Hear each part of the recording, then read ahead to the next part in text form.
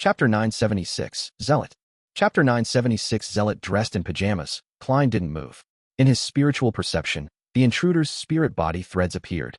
This also meant that if he so wished, he could turn everyone in 160 Beclun Street into his marionette without leaving the bed.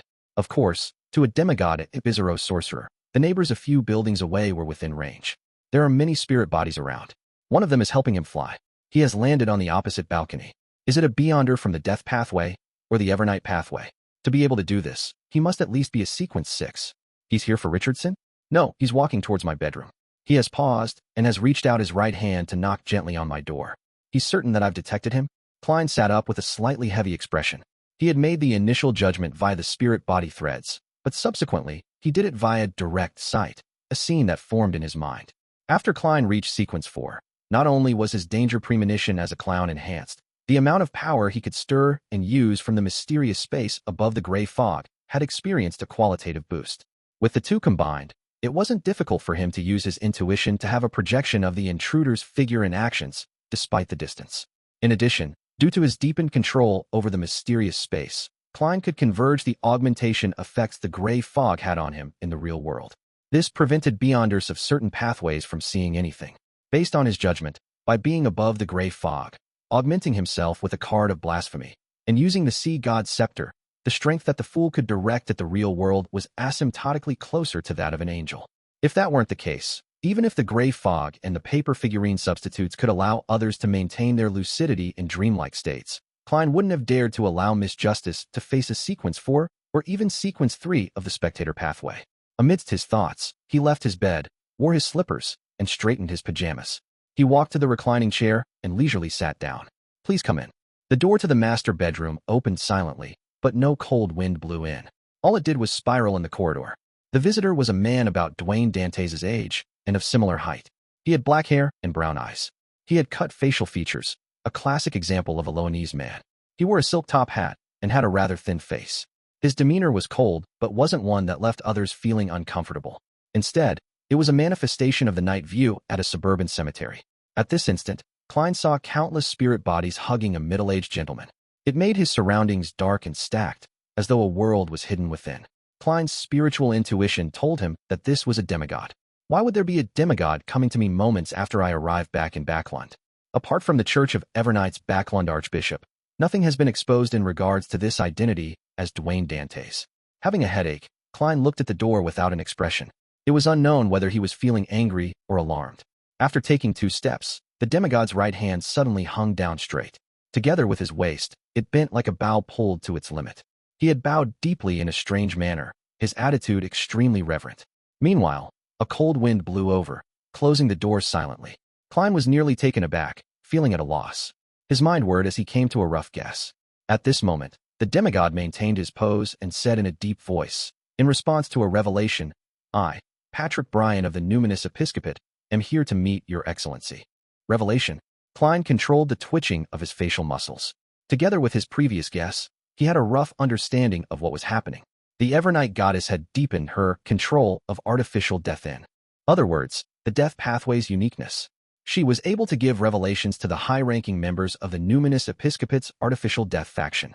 Klein sighed as he chuckled. He pressed his right hand to his chest, but he didn't make any additional movements. What is God's revelation? Brian slowly stood straight and looked at the gentleman with the white sideburns sitting at the reclining chair. He replied with some level of fervor, We succeeded. God has finally awakened. He has requested me to listen to your commands from this day forth, and to follow your arrangements. Klein had already expected this, but he felt his face burn, unsure whether to laugh or cry. This is making me be a blessed of Evernight, while also part-timing as a blessed of artificial death, so as to silently lead the Numinous Episcopate's artificial death faction. Is this a bestowment of fate, or a price that had been exacted? Since the goddess didn't get the church's archbishops or high-ranking deacons to handle this matter, it means that she wishes it to be kept confidential. Klein instantly stood up and tried to appear pious in tone and expression. As God's revelation commands, God's wish is my wish. After expressing his devotion, he looked at the demigod standing straight in front of him and pointed to the sofa opposite him. Please have a seat. Oh, do introduce yourself. That's the most basic form of politeness, isn't it? Moments ago, as the thoughts ran through his mind, Klein had vaguely grasped the reason why the goddess had handed him leadership over the Numinous Episcopate's artificial death faction. As Gehrman Sparrow, he had close connections with the Death Council. Therefore, if anyone were to really discover anything amiss and begin investigating the Numinous Episcopate's artificial death faction, they would realize that it had something to do with Gehrman Sparrow and be enlightened. They would believe that they had grasped the truth as to why artificial death was able to come to life and send a revelation. Due to this guess, Klein deliberately made Dantes use Gehrman Sparrow's usual speech. Patrick Bryan sat on the sofa and said after some thought, "I'm Loanese. I once did business in East Balham and nearly died because of a disease. I was rescued by members of the Numinous Episcopate, and during that ritual, I received God's grace and survived. Later, I secretly changed my faith. The faction I'm in is always being vilified by the other members of the Numinous Episcopate. They believe that we're engaging in sacrilege, that we're in a bid to create a new death. But that's not the case. We firmly believe that God didn't perish at the end of the fourth epoch. He is merely asleep and requires certain things to be done in order to awaken. The facts have proven that we were right. You are witness to this. The ancient chronicles I received didn't say so. Those high-ranking members of the Numinous Episcopate are fully aware that they are emulating the matter of the hidden sage to create artificial death. Could it be that this gentleman in front of me isn't a core member of the Numinous Episcopate's artificial death faction? And he also lacks sufficient knowledge regarding the uniqueness? But how can a demigod not be a core member? Even if the Numinous Episcopate is a remnant of the Balham royal family and Death's Church, with copious amounts of knowledge and powerhouses, there's no way they will let a demigod go to waste. Even the 7 Orthodox Churches wouldn't do such a thing. Klein was extremely puzzled hearing this as he asked, "What about the other high-ranking members of your faction?" Patrick Bryan said with a reverent look, "When I joined the Numinous Episcopate, God had already awakened a little.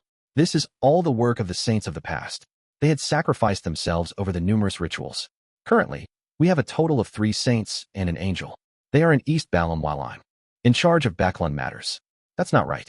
Based on the information provided by Leonard, the Numinous Episcopate have their members split into many small teams in Backlund. They aren't aware of each other, and they only make contact with a specific person in the southern continent. There's no overall person in charge. Klein's first reaction was that Patrick Bryan was lying, but he immediately dismissed it. This was because it was something easily verifiable for a blessed who had been the focus of a revelation. He thought for a moment before he asked, "What's that angel's name? Where is he? Are there any other revelations?"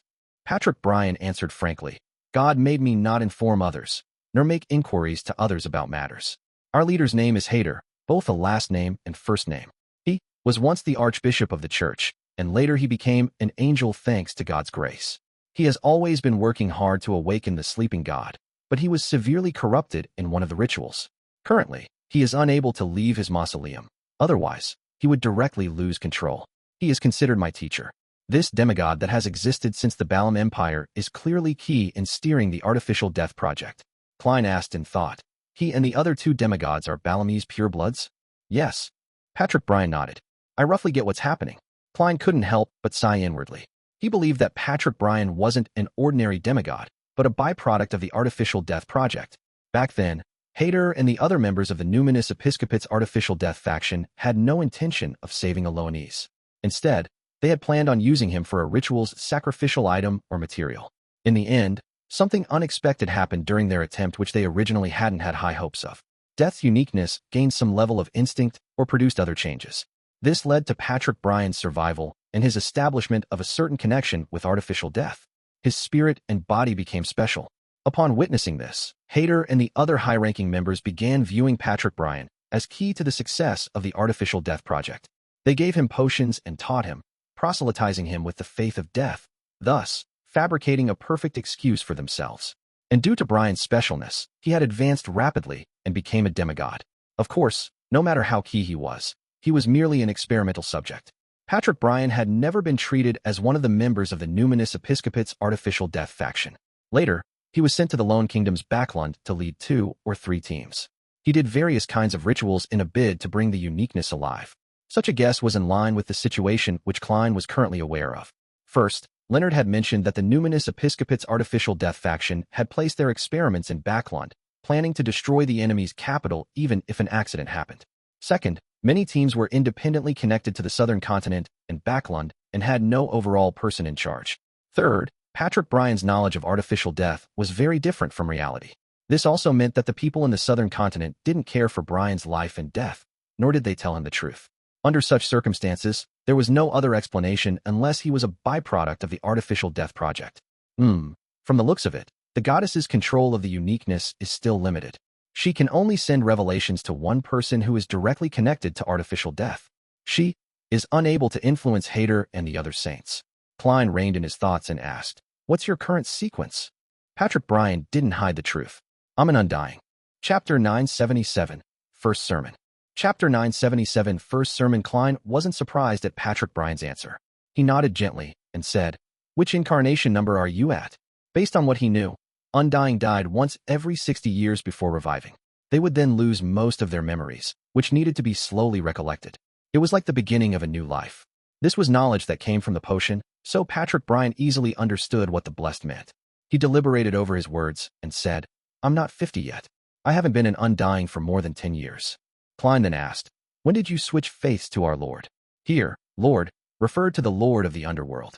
Bryan recalled for 2 to 3 seconds before he said, "I had just celebrated my 30th birthday back then. Stepping into the world of mystery at 30 and becoming a beyonder. Becoming a sequence for demigod before 40. This speed either means shocking talent or that he's a blessed."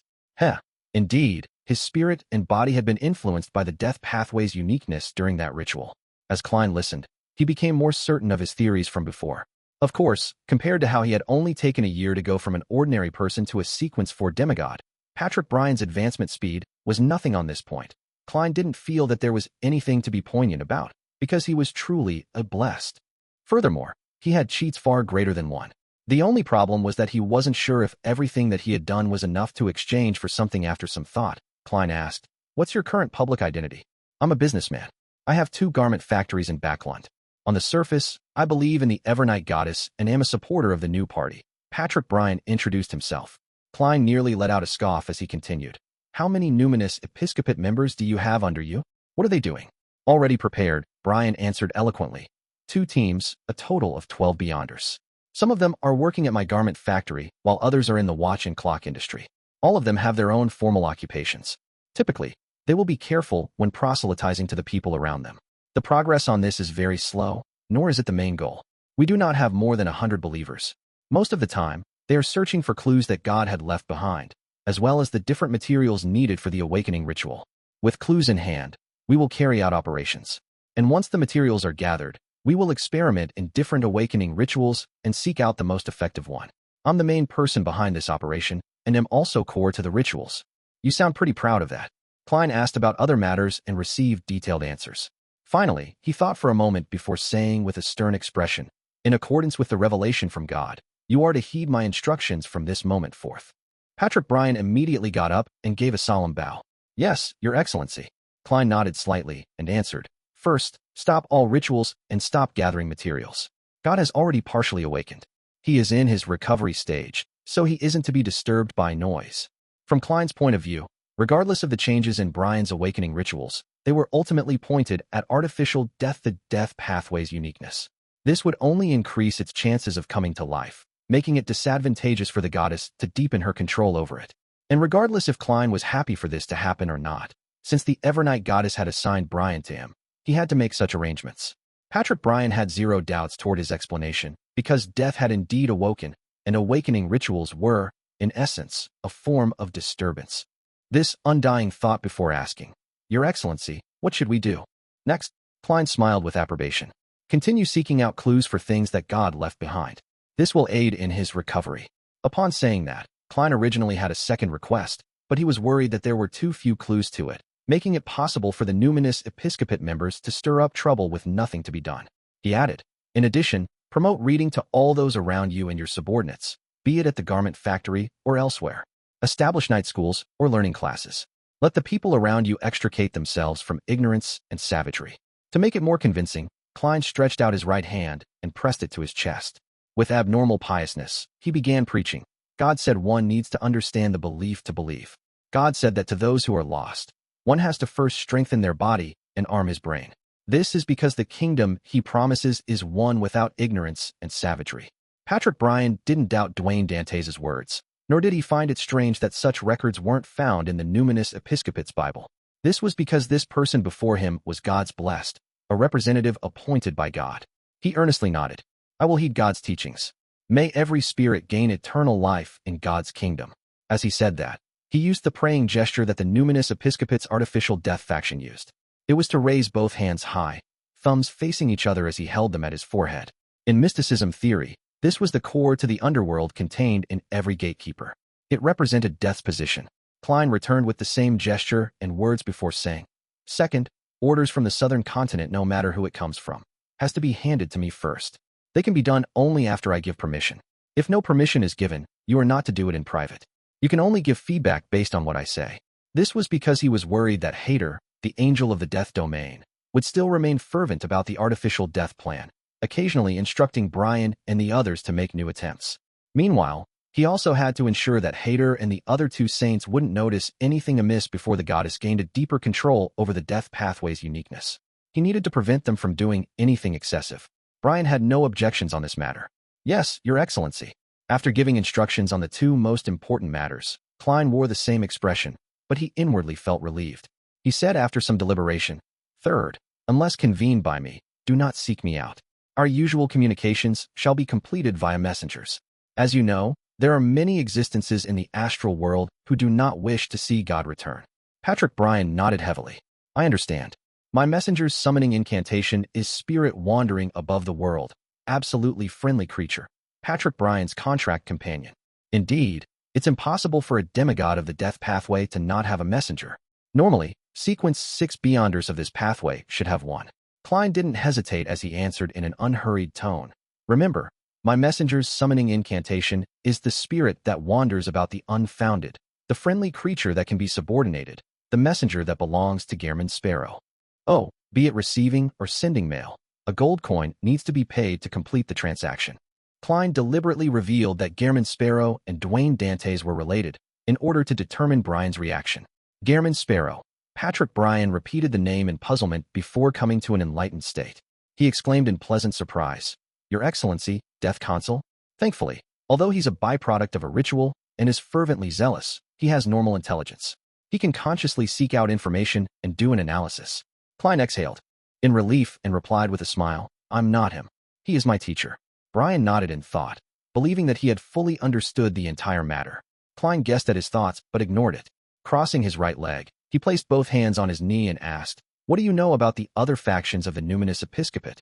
Patrick Brian sat down again and said, "The Numinous Episcopate's strongest faction is the royal family faction. With God's descendants as the core, they have established many organizations. Their leader is currently a descendant with a relatively thin bloodline. Her name is Sia Palenque Eggers. She might be an angel or wields an important relic of God. She calls herself Pale White Empress.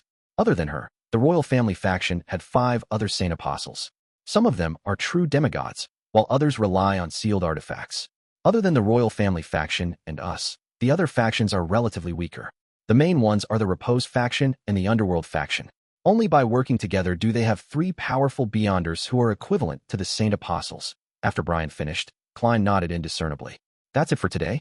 If there's anything in the future, feel free to contact me." "Yes, Your Excellency." Patrick Brian stood up and bowed before leaving the room. The door silently opened as the figure outside slinked into the shadows and disappeared with the cold wind. After everything calmed down, Klein glanced at the door that had closed.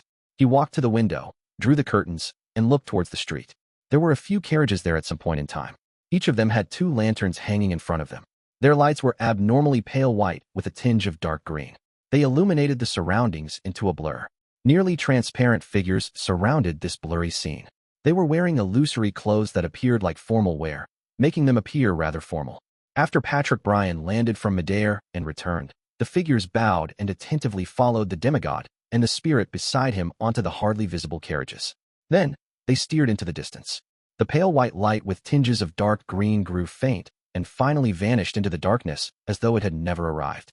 Klein looked away and muttered to himself with a solemn expression. Although the revelation received by Patrick Brian stems from the goddess and her considerations, I have a nagging feeling that there's something dark and sinister about to break out in Backlund or even the entire world.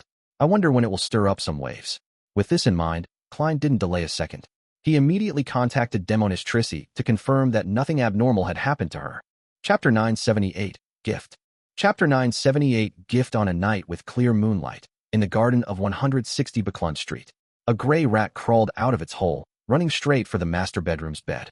As a tiny, black, glue-like blob object floated down, The rat held it over its head like an acrobatic act. It quickly turned around, ran out of 160 Buckland Street, and headed for the sewer entrance. At this moment, the gray rat raised its torso up and reached out with two of its paws.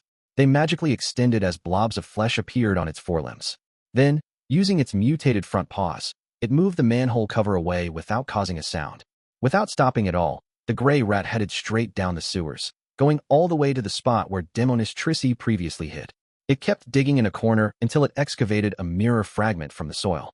Having done that, the gray rat threw the black, sticky object over its head to the side where it was relatively clean. It then retreated to a corner, allowing its body to stretch and turn into a middle-aged man wearing a dark red coat and a triangular hat. He was none other than Admiral of Blood, who had previously been active at sea.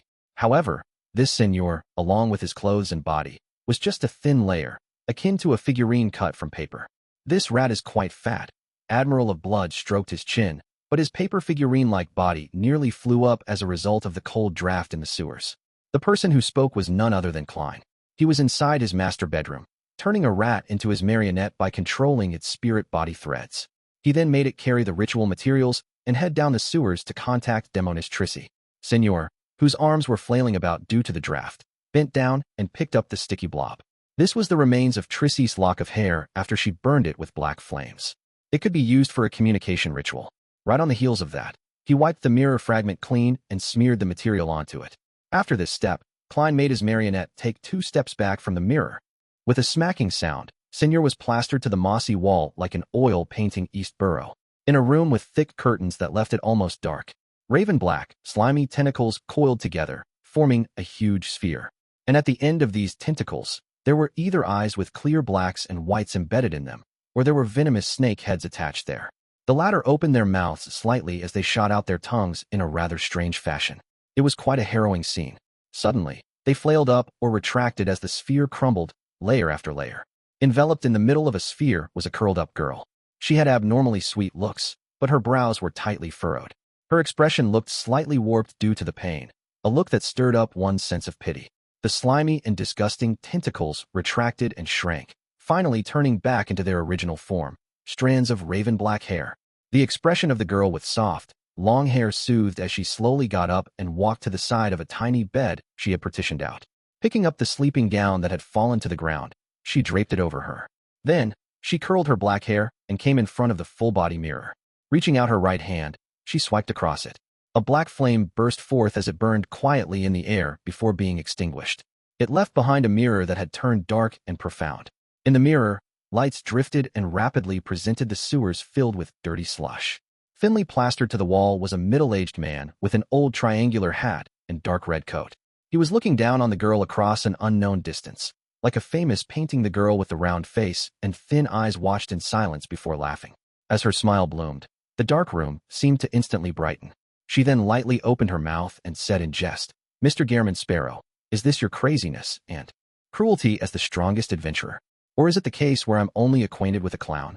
Klein wasn't surprised that Trissi had recognized him as Gehrman Sparrow.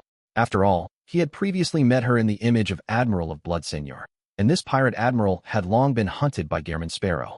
Back then, Trissi was hiding in the sewers due to an injury and was focused on revenge, preventing her from being kept abreast of the news at sea. It was rather unsurprising for her to be unaware of Admiral of Blood's demise, but things were different after she finished recuperating and left the area. She would have been a terrible assassin and instigator if she hadn't investigated her partner. Clearly, Trissi's past actions indicated that, despite being evil, it didn't discount her intelligence. Klein didn't argue as he controlled the paper figurine like Seigneur to smile and simply reply, "Why can't clowns be crazy and cruel?" Without waiting for Trissi's answer, he said, "Any progress on your investigations into the captain of the Royal Guards?" Trissi's expression turned slightly gloomy as she said, "It will need another month at the very least for any results. It might even take 2. If you need help, you can seek me out," Klein emphasized again. Trissi scoffed and said, "In Backland, in this game, strength isn't able to resolve every problem. Of course, I've never wasted the opportunity to use others. Mr. Gehrman Sparrow, since there's no need to hide your identity, can you give me a more convenient method of contact? Why do I feel like I'm being asked to give my cell phone number?" Klein thought about it for a moment before informing her of the incantation to summoning Miss Messenger, as well as the important ritual ingredient of 1 gold coin. Trissi didn't speak further. Reaching out her right hand, she tapped on the mirror's surface. The black flames burst before disappearing, restoring the full-body mirror to normal. In the sewers, Senior buried the mirror fragment back into the soil and made his body shrink rapidly, turning back into a gray rat.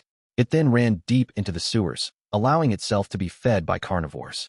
Back in 160 Buckland Street, Klein drew his curtains and returned to the reclining chair. To be frank, he regretted cooperating with Trissy. He felt that she was burdened by some will of the primordial demoness and was reckless for revenge. She was like a ticking bomb that might explode at any moment. If Trissy were to mutate, it's highly possible that she would create a terrifying disaster. I shouldn't have spared her back then. Klein sighed and began setting up a ritual. He sent the black blob above the gray fog and attempted to divination Trissy's present location and recent condition. 20 to 30 seconds later, he was met with failure. This only worried him more because such an outcome implied that Trissy had become a blessed of the primordial demoness to a certain extent. The next afternoon, Klein, who had had breakfast, began instructing Butler Walter and the newly appointed butler assistant, Richardson, to deliver the gifts he had brought from the southern continent. This filled an entire luggage bag, of which included Fermo coffee beans, East Balham tobacco, River Valley's grape wine, and human bone sculptures. They were to be gifted to the different neighbors around the neighborhood as a sign of goodwill from Dwayne Dantes. It was also to announce his return to the social scene. Oh yes, remember to mention to Member of Parliament Mocked or his wife that this bottle of River Valley grape wine is suitable for making cocktails. It's best matched with lemon juice, Klein exhorted Walter. Particular care was needed in gifting others. It had to take into account the receiver's preferences, and obviously, the most popular product of the southern continent at present, Donningsman Hair Tonic, wasn't suitable as a gift, as it would only appear to be a veiled attempt at ridicule. Walter solemnly nodded and said, "Yes, sir." After receiving no more instructions from his employer, Richardson glanced at the remaining pile of gifts and asked, "Where will they be sent to?" "This is for the staff of the Bursary Foundation. I'll deliver it myself," Klein said with a smile.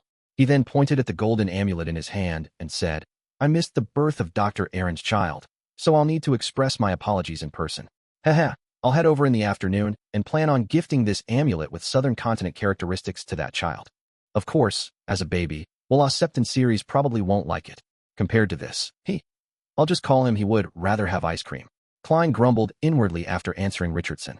After the butler and Richardson left, bringing gifts and male servants to the different neighbors, Klein got into his carriage and headed straight for the Lone Charity Bursary Foundation at 22 Phelps Street. After alighting, he headed forward with his valet, Anuni, carrying plenty of gifts behind him. Along the way, he greeted and gifted any members of the staff he saw. Soon, Klein arrived at the second story and arrived at one of the director's office. He knocked gently on the door. "Please come in." Audrey Hall's gentle voice sounded. As a rather senior spectator, she had already noticed that Mr. Dwayne Dantes had come to the Lone Charity Bursary Foundation. She had been patiently waiting for him. Klein pushed the door and entered, taking out a small gift box from his inner pocket before saying with a warm smile, "I've returned from the southern continent. Well, my business went very smoothly. I brought some gifts for everyone, hoping to share my happiness with everyone."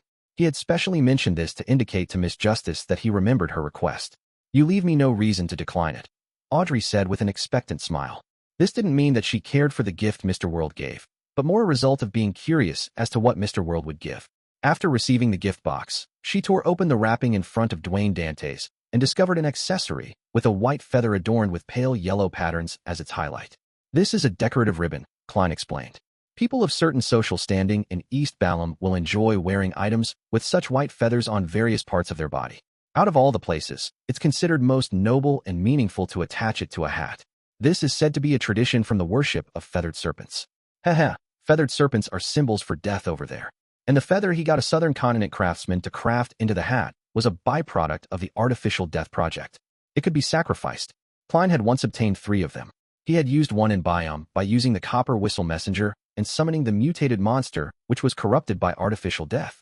The other was sacrificed to artificial death in the southern continent, allowing him to receive the revelation of Inzangwil being possessed by an evil spirit. This was the last feather. As the present artificial death was equivalent to the Evernight goddess to a certain extent, Klein, who was clearly a blessed, didn't need to carry out such acts in subsequent rituals.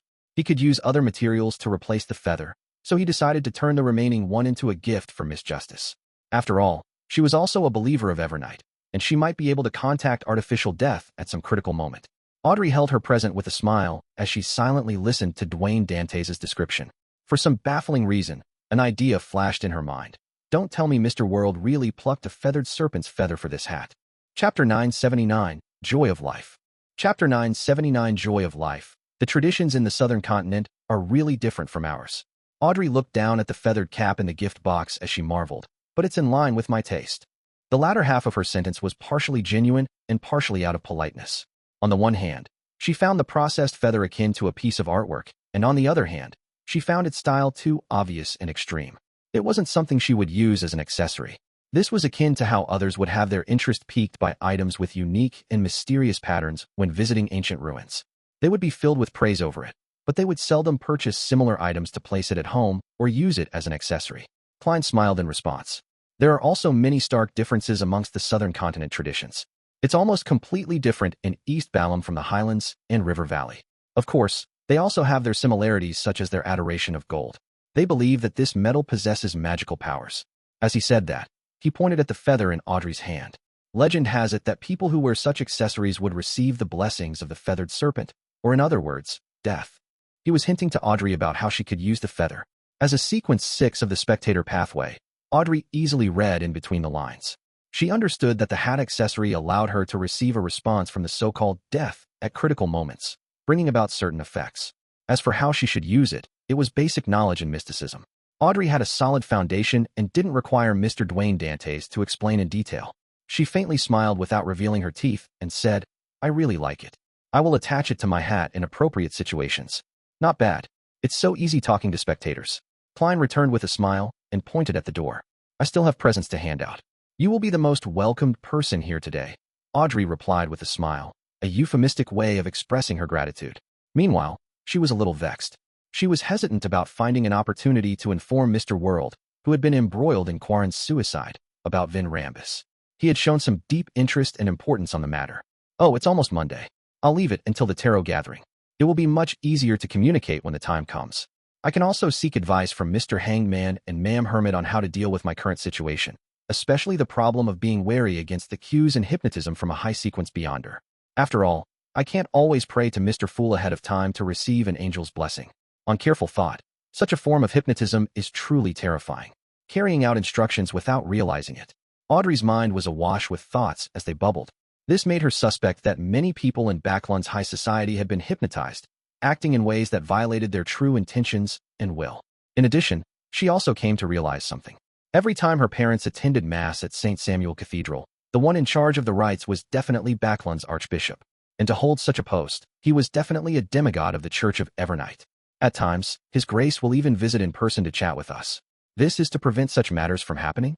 That's why Vin Rambis's hypnosis effect on me didn't go overboard? Audrey watched as Dwayne Dantes left her office. After closing the door and sitting down at her desk, she picked up a fountain pen and mindlessly scribbled on it. After she reined in her thoughts, the piece of white paper was filled with interlocking circles.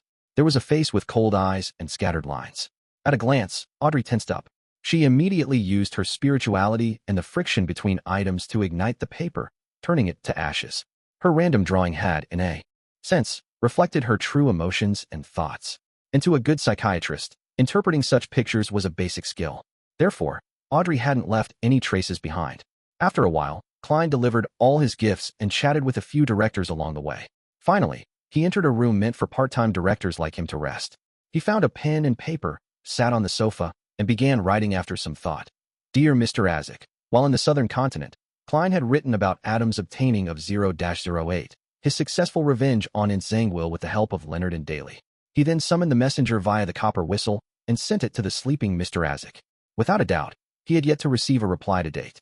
Klein wasn't worried about mentioning Adam and 0-08 in the letter, because the Angel of Imagination definitely knew about his relationship with Mr. Azek.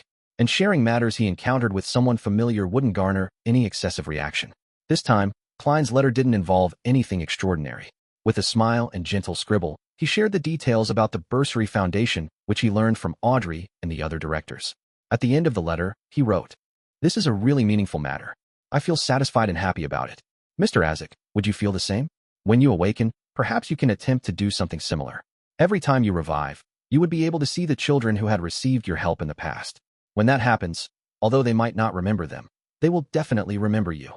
After finishing the letter and putting down the fountain pen, Klein carefully read it once, and after confirming that there weren't any problems, he blew the copper whistle, summoned the skeleton messenger, and allowed it to take the letter away. Following that, he left the lone charity bursary foundation with his valet, Inuni. He came to the nearby St. Samuel Cathedral and silently prayed for 15 minutes in the serene and dark prayer hall. Like before, Klein came to the donation box and threw a stack of cash in, a total of £80. Taking this opportunity, he found Bishop Electra and had a chat with him and listened to his sermon. This also announced to the church of Dwayne Dantes' return. As for presents, Klein didn't directly give it since he was inside the goddess's cathedral. Instead, Butler Walter would naturally deliver his gifts to the bishop's residences in private. At tea time in the afternoon, Klein followed his schedule and left 160 Buckland Street and headed to Dr. Aaron's for a visit. Richardson had already informed them in the morning and had received permission to visit. This time, Klein not only met Dr. Aaron Series, but he also met his wife, Wilma Gladys, as well as the newborn and his elder brothers and sisters who were a few years older. What a pity that I wasn't able to participate in. Klein deliberated, paused, and successfully waited for Wilma Gladys to reply, Will, with a smile. He reorganized his words and said, Unfortunately, I was unable to participate in Will's birthday party because of my trip to East Balham. This is an amulet that's rather popular over there. It brings children good luck. As he said that, he handed the golden accessory to Dr. Aaron. Aaron Series wasn't a man who was good with words. He accepted it without declining it and nodded. Thank you. Following that, he held the string and hung the golden amulet into the pram beside him. Shaking it, he asked, Will, do you like it? Wrapped in silver silk, the chubby baby raised his arm, swung it, and flicked the golden amulet away. Flicked away. The mood instantly turned a little awkward in the activity room. Klein chuckled and broke the silence. This is a reaction all kids have. At this moment, a maid had delivered the 3-layered tray for high tea, allowing the hosts and the guests to switch topics of conversation, allowing the mood to return to normal. As Klein drank his black tea and ate the pastry, he began talking about all kinds of interesting customs in East and West Balham. It left the couple and their 2 other children intrigued as they would question him from time to time. During this process, Klein suddenly turned to face the pram and asked with a smile, You don't seem to enjoy my present? As he spoke, nothing abnormal happened to the couple and the rest of the people in the activity room as they continued wearing attentive looks. In the illusion Klein created, he hadn't finished his recount. Will Septon, who had fleshy arms, scoffed as he said with a childlike voice, What's the point in having such gifts? You might as well give me guater. At the very least, that can be drunk. Klein smiled as he shook his head and said, I have some news for you. Ouroboros was injured by a particular person and will likely not be able to continue seeking you out for the time being. He didn't dare mention Adam's name or title. He didn't even think about it, afraid that the leader of the Twilight Hermit Order would notice it, thus discovering Snake of Fate, Will Septon's location. As for a description like Amon's brother, Klein had temporarily avoided using it. He had no idea if Amon was still in Backland, and if the frequent mention of the Angel of Time's name would result in a crossing of fate. However, Klein believed that the Snake of Fate was likely to guess who had injured the Angel of Fate. This was because the only ones who remained active in the real world and were of a higher level than Ouroboros were limited to Amon and Adam. He had used the words particular person to eliminate the possibility of the assumption of the besieging of several angels or the use of grade O sealed artifacts. Will Septon fell silent for a moment and said, I did tell you that the deviation in your fate is a good thing in the long term. After exchanging information, Klein was about to dispel the illusion when he suddenly heard Will Septon quip, Oh, I suddenly have a craving for guater, especially if it's iced. Such beverages aren't good for a baby. Klein wore a serious look as he dispelled the illusion, reaching out his hand to receive the cup of ice cream a maid had delivered. Then, under Aaron's and Wilma's watch, he scooped some ice cream with the silver spoon and teased the baby with a smile. Will, do you want some? Do you want some? Ma'am Wilma immediately chuckled. Our Will doesn't enjoy that. Just as she said that, Klein stuffed the spoon of ice cream into his mouth. Wah! The baby in the pram immediately let out a loud cry. Chapter 980, Choice of Parasitic Target. Chapter 980, Choice of Parasitic Target. After some placating, Aaron Series and Wilma Gladys finally managed to calm down the baby. Phew! The thin and tall Aaron heaved a sigh of relief and got up. Nudging his gold-rimmed glasses, he nodded at his guest with an apologetic look. After organizing his words for a few seconds, he said, Sorry about that. Children are often like this. Indeed. Klein smiled in reply, indicating that he didn't mind it one bit. Following that, he changed the topic of conversation and continued sharing his experiences in East and West Balham. During this process, he made use of his Beyonder powers once more, making everyone in the activity room fall under the effects of an illusion. Then, he picked up the ice cream which he hadn't finished, changed the spoon, and got up with a smile. Walking to the pram, he asked gently, "Will, do you want some?" Without waiting for the chubby fellow wrapped in silver silk to reply, he said with a gentle tone, "You're born now and should be able to fold a paper crane. This way, I don't have to visit often. You should know how suspicious it is." Will Septon Series glared at him without giving him a reply. Klein didn't flinch as he took out a piece of high-quality paper and placed it in the pram. Then, he bent down, scooping out some ice cream. A price is always exacted for what fate bestows, isn't it? Klein chuckled as he swished the spoon in his hand. In the pram, Will raised his left hand, wiping the tears that hadn't dried from his face, and mumbled, "For beyonders of the fate pathway, the exacted price needs to be paid first before awaiting bestowment." With that said, the chubby baby grabbed the piece of paper and folded a paper crane with great difficulty. Klein stood in front of the pram and maintained the stability of the spoon, watching this scene with a smile. A carriage set off from Pinster Street and headed for St. Samuel Cathedral. While passing by 160 Buckland Street, Leonard Mitchell looked out the window and seemingly muttered to himself, "Dwayne Dantes is back as well." The slightly aged voice rang out in his mind. "Fate will ultimately intertwine. Old man, you're becoming more of a charlatan after you woke up." Leonard couldn't help but mock. Palazzouros chuckled without a reply. After coming to St. Samuel Cathedral, Leonard entered the study of Buckland's Archbishop, St. Anthony, under a priest's lead. Anthony Stevenson was wearing a black robe with red hues. His eyes were deep and his face clean-shaven. Standing by a cupboard, the shadow created seemed like an unknown existence that observed everything from the darkness. It stirred fear into anyone. "Your Grace, you summon me?" Although Leonard had already anticipated it, he still bowed in a rather lacking manner. Anthony nodded gently and said, "You have already rendered enough services to apply to become a Sequence 5 Spirit Warlock. However, you haven't finished digesting the Soul Assurer potion. Therefore, I'll be extracting you out of SOA's team and assigning you some separate missions." Leonard replied, "As per protocol, I am at your command." Anthony picked up a stack of papers on his desk and said, "These are cases with suspected paranormal activity. You are to investigate each case, mainly placating or purifying them. If you require additional assistance, you can select members from the Nighthawks team of each area of jurisdiction." "Yes, Your Grace." Leonard would have done similar tasks even if St. Anthony hadn't instructed him to do so. Therefore, he had zero objections toward such an assignment. After receiving the stack of papers, he casually flipped through it and said, "Your Grace, what's Captain SOA's team busy with at present?" He had been focused on revenge over the past half-year, making himself appear desultory and insular. This prevented him from building strong friendships with the Red Gloves teammates, but despite that, they were teammates who he had fought alongside with. He couldn't help but be concerned for them. They have been assigned to help Crestet finish a mission. Anthony Stevenson didn't answer in detail. His Excellency Casimir is also in Buckland. Leonard didn't ask further as he gestured 4 points across his chest in a clockwise fashion. "May the goddess bless everyone. Praise the lady." Anthony did the same gesture. After leaving the Archbishop's study, Leonard headed down to the basement. He wanted to find a quiet room and list down his upcoming mission and run through them in the assigned order. Midway while walking down the stairs, he subconsciously looked at the stained windows above him. The sunlight was shining in, making the artwork made from the stained windows look even more solemn. It also accentuated the tiny bugs and dust that floated in midair. Upon seeing this scene, Leonard suddenly recalled Old Man's description of Amon. He had the inexplicable feeling that the blasphemer was everywhere. He trembled inwardly as a thought came to him. He quickly asked with a suppressed voice, "Old man, I have a question." "What is it?" Palazzouros asked slowly. Leonard asked with a suppressed voice, "Back then, why didn't you parasitize a bug? They're smaller and more concealed. You can easily hide in cathedrals without being worried that Amon would discover you. How long can a bug live? Continuously switching parasitic targets is extremely burdensome on the body. This way, not only will recovery not be possible by parasitizing it, but it will even worsen one's condition and shorten one's lifespan." Palazzouros harumphed and said. Leonard was somewhat enlightened as he pressed, "What about other creatures? Those that live relatively longer lives and can enter a cathedral without being noticed?" Palazzouros immediately chortled before saying, "From the looks of it, you haven't kept what I've said to heart. This will only serve to make you suffer in the future.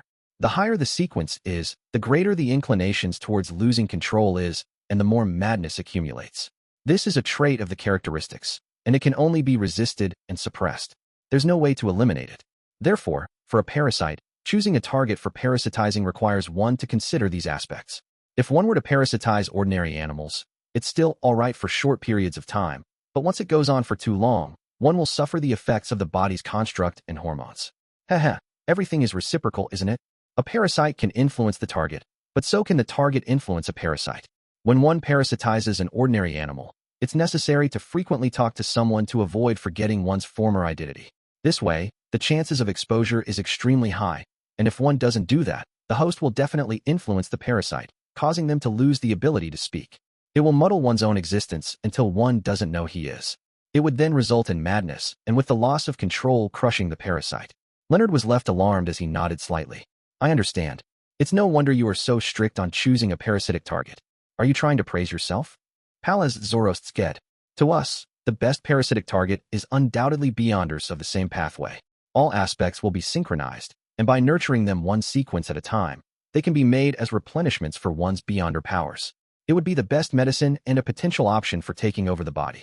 Upon hearing Old Man speak of such vile and terrifying matters so calmly, Leonard frowned slightly, as he secretly heaved a sigh of relief. This meant that Old Man wouldn't do the same to him. Palaz Zoros continued. The second best choice would be beyonders from the seer or apprentice pathways. The absorption of their powers wouldn't incur too much a burden on the parasite, allowing them to quickly recover.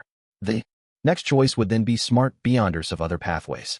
At the very least, communication would be good and cooperation would be possible. As for you, Leonard was just about to retort Old Man when he suddenly saw a bishop walking down from above. He hurriedly shut his mouth, held onto the railings, and sped up his pace. 7:30 in the evening, 39 Buckland Street, Member of Parliament Mock's house. Dressed in a tailcoat, Klein got off a carriage as he buttoned his clothes. Under the lit fountain's illumination, he entered the foyer and met Maury Mock, who was dressed in an olive-green military uniform with an orange-red sash across his waist. His chest was covered with medals, accolades of his achievements in war. His wife, Rihanna, was wearing a shoulder-exposing dress. She greeted Dwayne Dantes with a smile. Welcome, our traveler. Everyone has been waiting for you to share your experiences at Balham this time. Should I launch a travel column at a newspaper company? Klein replied with a joke. Mock knew that Dwayne Dantes had headed for Southern Continent to do business. Furthermore, it was a business he kickstarted. Therefore, after exchanging a smile, he came close and gave him a hug, suppressing his voice by saying, "Well done." Klein smiled with a nod and asked, "Do you like the present?" He was referring to the bottle of River Valley grape wine that could be made into a sour cocktail. It was excellent. I still fondly recall the taste, Mock said earnestly. Klein was about to enter the hall when he noticed something amiss. He did a cursory glance and asked out of puzzlement, "Miss Hazel isn't in? Has she been sent to study at an all-girls public school?" Rihanna sighed as she shook her head. "No, she's only sick. She'll head for public school only in September." "She caught a cold?" Klein expressed the concern a guest should have. Mock said with a helpless smile, "No, she was bitten by a rabid rat when she was at the manor in the outskirts. Her wound hasn't healed completely yet." Hazel got bitten by a rabid rat. Klein nodded in thought. "Did she see a doctor?" "Oh, has that rat been caught?" "The doctor gave her an injection to prevent any infections," Mock said simply. "That rat still hasn't been found. Perhaps we need to rear a few more cats in the manor." Chapter 981, Hazel's Decision. Chapter 981, Hazel's Decision. After hearing Mock's reply, and combining what he knew, Klein guessed that the rat in the manor was likely the marauder demigod which had been by Hazel's side. As for why it went rabid and bit Hazel, he was unsure. He nodded slightly, and tapped his chest 4 times in a clockwise fashion. May the goddess bless her. After saying that, he walked past the host, entered the hall, and waited for the ball tonight to begin. In a particular bedroom on the 3rd story, Hazel was sitting on a reclining chair feeling dispirited, her feet curled up. Her left hand was wrapped in thick bandages, but there weren't any more signs of blood. Her expression was heavy, nothing like her usual arrogance. In the manor, her teacher, that was in the form of a rat, had suddenly bitten her. This resulted in her being stuck in a similar state, her entire being turbid and muddled. It was as though it wasn't her hand that was bitten, but her heart. To Hazel, although her arrogance stemmed from her upbringing, with her ability to absorb new information exceeding that of the average person's, her outstanding looks, her family's standing in high society, and her maturity compared to her peers, those feelings were still within normal boundaries before she gained extraordinary powers. None of the aforementioned traits made her feel that she was different from others or that she was fundamentally superior to ordinary people. Therefore, with her teacher, who maintained her sense of arrogance while being a representation of her fortuitous encounter and the source of her strength, suddenly becoming a real rat, to the point of not being able to speak clearly and even bite her without any reason, it left a deep impact on her. She began to question if supernatural powers represented being extraordinary or a monster. Amidst her thoughts, Hazel subconsciously pulled her black-green hair to the back of her ear and felt frustrated with the melody that came from downstairs. At this moment, She heard the creaking sound of the door as she turned her head in hesitation. Walking in was a gray rat with slick fur. Its eyes were deeper than its kind, closer to dark red. "Hazel," the rat said in a deep voice. Hazel was first taken aback before she reeled in delight.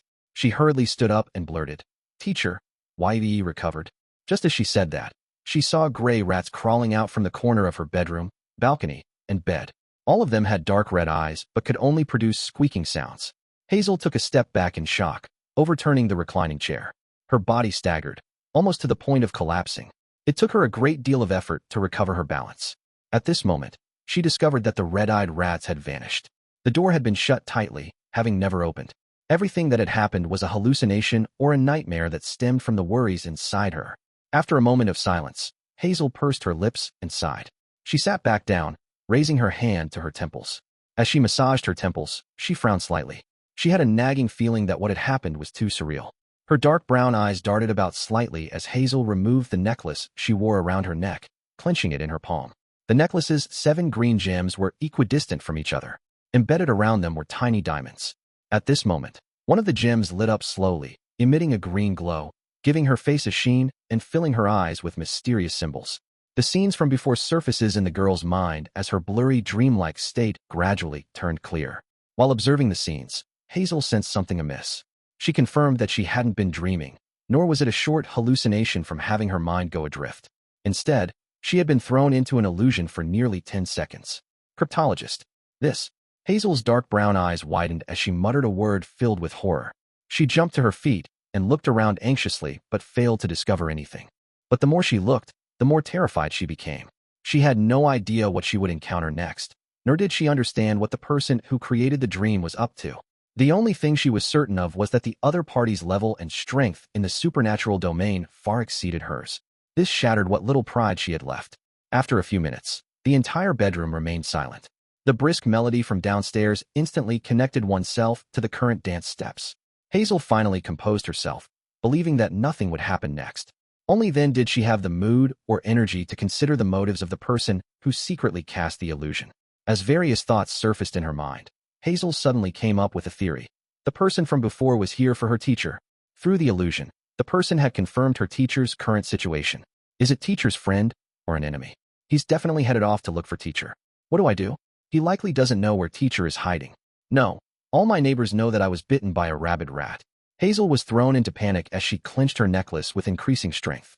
She couldn't be sure of the motives of the other party, nor did she know what she could do. She wished to head to the manor and inform her teacher, but she was afraid of encountering danger and end up being sacrificed. Furthermore, her teacher had seemingly lost the ability to communicate. Her warnings might not necessarily be conveyed. Without realizing it, Hazel stood up and paced about in her bedroom. Finally, she made up her mind. Pursing her lips tightly, she walked to the door and said to her lady's maid outside, "I'm a little tired. I plan on sleeping now. Don't let anyone disturb me." "Yes, my lady," the maid immediately replied. After closing the door, Hazel began changing into clothes that allowed for greater movement. Her expression was extremely heavy as her teeth bit down on her lip. She had finally decided to warn her teacher at the manor. She didn't wish to become a seemingly arrogant person but, in actuality, was a coward, one who would abandon all principles upon encountering danger. She found it despicable of herself. While the bodyguards were focusing their attention on the ball's attendees, Hazel took the opportunity to enter the garden using a water pipe from the balcony. When leaving 39 Buckland Street, Klein was holding on to a cup of sweet and iced fizzy wine, discussing business in the southern continent with a few gentlemen. He turned his head slightly, glancing at the garden.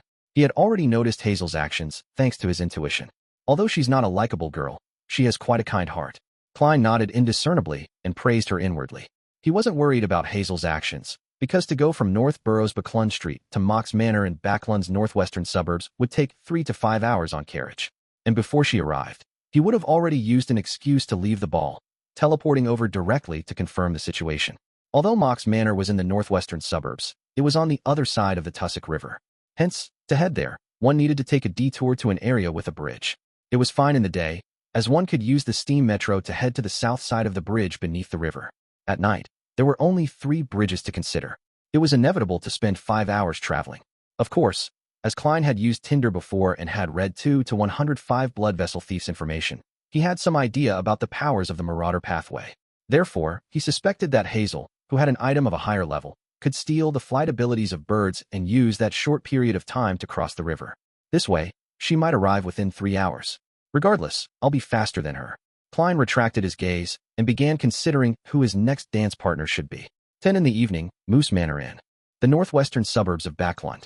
This place originally belonged to a viscount, and it had more than 100 years of history.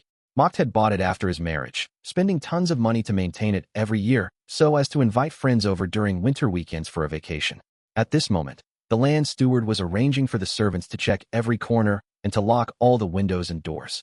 This was a necessary procedure before they slept every night. A few maids walked out of the wine cellar in a group, heading straight for the kitchen to ensure that all flames had been extinguished. The moment they arrived, they heard squeaking sounds as they looked over, only to discover a grayish-white rat gnawing on a table leg. This rat seemed to sense their gaze, but it didn't run. Instead, it turned its head and glared at them with its slightly red eyes. Meanwhile, there were more squeaking sounds as red-eyed rats ran out from the roof beams, storage cabinets, and all kinds of miscellaneous, even appearing beside the furnace which had some water boiling over it. The maids nearly screamed in fear. As members of the lowest classes of society, they were no strangers to rats. They had even killed quite a number. However, it was their first time to encounter so many at once. They couldn't help but feel a heavy blow to their senses. We need to get Geed and the others to deal with this. A maid left the kitchen and suggested in fear. Another maid nodded immediately. Miss Hazel was bitten by a rabid rat. These don't look normal in any way. As they spoke, they retreated a great distance back, distancing themselves from the kitchen. At this moment, a figure quickly appeared on the table. He wore a white shirt and black vest under a dark-colored formal suit. On his head was a half-top hat, and he had a pair of bright leather boots. This figure slowly lifted his head while holding down his hat. He surveyed the surroundings, revealing his black hair and brown eyes. He had a thin face and cut features. He was none other than Guillermo Sparrow. Having left the ball ahead of time, Klein returned to Dwayne Dantes' residence and entered his bedroom. Then, he teleported over with Winter and Nuni. Of course, the latter had been left outside the manor to allow for any instantaneous switches in positions. The rats reflected into his eyes as Klein pulled the human skin glove on his left hand, casting his gaze towards the flower bed in the manor. Almost at the same time, the rats in the kitchen stirred as their movements turned sluggish. However, they quickly returned to normal. They had become a Bizarro sorcerer's marionettes, and Klein could control as many as 50 marionettes, a number that would rise once he finished digesting the potion. Chapter 982, Bizarro Sorcerer vs. Parasite. Chapter 982, Bizarro Sorcerer vs. Parasite. When he cast his gaze towards the garden, the scene of the area was naturally reflected in Klein's mind. In the dark corner concealed by the flowers, grayish-white rats spun around wildly like they had been possessed. They kept squeaking as they attempted to push away their own kind and enter the core area. In the core area lay a gray rat the size of an adult lone short-hair, a particular cat breed. Its eyes were slightly red like congealed blood. Its tail was swishing about rapidly, seemingly in a bid to vent the irascible feelings within. And whenever ordinary-sized rats approached, it would grab them and bite them to their deaths, causing rat corpses to pile up around it. But even so, this didn't stop the other rats from surging over. Upon seeing this scene, Klein suddenly had two thoughts. First, having his intuition boosted by the gray fog was a boon for a Bizarro sorcerer's controlling of spirit body threads. This wasn't apparent in open areas where the owner of the spirit body threads could be instantly determined, but when inside a bustling city or a place with many buildings, Bizarro sorcerers who lacked X-ray vision were unable to determine the owners of the spirit body threads that bunched up from afar. It made it difficult to accurately lock onto an enemy unless they did something special, making them stand out from others. Of course, Bizarro sorcerers could also ignore the possibility of collateral damage and just indiscriminately control their targets. Second, the Marauder pathway demigod that parasitized the rat was already on the verge of losing control. Not only was it several times bigger than when Arrodes showed it, but its condition appeared very unstable. It was filled with a violent and crazy aura. Thankfully, I came in time. If I had waited a few weeks, who knows what kind of tragedy would unfold. A thought flashed across Klein's mind as illusory black threads appeared in front of him. At this moment, he was less than 50 meters away from the mutated rat, making it completely feasible for him to control the spirit body threads. And at this moment, the huge rat with slick fur noticed something. It hurriedly stood up and turned its head towards the kitchen.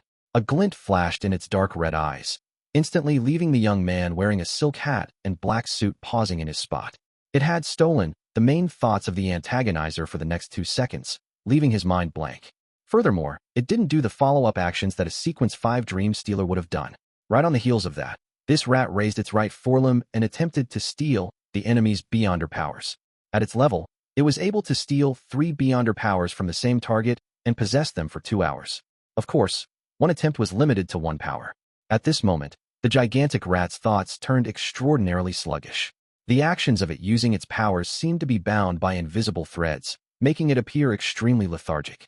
Initial control of its spirit-body threads had been obtained. Its success at stealing Gehrman Sparrow's thoughts and throwing him into a daze was merely an illusion, a Bizarro sorcerer's illusion creation. Before Klein properly began controlling its spirit-body threads, Klein had already switched places with Inuni. As a marionette didn't possess any self-consciousness or thoughts, it was immune to the Beyonder powers of thought usurpation. How could something that didn't exist be stolen? And in order to trick the Marauder Pathway demigod, Klein had used his illusion powers which had experienced a qualitative upgrade. He had also deliberately made Inuni, who wore Gehrman Sparrow's appearance, put on the corresponding act. At this moment, he was outside Mox Moose Manor. His straight-line distance from the gigantic rat exceeded 500 meters. However, this didn't stop him from controlling his opponent's spirit-body threads. This was because a Bizarro sorcerer could gift his Beyonder powers to his marionette. This included the control over spirit-body threads, the core for converting a target into a marionette. This also meant that if there weren't any other restrictions, a Bizarro sorcerer could use their marionette and extend his control of spirit-body threads from 150 meters to an unlimited range. After all, as long as there was a marionette placed every 1,000 kilometers, he could rely on extending his influence by gifting his Beyonder powers. Of course, there was no ability in the world without restrictions. On the one hand, Klein's maximum number of marionettes was 50, and it was currently impossible to exceed this number. On the other hand, the only thing that a Bizarro sorcerer couldn't gift his marionette was the ability to think and be self-conscious. Therefore, the limit of using a marionette to control a marionette was the limit of his control over a marionette, 1,000 meters. Once he exceeded this range, the marionette wouldn't be able to do anything. In addition, by gifting his Beyonder powers to his marionette, a Bizarro sorcerer was effectively separating a maggot that was related to his mythical creature form. It was transferred into the marionette's body via the spirit-body threads. Unless he had prepared via giving the same marionette additional maggots, the marionette lacked the means of separating another maggot when converting a new marionette or giving the new marionette his Beyonder powers. And at present, Klein could only split a maximum of 50. Exceeding this number exerted a huge burden on his spirit body and produced signs of his soul fracturing. Recovery was impossible without effective treatment, and it was possible to not recover, even with excellent treatment. It would only increase the possibility of losing control. Therefore, through Klein's experiments, the maximum distance he could control spirit-body threads was 1,000 plus 150 meters.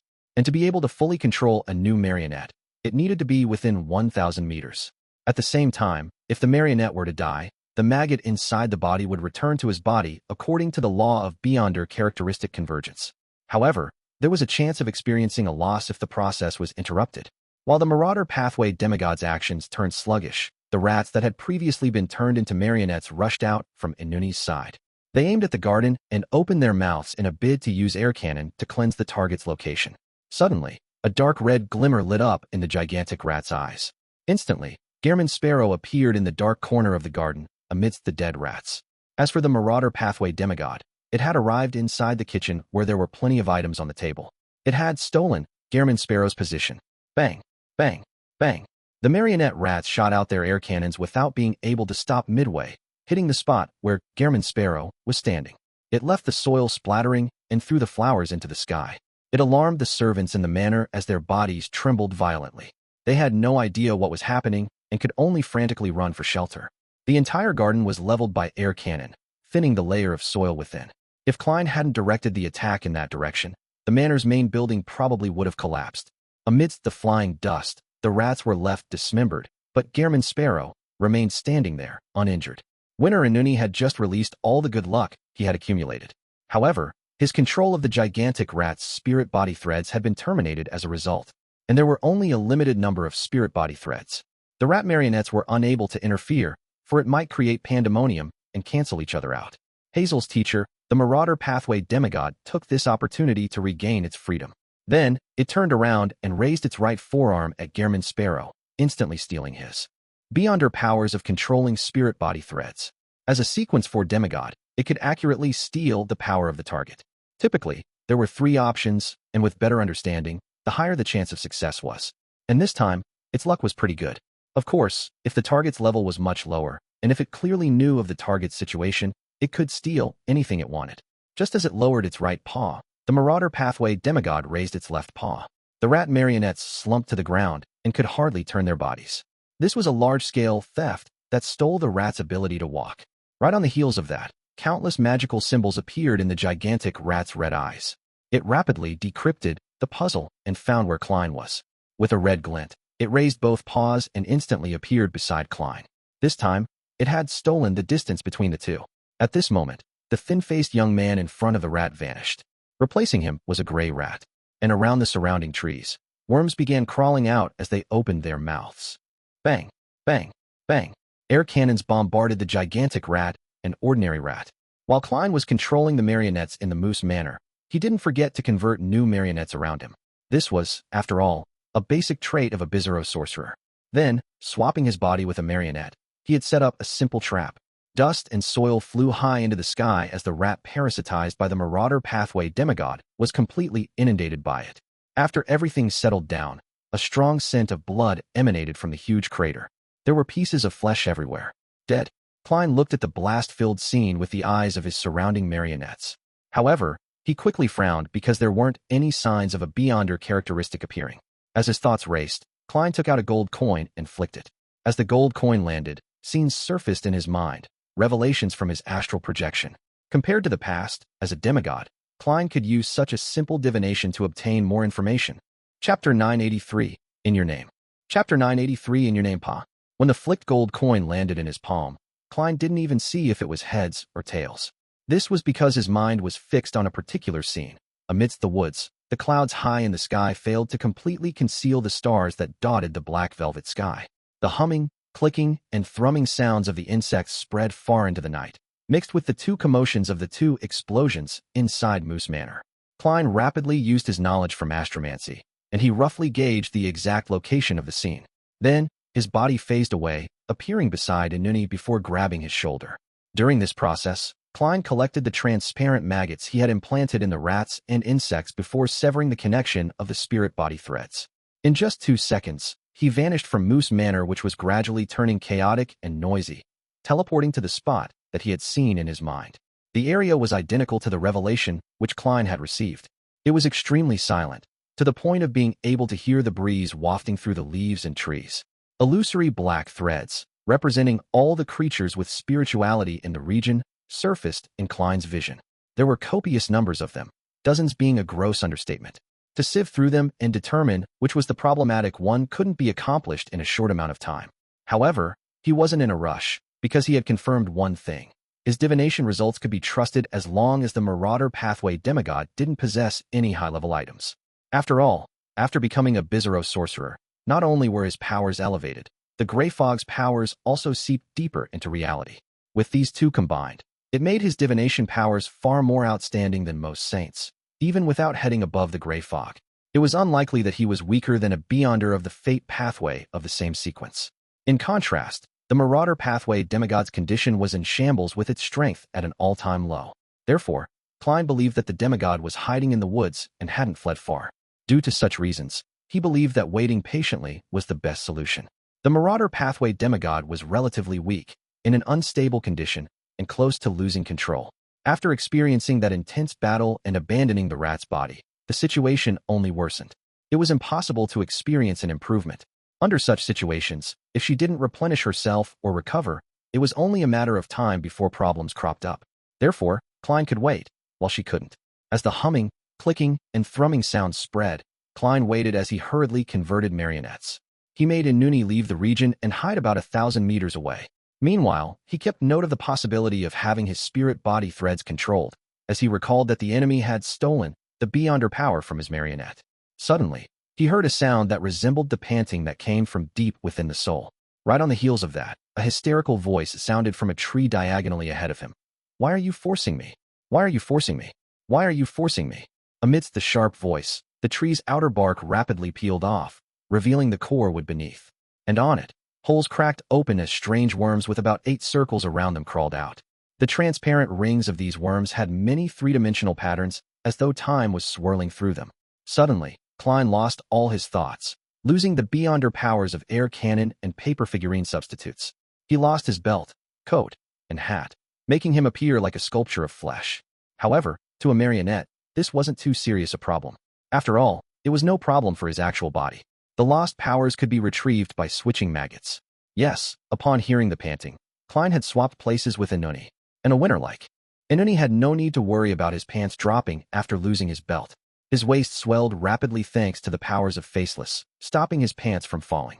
New marionettes in the form of insects and rats crawled out and surrounded the mutated tree. At this moment, a voice with a hint of a smile sounded from an unknown location. Calm down. Don't be angry. Everything will be resolved. The voice was filled with a persuasive force. The mutation of the tree slowed down as the ringed worms slowly shrank back in. Is that so? Inside the tree, the vicious-sounding voice calmed down. There was some level of blankness to the voice, as though it was about to be convinced. As for Klein, he found the words extremely reasonable. He couldn't help but reflect on the reason for pushing a demigod to the brink of losing control. He had a vague feeling that he had forgotten something and was unable to recall the true reason for coming then. He saw a chuckling figure walk out of the woods. Relax. I have the means to stop you from losing control. All you need to do is to follow my instructions. The figure was wearing a black trench coat that resembled a robe. He matched it with black trousers and leather shoes. He had a broad forehead and a thin face. Wearing a tall hat and a striking crystal monocle, he appeared extremely refined. Klein's gaze froze as a word resonated through his mind. Amon. The person before him was Blasphemer, Angel of Time, King of Angels, the son of the creator Amon. Although he knew that it was merely an avatar, Klein didn't waste any time. He immediately abided by the deepest cries of his heart and used creeping hunger to phase away. During this process, Inuni snapped his fingers and lit the matches in his pocket and fallen leaves a distance away, allowing him to appear beside Klein with flaming jump. Klein grabbed him and vanished with him. In the event that Amon tried to stop him, or if Inuni wasn't able to return fast enough, Klein's plan was to abandon his marionette and travel far away. Under such circumstances, the death of a marionette to ensure his survival was definitely worth it. Luckily, Amon's attention was placed on the peeling tree. He didn't stop him, or, should it be said, it was the case that he didn't have the time to stop him. After Klein and his marionette vanished, Amon halted and turned to look at where the two were originally standing. As though in thought, he nodded slightly and scoffed. A Bizarro sorcerer of Evernight. He then retracted his gaze and looked at the half-mutated tree and asked with a smile, a descendant of Jacob? Why yes, do you know my ancestor? Inside the tree, the rat demigod asked as though it had grabbed onto a floating board while drowning. Amon stroked his chin and nodded indiscernibly. Of course. They tasted excellent. Inside the tree, the descendant of the Jacob family fell silent. Only after a few seconds did a voice filled with horror utter, Why you are Blasphemer Amon. Inside the tree hole, the worm with rings began crawling out. However, they quickly stiffened and froze in their spots. Amon adjusted the crystal monocle and said with a smile, That's too late now, isn't it? It might have been of some use if you had struggled and resisted from the beginning, but now, do you believe that I'm here on my own? As he spoke, the trees around him shook as the leaves of different trees ruffled. Birds leaped onto the branches and let out crisp chirping, and even the night breeze had an indescribable feel to it. You, the Jacob descendant inside the mutated tree's speech came to an abrupt halt. Amon stuffed his hands into the pockets of his trench coat and casually laughed. I heard that your family has split into tiny families with zero interaction, afraid that the lot of you will be caught by me, right? All right, didn't you establish a secret organization with Zoros descendants, as well as other beyonders of the Marauder pathway? I believe it's called the Hermits of Fate. You're probably a member, aren't you? Let me see if I can replace you and infiltrate that organization. Haha, a secret organization meant to defend against Amon and deal with Amon has Amon participating in it. Just the thought of it is rather interesting. Having said that, he glanced at the mutated tree that was vigorously shaking and said, Unfortunately, from what I can see from your fate, you didn't undergo a good education in mysticism. You can't be a member of that organization. Are you the only one left of this Jacob family branch? You wished to seek out a secret treasure left by the Jacob family in Backlund, but you ended up seriously injured for some reason and ended up sealed? Huh. You even parasitized an ordinary animal. Yet, there are signs of you not talking to humans for an extended period of time. Aren't you very puzzled as to why you didn't receive any warnings about this from the knowledge contained within the potion or the murmurs when you advanced to sequence 4? Yes, it's because I've deleted them. No. A sharp scream filled with anger and viciousness sounded. There was an indescribable pain in it. The mutated tree's tremblings intensified until it calmed down at some point. Streams of light flew out from within and surged into Amon's body. Taking out a piece of silk, Amon took off his monocle and wiped it as he mumbled, "How foolish. She actually believed me when I said it's too late." One flaw with fellows who are on the brink of losing control is that they're brainless and easily fooled. If she had carefully thought about it, how could she not realize the problems within? If I could quickly finish her off and steal her fate, why would I be wasting so much time chatting with her? An avatar is an avatar after all. After Amon wore his monocle again, the stream of light that flowed out of the mutated tree had been completed, absorbed by him. At this moment, a figure was passing through the woods, Hazel, in hunting gear. She seemed to sense something as she subconsciously looked over, only to see Amon. Then, she revealed a surprised smile. "Teacher, have you recovered? Oh, someone has noticed a problem with you. It's best that you hide." Amon listened in silence before curling the sides of his mouth slowly. All right. Chapter 984, Active Response. Chapter 984, Active Response. Klein didn't directly teleport back to 160 Beclun Street. Instead, he went to see with Inuni, found a secluded spot, and chanted the honorific name of the fool. Then, he took 4 steps counterclockwise and went above the gray fog. With a beckon, he summoned a paper figurine. Immediately after that, he picked up one of the cards of blasphemy on the long bronze table in front of him, and he placed it inside his body. Klein suddenly had an additional dark red robe. This appearance seemed to look like rust and settled gunpowder that had been stained by copious amounts of blood. As for his face, it was covered by a dark gold mask. The patterns on it were ancient and set off a contrasting appearance with the crown he wore that was embedded with gems that sparkled red, blue, and green. This was a change that the Red Priest card brought about.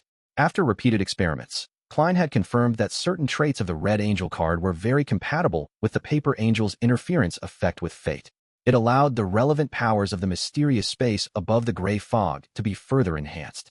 Therefore, he had chosen it instead of the Black Emperor or Tyrant cards. After completing this, Klein, in the form of the Red Priest, picked up a paper figurine and shook it. He then fused it with the gray fog that surged over, throwing it at the rippling blob of light that represented him offering a prayer. The paper figurine quickly burgeoned, turning into an angel bathed in golden light. Flames crisscrossed behind it, taking on the form of 12 pairs of wings. This war angel then used the secret connection that was generated from a prayer to descend upon the world and enveloped Klein and Inuni with its fiery wings. Only with this done did Klein relax. Putting down the Red Priest card, he returned to the real world. He first sought out food for creeping hunger before returning to 160 Beclun Street with Inuni. One transformed back into Dwayne Dantes, while the other turned into a young man with mixed blood. After combing his hair, Klein walked to the balcony of his master bedroom, looking far into the distance where Mock's residence stood.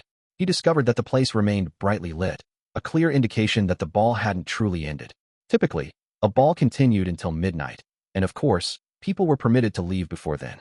After all, most people that were willing to dance late into the night were young adults. Phew, Amon is truly terrifying. Just a battle involving a Marauder Pathways demigod was enough to garner his attention, even if one was in the city and the other was in the suburbs. At his level, the law of beyonder characteristic convergence should be extremely substantial. Yes, I can eliminate the possibility that the demigod's mutation, while being on the brink of losing control, had caught Amon's notice. Klein couldn't help but recall everything that had happened, afraid that he would find a thin, monocle-wearing young, refined man sitting in the reclining chair behind him while sipping from a glass of red wine when he turned around. He felt lucky that he had already become a demigod and could converge the aura of the gray fog to prevent beyonders of particular pathways from detecting it.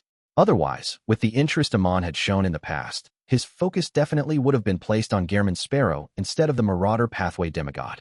If that had been the case, he might not have left so successfully by teleporting, as the Amon in Backlund was likely only an avatar. Klein was still rather confident of the Paper Angel's interference. He believed that this King of Angels had no means to trace him all the way to 160 Beclun Street from a trail of breadcrumbs, and also determined that he was Dwayne Dantes. But this still didn't ease his mind. This was because the Marauder Pathway demigod was involved in Beclun Street as well. She had encountered Admiral of Blood here and had been forced to trigger the explosives, finally parasitizing a rat. Here, she had been warned by a mirror, learning about the Marauder Pathway angel who was in need of replenishments, and that blasphemer Amon was on the way. As she had refused to answer the mirror's question, she was struck by lightning and had to move to Moose Manor. In addition, Hazel, the target she attempted to parasitize but was her student on the surface, was influenced by a powerful illusion tonight, exposing her teacher's condition. All of these factors combined might make Amon pay a visit. The more Klein thought about it, the more unsafe he found Beclun Street.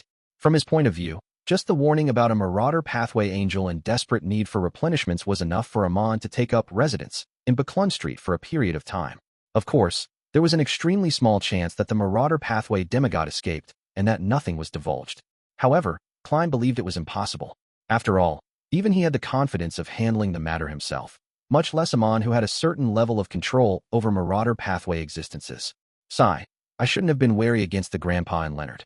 If I wasn't worried that he would achieve another stage of recovery and cause Leonard harm, everything would have been settled rather quickly. I wouldn't be in this situation of attracting Amon. What do I do next? Regardless, I need to do something. Otherwise, not only will my identity as Dwayne Dantes be at risk, I might even implicate Leonard on Pinster Street and the ordinary people on Buckland Street. Who knows if Amon will suddenly parasitize them or not? As Klein's thoughts whirled, his expression grew heavy as he began seriously considering eliminating Amon's avatar. His first idea was to establish contact with Leonard and come up with a plan with the grandpa in him, Parasitizing. With this marauder angel's knowledge of Amon, who shared the same pathway, it was likely that he could come up with a good plan. Klein immediately took out his pen and paper in preparation to write. But after making a few scribbles with the fountain pen, he paused. He found the confidentiality lacking because describing in detail might result in having an effect on fate, allowing Amon to notice it ahead of time. The more secure method would be to pull Leonard above the gray fog. The discussion can be held there and have him relay it and discuss it with Parasitizing. Apart from this, what else can be done? Report it to the church and get them to disinfect all of Buckland? Klein put down his fountain pen and muttered silently as he considered other proposals. He soon gave up the thought of reporting Amon, because Leonard hadn't done so previously. With the understanding that the grandpa in him had of blasphemer Amon, it implied that this method was useless. Either there was a huge flaw, or it might end up affecting oneself. It's better to ask Leonard first and gain a better situation of the exact situation before coming to a decision. Klein quickly made up his mind. He temporarily suppressed the urge to draw the symbol to ask Arrodes or use the paper crane to contact Snake of Fate, Septon. After dismissing Inuni, he entered the master bedroom's bathroom, took 4 steps counterclockwise, and arrived above the gray fog. Sitting at the seat of the fool, Klein conjured the world Gehrman Sparrow and made the fake person pray piously. Honorable Mr. Fool, please inform Leonard Mitchell that I've discovered traces of blasphemer Amon. I hope that he can head to your kingdom as soon as possible to discuss the subsequent actions. The time will be up to him to decide. After throwing the prayer's content into the crimson star representing Leonard, Klein added as the fool, there's no need to hide it from Parasitizing. In the outskirts of Northborough, in a sparse forest, Leonard extended his right hand and held down a blurry wild wolf's figure. The wolf whimpered as the flames burning in its eyes dissipated, returning to normal. Its body faded away and vanished into the wind. However, it no longer had the bloodthirsty feeling it previously exuded. All was calm and serene. In the northern continent, after the Pale Era, the 7 Orthodox Churches, along with the various nations, jointly pushed for a cemetery burial act which had been strictly carried out to this day. As the number of humans that turned into ghosts were rare, the only exception involved the difficult-to-detect deaths in the slums or drowning victims that couldn't be fished out in time. However, the spirits of the deceased weren't only limited to humans. All kinds of wild animals and all kinds of creatures with spirituality could become specters under certain conditions. Furthermore, it was impossible for them to head to human cemeteries to have themselves interred. This often resulted in rumors of ghost sightings in the wild. Just as he put the wild wolf to rest, Leonard suddenly saw a boundless grayish-white fog appear before his eyes as the world Gehrman Sparrow's prayers resounded in his ears. Traces of blasphemer Amon. He is still in Buckland. Leonard's eyelids twitched as he tensed up immediately. As he had received Mr. Fool's instructions, he didn't hesitate to speak with a suppressed voice. Old man, did you see it? Did you hear it? Parasitizing's slightly aged voice resounded once again. No. Although I sensed an anomaly, I didn't see or hear anything. It will only happen if I deepen my parasitization of you, allowing me to directly control your astral projection. Do you think I'm a fool? From the looks of it, Mr. Fool's response is done through the astral projection. Leonard thought before he said in deliberation, Old man, Klein informed me via Mr. Fool that he has discovered traces of Amon. He wants me to head over to Mr. Fool's kingdom to discuss this matter. Do you have any suggestions? Parasitizing fell silent for a few seconds before he let out a long sigh. If he wishes to deal with Amon's avatar in Buckland, tell him that unless he has the blessings of concealment, the outcome will be as you expect it to be. By saying this, old man is giving preconditions. He means that he will only be willing to cooperate with the blessings of concealment. Leonard's mind raced as he immediately found a dark corner and informed the world Klein via prayer that he could do it immediately. As for the danger that resulted from losing control of his body in the wilderness, Leonard wasn't worried since he still had a marauder pathway angel in his body. Before long, he saw a crimson tide surge towards him and inundate him. Chapter 985, Blessed of Concealment. Chapter 985, Blessed of Concealment. Above the boundless grayish-white, inside the magnificent palace. Just as Leonard Mitchell's figure appeared to the side of the long bronze table, he subconsciously stood up and wanted to bow to Mr. Fool. However, when he looked over, he found the seat empty. No one was sitting there. Doesn't Mr. Fool usually sit there? A thought flashed through Leonard's mind as he cast his gaze to the other end of the long mottled table. The world was sitting there silently, as though he was fused with the gray fog in an indistinct blur. There's only the two of us. There's no need to deliberately use Gehrman Sparrow's appearance, Leonard casually said to the world as he sat back down. After discovering Mr. Fool's absence, he instantly became relaxed. He wasn't as reserved as he was in the previous tarot gathering, just short of throwing his leg up on the table. It's a habit, Klein replied succinctly. Leonard nodded in thought. I heard that Gehrman Sparrow's persona at sea is a cold, reserved, refined, and polite person. Your current performance matches that description very well. However, you wasn't like this in the past, Klein. You have to remember that you're only acting. Do not be affected by your persona as Gehrman Sparrow. Hey, I pulled you up here to discuss Amon, not to have a chat. Why do you show so little concern towards your grandpa's matters? Klein had indeed made it a habit to use the world's persona in such situations. But when this was pointed out by Leonard, he was a little embarrassed to change back into his original appearance. He tersely acknowledged that he would keep it in mind. Did Pallas Zoros teach you about the part that you're only acting? Yes, Leonard answered frankly. This grandpa seems pretty good. He mentioned such crucial information to Leonard. Compared to him, the rat demigod from before was really up to no good. She didn't teach Hazel any of the most common knowledge. Even if she did, she distorted some of it. Haha, no matter how unaffiliated you are, how could they not know anything at the level of a demigod? Even that half-crazy sea serpent, Calvetua, knew how to respond to rituals or obtain sacrificial items. It even knew some theurgy and how to perform bestowments. Klein established a first impression of Pallas Zoros. However, he wasn't hasty to make a judgment. After all, fishing was an activity that required bait. Just one instance didn't prove much. Seeing Klein being silent, Leonard cut the small talk and got down to business. Where did you discover traces of blasphemer Amon? Klein went straight to the point. I was pursuing a demigod of the marauder pathway who was on the brink of losing control. However, I ended up encountering Amon in the outskirts of Backlund. All I could do was use Mr. Fool's powers to directly escape. Amon's avatar really is still in Backlund. Leonard sighed before he asked in a rather curious and desultory manner.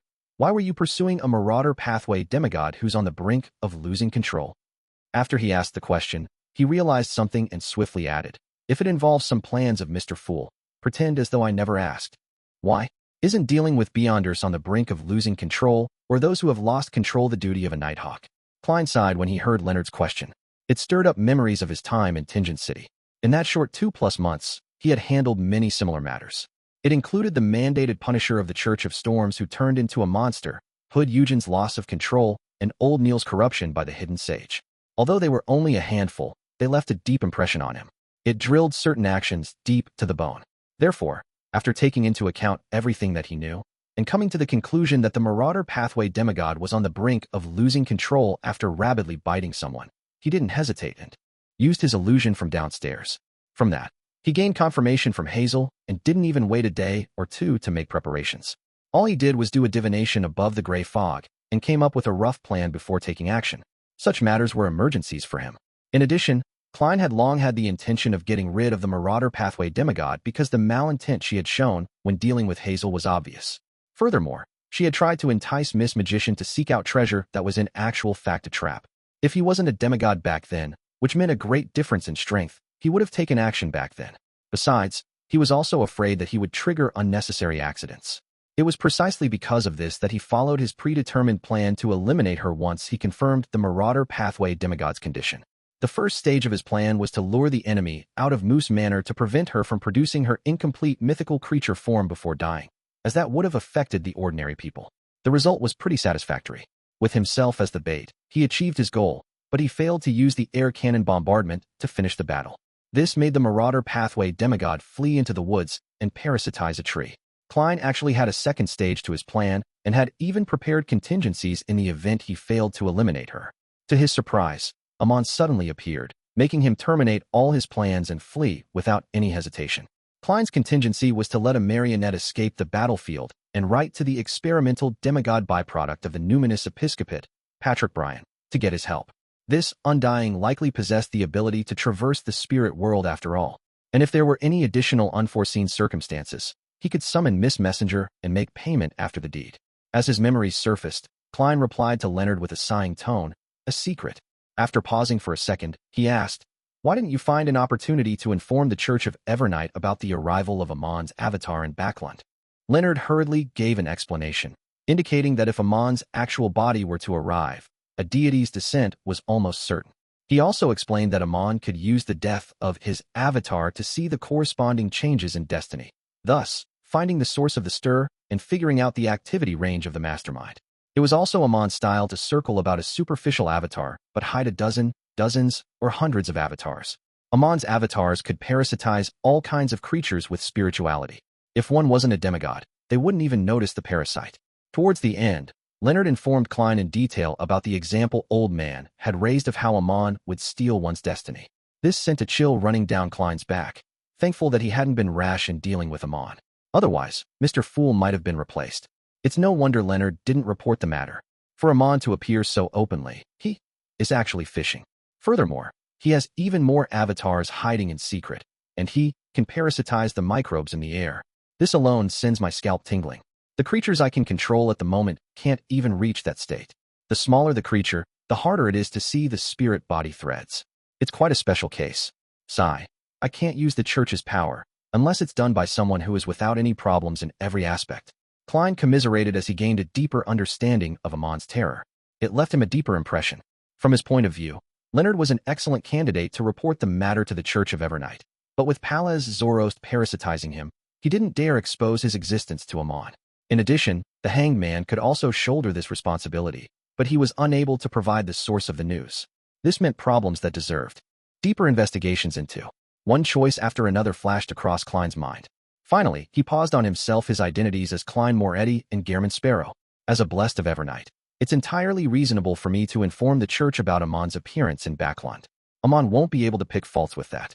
And having involved myself with the battle with the Marauder Pathway demigod tonight, as the Bizarro sorcerer who witnessed Amon and is now in possession of the knowledge that the Angel of Time's avatar is here in Backland, it's also very normal and not something that will garner Amon's suspicion.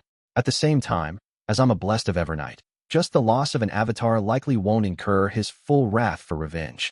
After all, he might be facing a very possible Trape deity's descent. Having a backer really feels good.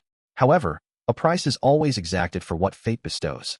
Klein quickly came to a conclusion over the matter. Then, he habitually changed his point of view and began considering this matter from Amon's point of view. Amon is definitely no stranger to Bizarro sorcerers.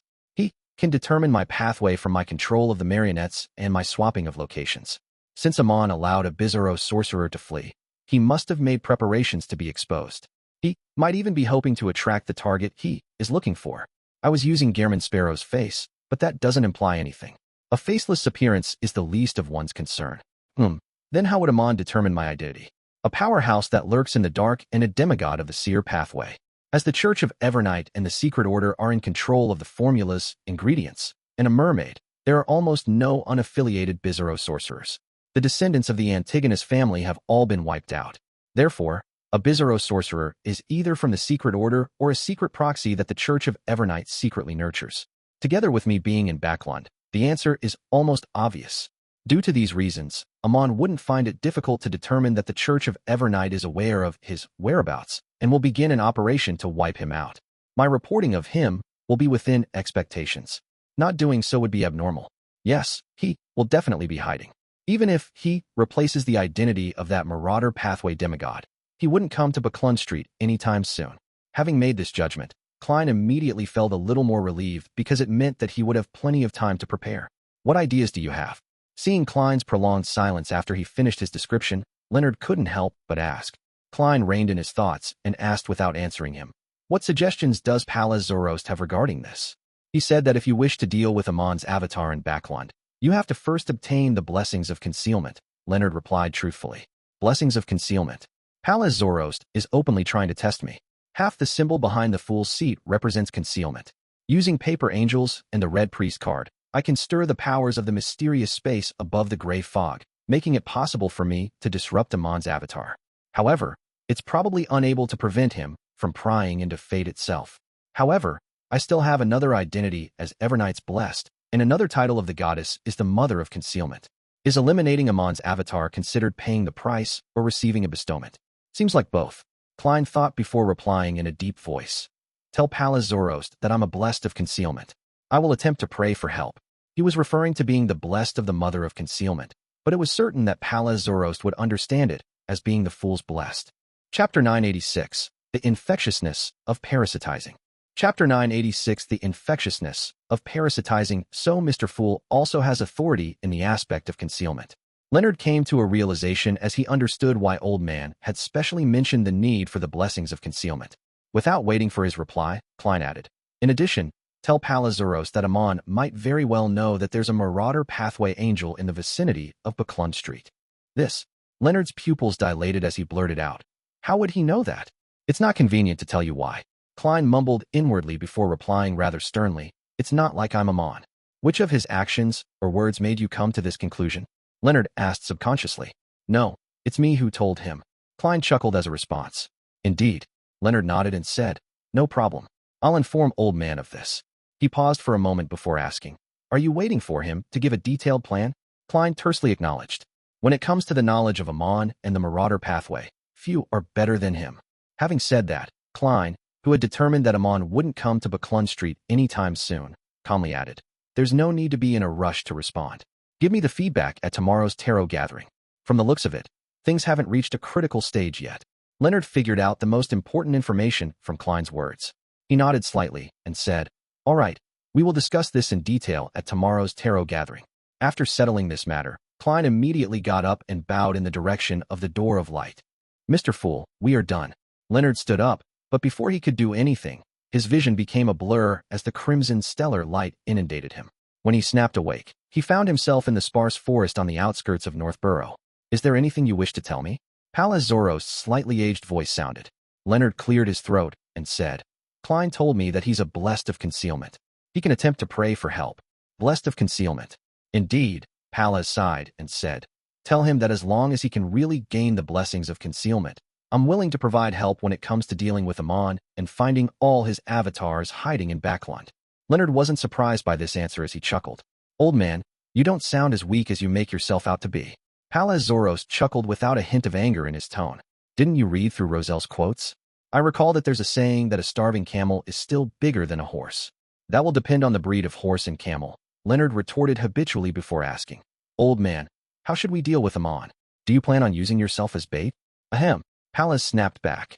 If that were the case, what we'll be facing will be Amon's actual body and not his avatars. When that happens, there's a high chance that it will instigate a deity's battle. I might still have a chance of escaping. As for you, perhaps you will return to Evernight's tenebrous heaven. Leonard could only reply with a chortle. Pallas Zoroast continued. Unlike the similar powers of other pathways, Amon's avatars can rapidly strengthen himself by absorbing the beyonder characteristics of the marauder pathway, thereby splitting even more worms of time, allowing him to parasitize different creatures. As long as there's enough beyonder characteristics, this process can keep happening. Isn't this like the spread of a plague? Leonard felt a chill run down his back once again. If one had enough beyonder characteristics of the marauder pathway, Amon's avatars could go from parasitizing one person to the entire city. Pretty much. Pallas Zoroast affirmed Leonard's guess and sighed.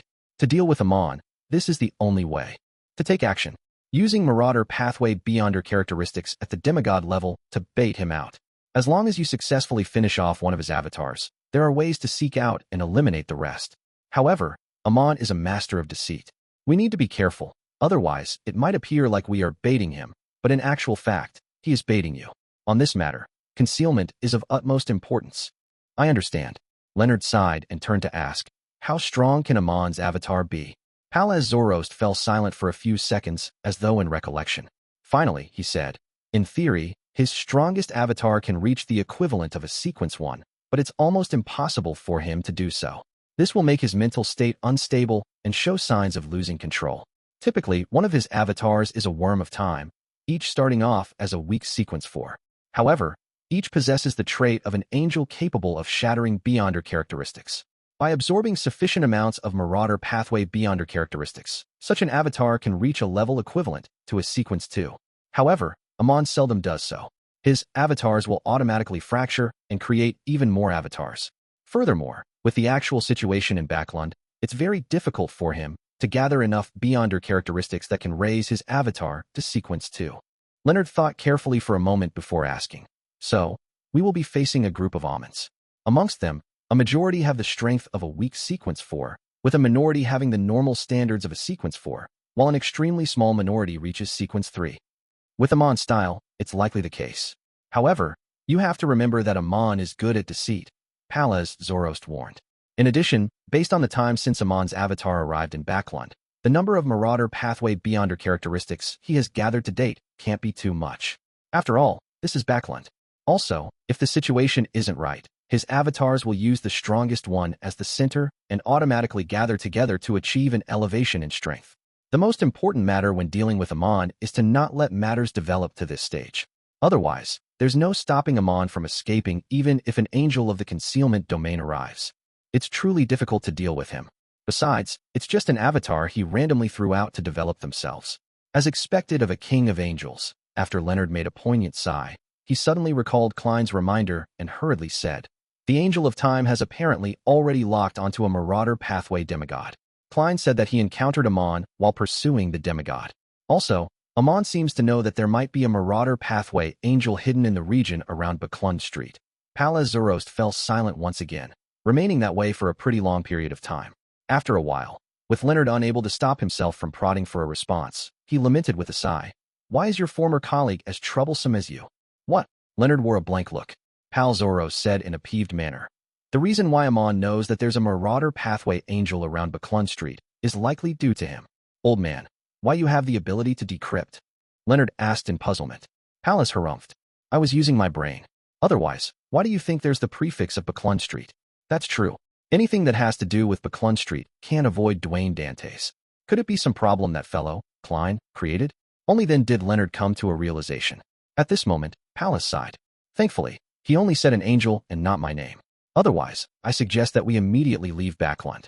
Tell him that there are currently 2 solutions. First, it's to seek out a Grade 1 sealed artifact of the Marauder pathway or find a demigod of the Marauder pathway. Using them, we design a trap. This entire process requires the blessings of concealment. Furthermore, it needs to be natural, reasonable, normal, and in no way incur suspicion. Second, wait for Amon to enter Backlund Street. He might do a combination of replacing someone's identity and infiltrating through the air. Therefore, your former colleague needs to see through the grafting of fate or notice the abnormalities in the microbes. Otherwise, no matter what plans are employed, it will simply be feeding Amon." Leonard's eyelid twitched when he heard that as he solemnly nodded. "I'll discuss these matters with him tomorrow afternoon." "All right." Palaz Zoroast sighed and said, "Also, if all the Amon avatars in Backlund can be eliminated, most of the worms of time left behind will belong to me." As a form of replenishing himself? It's no wonder old man is willing to take the risk. Leonard asked in enlightenment. "Do those worms of time have the Beyonder characteristics of the Marauder pathway?" "It might be the case in my hands, but not necessarily for others," Palaz explained simply. "The worms of time left when Amon's avatars die will indeed contain a sufficient amount of Beyonder characteristics in the beginning, but they will quickly deplete and return to the main body. The corresponding power is needed to prevent this phenomenon from happening." Leonard first nodded before asking in confusion, "Why was the Lux siphon charms made from the worms of time so powerful?" Palaz instantly scoffed. "Have you forgotten what the essence of the charm is? Its essence is the power obtained from a high-level existence. It then uses a material that can handle this power, as well as the powers obtained from the corresponding symbols, to stabilize it. The worm of time's role is to be a unique vessel. If the level is high enough, its essence is compatible, and there is sufficient spirituality, the requirements will be met. Therefore, the power of the Lux siphon charm actually comes from Mr. Fool?" Leonard asked in thought. Palaz Zoroast chuckled and said, "Yes, you can try praying to Amon as well and use his power to create Lux siphon charms. Of course, the uniqueness of the vessel material will also affect the effects of the final product. In other words, different special materials will lead to different characteristics and power based on the response." Sigh. Charms are a very profound and complicated piece of knowledge. It's not something that can be completely grasped by having some cursory education. You have to put more effort into it. Leonard immediately felt somewhat ashamed. On Monday afternoon, using the powers of the mysterious space above the gray fog to check on Hazel's family, To confirm that there weren't any problems in the meantime, Klein patiently waited for the convening of the tarot gathering. Dark red beams shot up in the ancient palace before gradually calming down. Without a pause, Audrey got up and bowed towards the end of the long modeled table. "Good afternoon, Mr. Fool." Chapter 987, Warehouse Clearance. Chapter 987, Warehouse Clearance. After the greetings, everyone took their seats. Audrey swept her gaze across the third card of blasphemy, placed beside Mr. Fool's right hand. She suddenly came to a realization that she had forgotten to obtain Roselle's diary entries from the psychology alchemists this week. "I've been caught up with the problem with Vin Rambus all week." Audrey, who felt that she had already brightened up, instantly felt a little melancholic. At this moment, Katlia had looked towards the seat of honor at the end of the long modeled table. She bowed her head and said, "Honorable Mr. Fool, I haven't received any Roselle diary entries this week as well. Queen Mystic hasn't provided any of the Emperor's diary entries for 2 consecutive weeks. Did something happen?" Leisurely sitting in his high-back chair, the Fool Klein felt somewhat puzzled as he couldn't help but have pessimistic thoughts. However, he swiftly denied this possibility because Ma'am Hermit didn't show any anxiety or concern. With the way Admiral of Stars presents herself as a fledgling in need of her mother in the dream world in the ruins of the Battle of God, she definitely wouldn't be this calm if Queen Mystic doesn't reply to her for 2 consecutive weeks. Her anxiety might even prompt her to seek the Fool's help. That also means that she has received a reply from Bernadette in the past 2 weeks, but none of Roselle's diary entries were provided. Klein nodded gently and replied Katlia calmly, "No hurry." After saying that, his thoughts raced as he began analyzing the reason for Bernadette's actions. First, Klein eliminated the possibility that she no longer had any more Roselle diary entries. Combining the frequency at which the Emperor wrote diary entries, he surmised that the compiled diary would exceed 10 standard books. Even if Bernadette only had a third of that, she was definitely capable of producing 1 or 2 books. In addition, the diary entries she had previously provided were just a tiny minority which touched on crucial intelligence. Second, Klein didn't believe that Queen Mystic had gained the entire truth from the answers he had given. Finally, he was also certain that she couldn't decipher the simplified Chinese she had in hand from the tidbits of feedback she received. After all, he didn't give a detailed translation, but vague answers comprising of a few words. Combining all 3 points, he suspected if the diary entries Bernadette planned on providing next would be even more important. They were more key and pointed to a certain secret or extremely special, questions that made one unsure if they wanted to know the answer. Thus, this Queen Mystic was presently in a dilemma. It's likely the case. I wonder what the Emperor will write about. Besides, how is Bernadette able to know the importance of the entry? I should remember to get Ma'am Hermit to pass on my requests. While in thought, Alger had already turned to look at Leonard. "I apologize. There's still no news of mystical items that meet your request at the moment." "That's very normal." "That's right. Mystical items from sequence 5 and 6 aren't common to begin with." Leonard nodded in understanding. He was originally sitting very straight, but when he found that the moon and the magician weren't so uptight, he also relaxed, relieving the straightening of his back. Upon seeing this, Klein controlled the world Gehrman Sparrow and said with a hoarse voice, "I have a mystical item that suits your requests in various aspects. It's just that it has quite a number of negative effects that make it difficult to avoid. Do you want to consider it?" He was referring to the Word of the Sea. Klein had never had the intention of selling this item that almost required sealing to Leonard, as he felt that his dear poet friend couldn't withstand the negative effects of Word of the Sea. The belting of songs that didn't discriminate between ally or foe, the trait of tripping the wielder, or the flaw of being prone to lightning strikes weren't easily avoided.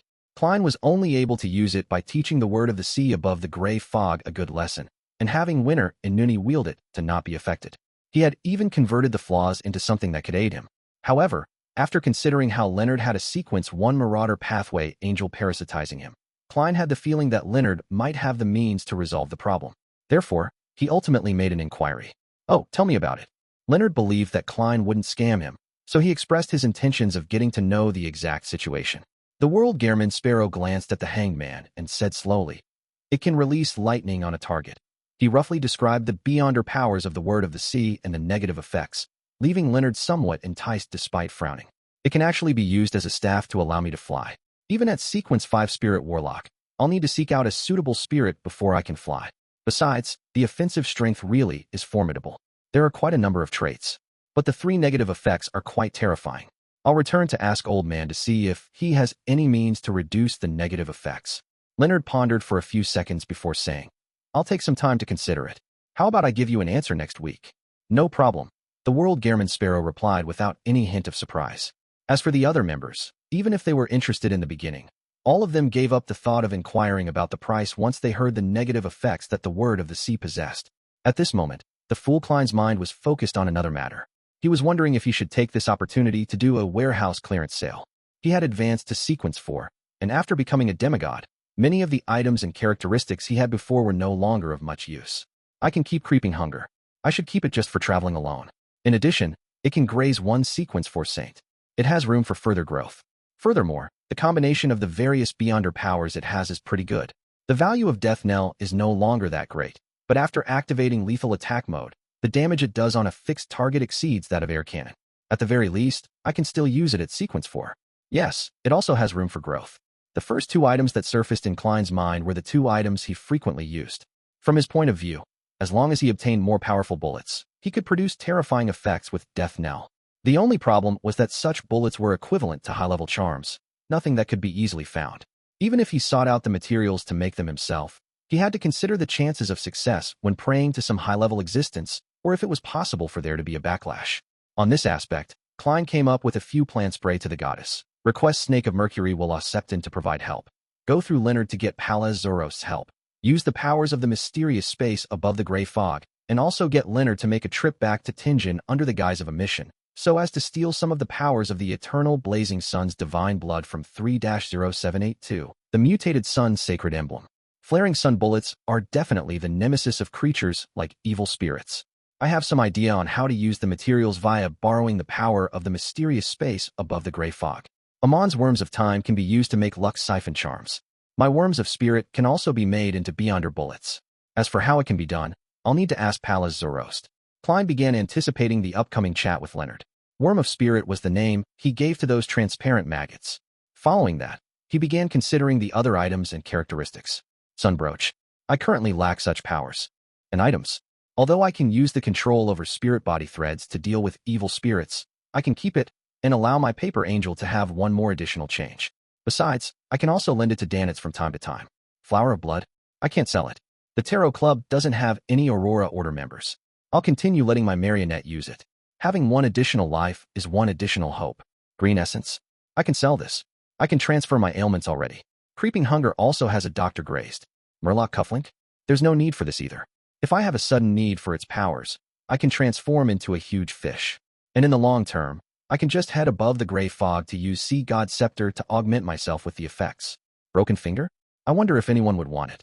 Besides, I haven't fully investigated why the rat demigod was sealed. It might be of use. I have 1 purifying bullet, 6 demon hunting bullets, and 2 exorcism bullets left. I'll just randomly use them. There's no need for me to sell them. Biological poison bottle. Sigh. I haven't been able to sell it all this time. Blatherer's Aura? This can be used to make charms or bullets. I'll temporarily not sell it. But herein lies the problem. Am I to pray to the dark side of the universe? That can be struck off the list of options. I'll see if there are any replacement plans in the future. An Interrogator Beyonder characteristic, a Lunatic Beyonder characteristic, 15 milliliters of 1,000-faced hunter's blood, 40 grams of Spirit World Plunder Powder, an eyeball of a 6-winged gargoyle. Tarot Club members have no need for these. I might be able to reward the believers of Sea God or the Resistance in Rorsted Archipelago. As these thoughts flashed across his mind, Klein quickly made a decision. As for items which were at least at the demigod level, such as the Sea God Scepter, Grozel's Travels, the Giant King's Court Key, he didn't consider selling them. Then, he made the World Gearman Sparrow say, I have 2 mystical items for sale. Their levels are relatively low. Catlia immediately replied, a low level doesn't mean it's useless. Many low sequence Beyonders' powers can even turn the tides of battles involving sequence 5 Beyonders. I'm rather interested in knowing the detailed situation of those 2 mystical items. Klein nodded gently and described the uses and flaws of Murloc Cufflink and Green Essence. After he was done, he said, Murloc Cufflink for £500, Green Essence for £1,000. Just as he said that, Audrey raised her arm. I wish to buy the Murloc Cufflink. She actually wished to say that she wanted both. After all, the 2 mystical items have extremely minor negative side effects. However, considering how others might have their needs, she found it inappropriate for her to take them all. Audrey finally decided to only take Murloc Cufflink. This could provide her a layer of illusory scales, preventing her from being easily caught. And more importantly, she didn't know how to swim. This could effectively make up for her weakness. As for the heat and the dry weather easily causing fatigue, she wasn't too worried about it. This was because, be it in East Chester County or Backlund, the temperature seldom exceeded 300 C. The humidity was also rather high. Seeing Miss Justice having her eyes on Murloc cufflink, the other members wisely gave up without raising the price, allowing the trade to quickly come to an end. Following that, Alger bought the green essence ring. To him, although the water domain had certain restorative spells, they were inferior to a dedicated item. As a Beyonder who often had to engage in melee battles, it was of great importance. As for attracting mosquitoes, Alger wasn't bothered. This was because he had illusory scales beneath his skin, preventing him from being afraid of bites. After the transaction segment came to an end, Emlyn cleared his throat and asked a question. Chapter 988, Joint Operation. Chapter 988, Joint Operation. Emlyn couldn't help but clasp his hands together, lift up his chin, and say to Miss Magician diagonally opposite him, I've already confirmed that the ancient abandoned castle in Delaire Forest is an internal test that the Sanguine had given me, having hidden the key situation. With that said, he felt as though a weight had been lifted off his chest. He no longer felt as hesitant, embarrassed due to the difficult situation he was in. He surveyed the area and looked for Ma'am Hermit's and Mr. Hangman's reaction. He realized that they appeared to have expected it, showing no signs of surprise. From the looks of it, they had already an idea when Miss Magician mentioned the problem with the intel. Emlyn nodded his head in secret and added before Miss Magician replied, I'm very sorry. I will refund you the £300 for the intel fee. In addition, I'll pay you another £300. Also, I will punish the Sanguine who deliberately omitted information. Although Mr. Moon always wears a proud demeanor, he's rather sincere when a mistake has been made. He didn't find an excuse to push the blame onto.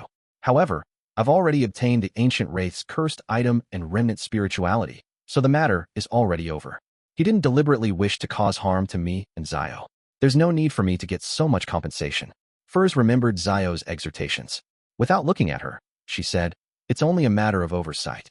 There's no need for compensation. Just refunding me for the intel fee is sufficient. Just as she said that, she suddenly thought of something. Since the ancient abandoned castle was a test of the Sanguine, didn't that mean that Zio and herself had been targeted by the Sanguine? Furs finally couldn't hold back as she turned to glance at Zio. She found Miss Judgment shaking her head slightly, indicating that she hadn't discovered anyone monitoring them. This, Furs felt puzzled and found it inexplicable. She then allowed her thoughts to wander as she recalled the situation back then. We did the exploration only after quite a while. The Sanguine had already lost their patience by then.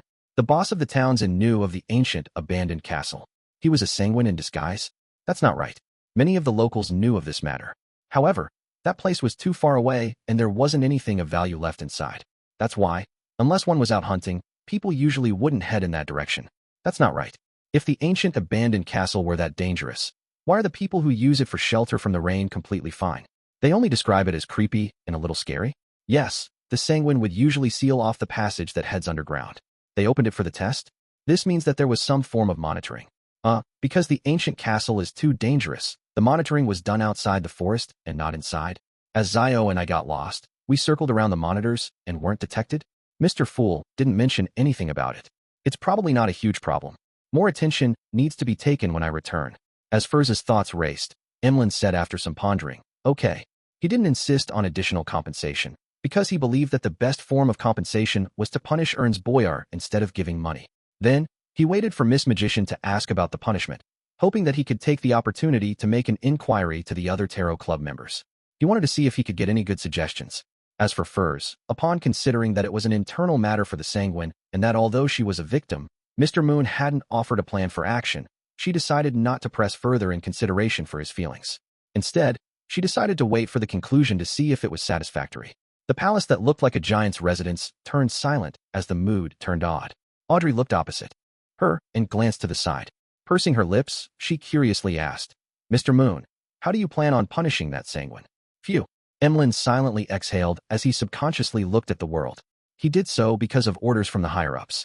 I believe that this mistake isn't something that deserves payment with his life. In between the lines, Emlyn was implying that Mr. World didn't need to intervene in this matter. There was no need to escalate the matter. Seeing the world having no objections, Emlyn cast his gaze forward.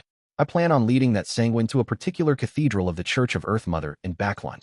Having participated in so many tarot gatherings, even if he couldn't be concerned about certain details, he knew the requirement of hiding matters regarding himself in the real world. Therefore, he didn't mention the Harvest Church. The Church of Earth Mother only has one cathedral in all of Backlund. That's the Harvest Church. The rest are all in the outskirts and surroundings villages. Leonard held back his laughter as he looked up at the dome above. You wish to have the Beyonders of the Church of Earth Mother purify that sanguine? Furs blurted out in surprise. From her point of view, this was no different from directly killing the person in question. Emlyn was momentarily at a loss for words. At that moment, Catlia interrupted. The Church of Earth Mother has the habit of inducting the sanguine into the church, converting their faith and making them priests or bishops. I see. With thoughts in mind, Audrey glanced at Mr. Moon without letting him notice it. Getting that sanguine to become a member of the clergyman, to pray daily at the cathedral and do voluntary work, so as to cleanse the heart. He would be stuck doing this for a very long period of time. Mr. Moon's plan for punishment is really vicious. However, I like it. That fellow nearly made me and Zio turn into ancient wraiths due to the corruptive powers behind the door. Furs instantly felt her interest piqued as she asked, Mr. Moon, how do you plan on luring the sanguine into the Cathedral of Earth Mother? Have you worked out a plan? Perhaps I can provide some help. You have to be careful. You mustn't enter the Cathedral of Earth Mother in order to punish him. That way, the only thing you can do is to request Mr. Fool for help. Of course, that might be something Mr. Fool wishes to happen, allowing him to have someone on the inside of the Church of Earth Mother. After saying that, Furs silently added. Upon hearing that, Leonard nearly laughed out. He was extremely certain that Mr. Moon was the Harvest Church's Emlyn White. Clearly, this sanguine was already a priest of Earth Mother. This is slightly akin to a drowning person pulling others in. Leonard held back his laughter, glanced at the world, and he found that his former colleague didn't seem perturbed. He appeared extremely somber. He couldn't help but think, is this the power of a clown, or is it a state that Klein is accustomed to? At the end of the long modeled table, the fool Klein nearly covered his mouth. He never expected Emlyn to be so creative. This was a little like multi-level marketing, yet it's a little different. After all, it's not necessarily a good thing for Emlyn to know of that. Klein leaned back into his chair as he awaited the development with piqued interest. He had always kept in mind Miss Justice's advice during his last treatment session about not always wearing a thick mask. He tried his best to do so when opportunities arose so as to maintain a healthy mental state. Upon hearing Miss Magician's words of concern, Emlyn felt even more awkward because he went to the Cathedral of Earth Mother several times a day on a daily basis. He felt uncomfortable even if he skipped the weekends. He cleared his throat and said, I temporarily do not have a thought-out plan. I wish to get some suggestions from all of you.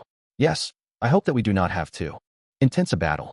It's difficult to ensure that the matter doesn't escalate, and I also do not wish for my identity to be directly exposed.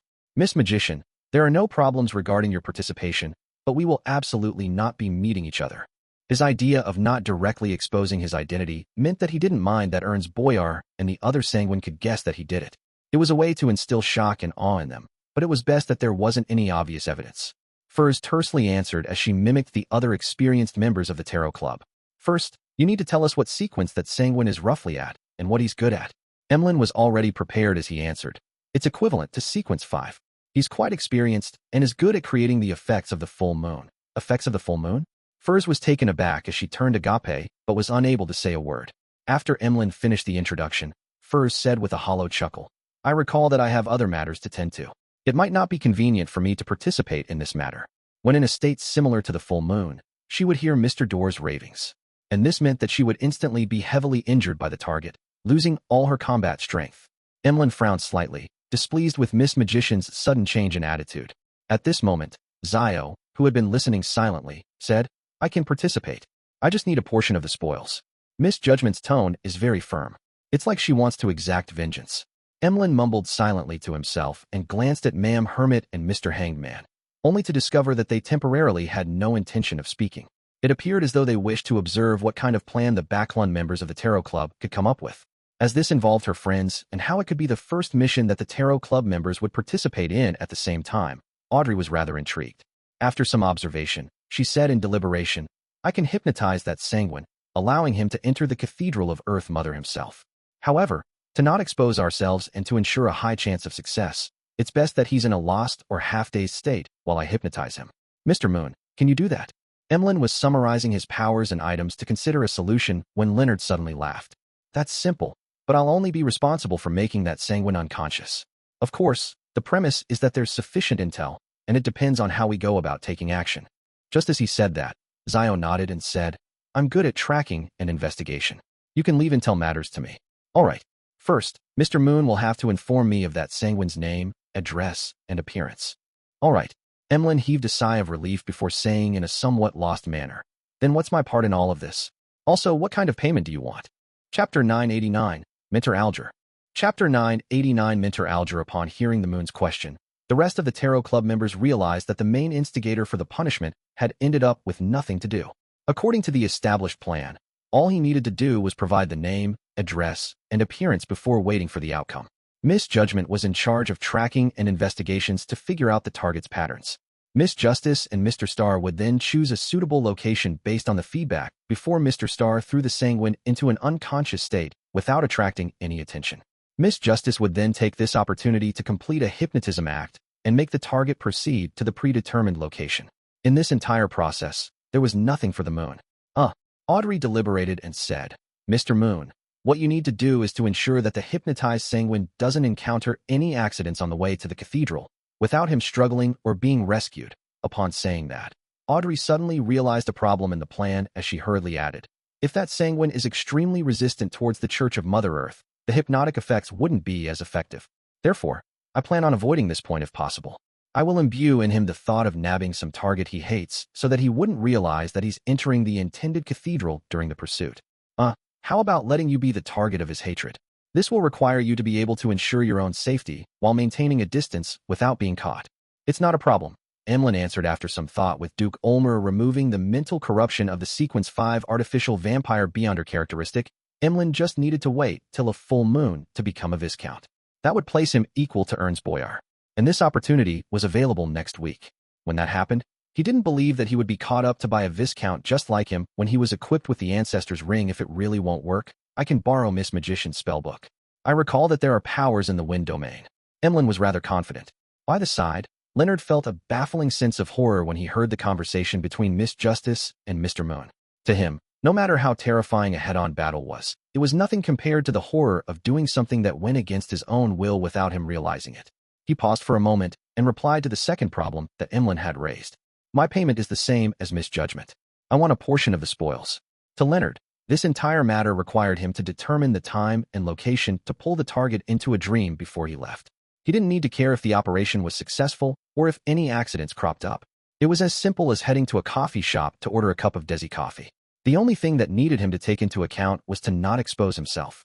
Therefore, he couldn't bring himself to ask for an advanced payment, planning to obtain a cut from the final spoils of war. In addition, he believed that this was a necessary thing to do in order to fully blend in with the Tarot Club. He didn't need to nitpick on such matters. Audrey turned her head and glanced at Zio before retracting her gaze. Revealing a smile, she said, "My request is the same as Mr. Star and Miss Judgment. I'll take a quarter of the spoils of war."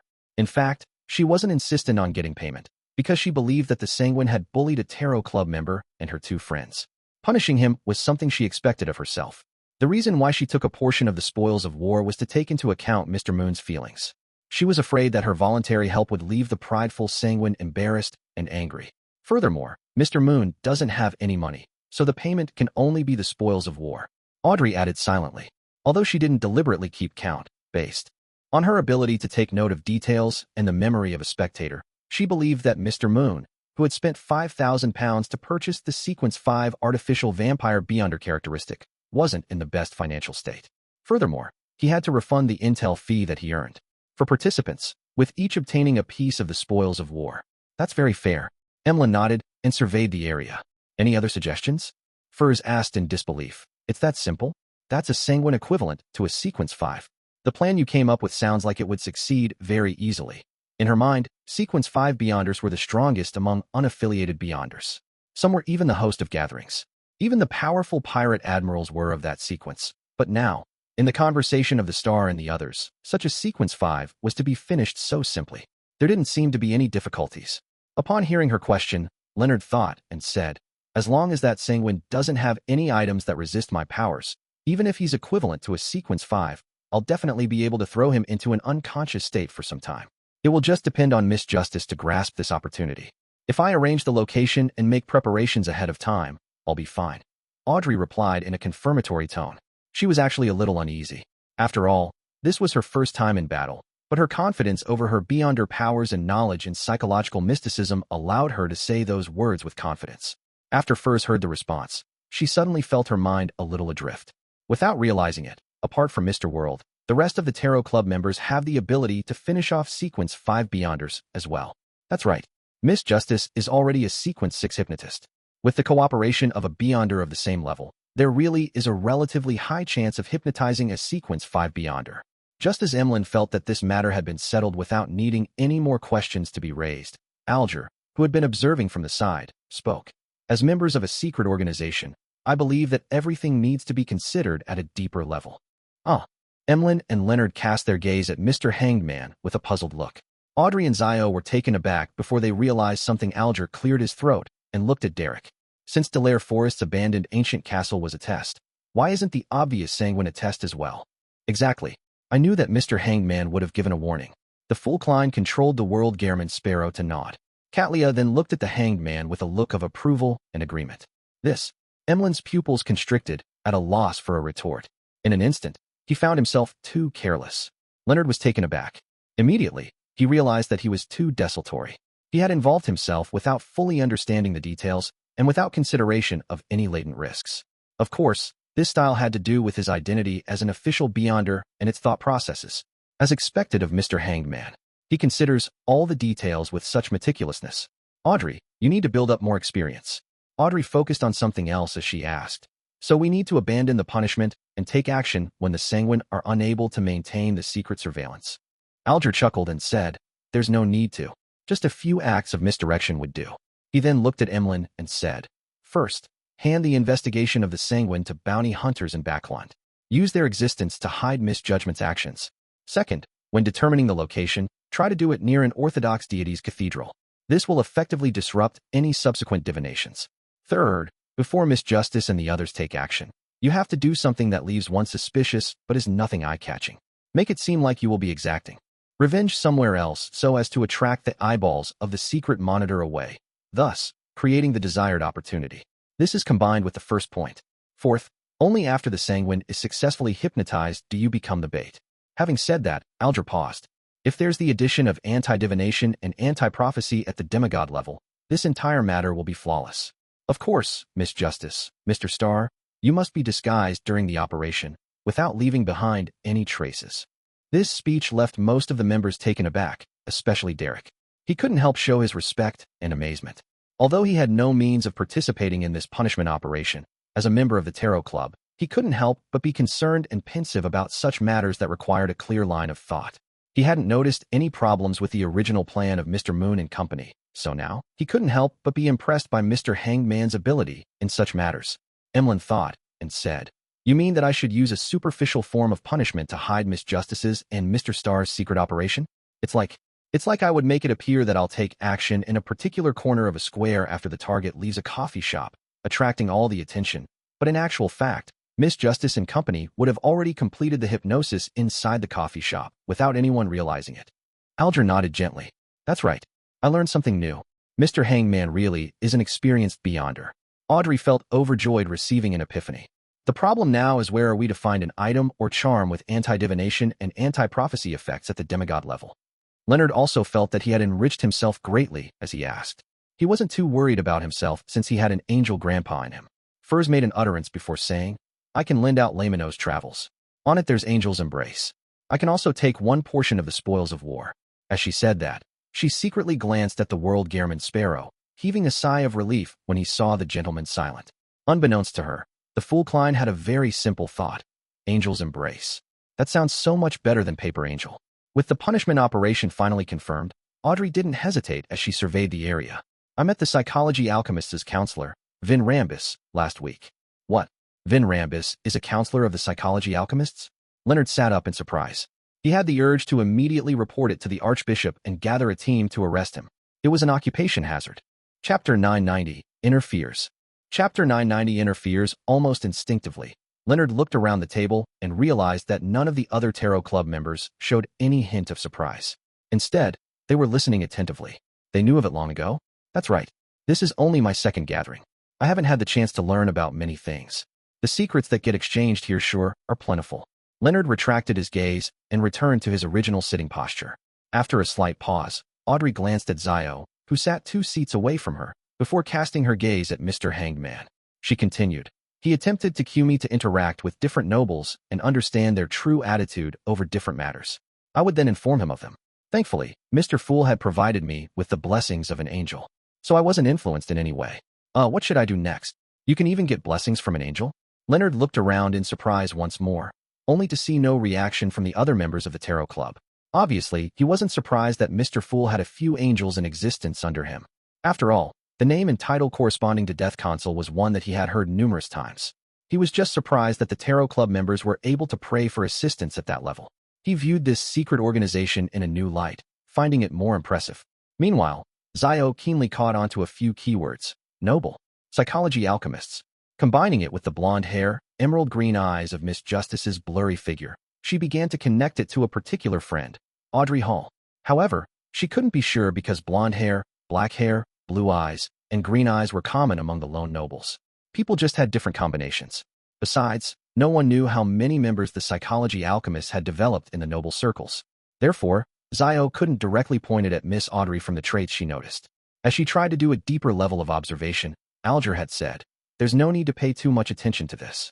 The various Orthodox churches will provide protective measures to their believers with a rather important status. They will prevent them from being assassinated or hypnotized. This comes from experience that has been built up over 1,000 years of history. It wouldn't be that easily overcome." From another angle, if the psychology alchemists really can control the nobles that simply by hypnotizing them, the ones ruling the country wouldn't be the royal family and the three churches. Clearly, reality is in conflict with that. Yes, just as you said, Vin Rambis only gave you a cue to observe the true attitudes of the different nobles on different matters. This means that he's holding himself back greatly, afraid of doing anything too overboard. It's to prevent himself from leaving behind any clues. In addition, your true status among the nobles should just be in the periphery.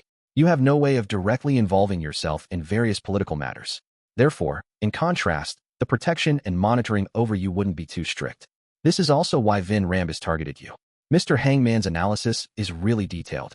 Although he often taught Little Sun and the others, he would secretly gain something during the process, wishing that he could get more useful information from the feedback. However, there's none of that this time. It's the same for the suggestions for the punishment operation from before as well. On careful thought, his change has been happening for quite some time. It just wasn't too obvious in the past. I even missed out on it. Audrey's professionalism stirred up as she quickly did a mental analysis of the Hanged Man. She quickly had a theory, suspecting that Mr. Hanged Man was trying to transform his standing within the Tarot Club. Ever since Ma'am Hermit joined the Tarot Club and showcased her resources and channels at sea, Mr. Hanged Man has been unknowingly searching to transform himself in a bid to distinguish himself from her. Before problems cropped up with the artisan, this transformation wasn't that obvious. Even Mr. Hanged Man didn't realize it himself. It was only recently that he seemed to finally come to a realization and thought it to be true. Indeed, to maintain one's standing in the Tarot Club, the raising of one's strength is one aspect, but providing help to the entire group is another aspect. Audrey's mind raced as she turned her attention back to the topic at hand. She pondered for a moment, and subconsciously, her tone turned heavy. Does this also mean that the Orthodox churches will have certain levels of surveillance, control, and guidance for the important nobles? This was something that she had thought about while in the Lone Charity Bursary Foundation's office. She had subconsciously drawn a scene that represented her concerns on this matter. In psychology, elements she drew out in such a state often didn't point to something particular. It was more like an abstract expression. The cold eyes mostly represented her fear for people monitoring and controlling her and her family. Combining it with her subconscious drawing, her worry of Vin Rambis's cueing, and the celebrant of the Mass at the Church of Evernight her parents attended being Backlund's archbishop, Audrey's interpretation was that not only was she afraid of the hypnosis and cues of the psychology alchemists, but she had also become fearful of the Orthodox churches. She couldn't be sure if they would directly use their beyonder powers to imbue thoughts into aristocratic believers with high standings, so as to guide them into doing actions that violated their true will. This was sacrilegious and rebellious to Audrey, who had received an Orthodox education from a young age. Therefore, she had tensed up back then, immediately burning that drawing. After hearing Miss Justice's question, Alger scoffed. Isn't that very normal? When living in human society, one has to accept a certain level of surveillance, control, and guidance. I know what you're afraid of, but think about it. Compare someone using their power conferred from their standing, using money and weapons to control and guide others, to using beyonder powers to do something similar. In essence, is there any difference? The difference is that one knows that they don't wish to do it, but ends up having to do it. The other is that they do not even have the thoughts of being unwilling to do it. Audrey nodded and said, yes, this means the loss of freedom of one's mind and thoughts. It's the most terrifying. Alger chuckled once more. How can there be a completely free mind and thoughts? By choosing your faith and beliefs, you're naturally bound by your faith and beliefs. Yes, let's focus only on the lone kingdom. The three churches are equal, and together with the royal family, this creates a balance between each other. If the Church of Storms goes overboard towards its believers, that believer can easily convert their faith to the Church of Evernight. Therefore, under most situations, the Orthodox churches will tend to use their standing and beliefs as a religion to guide important believers instead of using beyonder powers. Balance. Audrey pondered over this term. She came to a new realization of the kingdom's upper circles and the entire world. This was something she had come into contact with before, but had never deeply understood the word. At this moment, many of her thoughts matured. Thank you for your explanation, Mr. Hangman. Audrey sincerely addressed him with an honorary title. Then, how should I deal with Vin Rambus? Alger calmly said. The problem with him isn't anything to panic about. You fully have the ability to run circles around him. You can provide him unimportant information while keeping the core secrets to heart. You can seek this opportunity to obtain potion formulas and even their beyonder ingredients.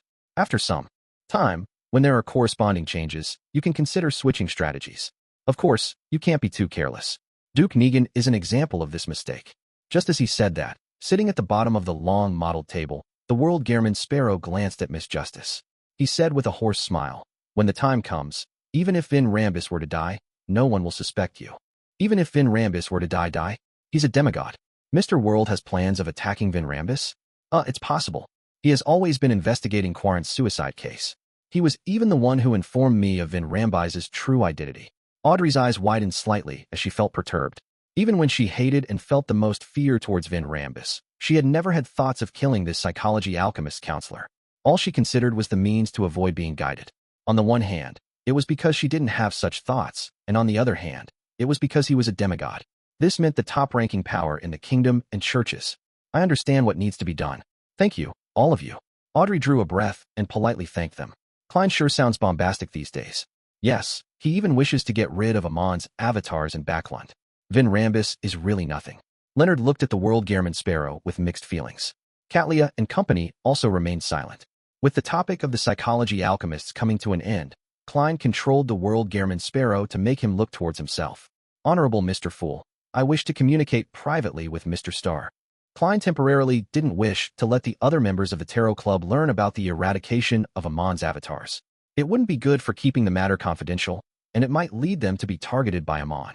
Sure, the fool Klein naturally didn't deny his own request. As Leonard was feeling poignant at the possibility of private communication, he informed Klein of the main points in Palez Zorost's reply. It also included the problem of the worm of time beyonder characteristics loss. This made Klein suddenly realize how he could use his worms of spirit to create charms and bullets. Split off a few and kill them.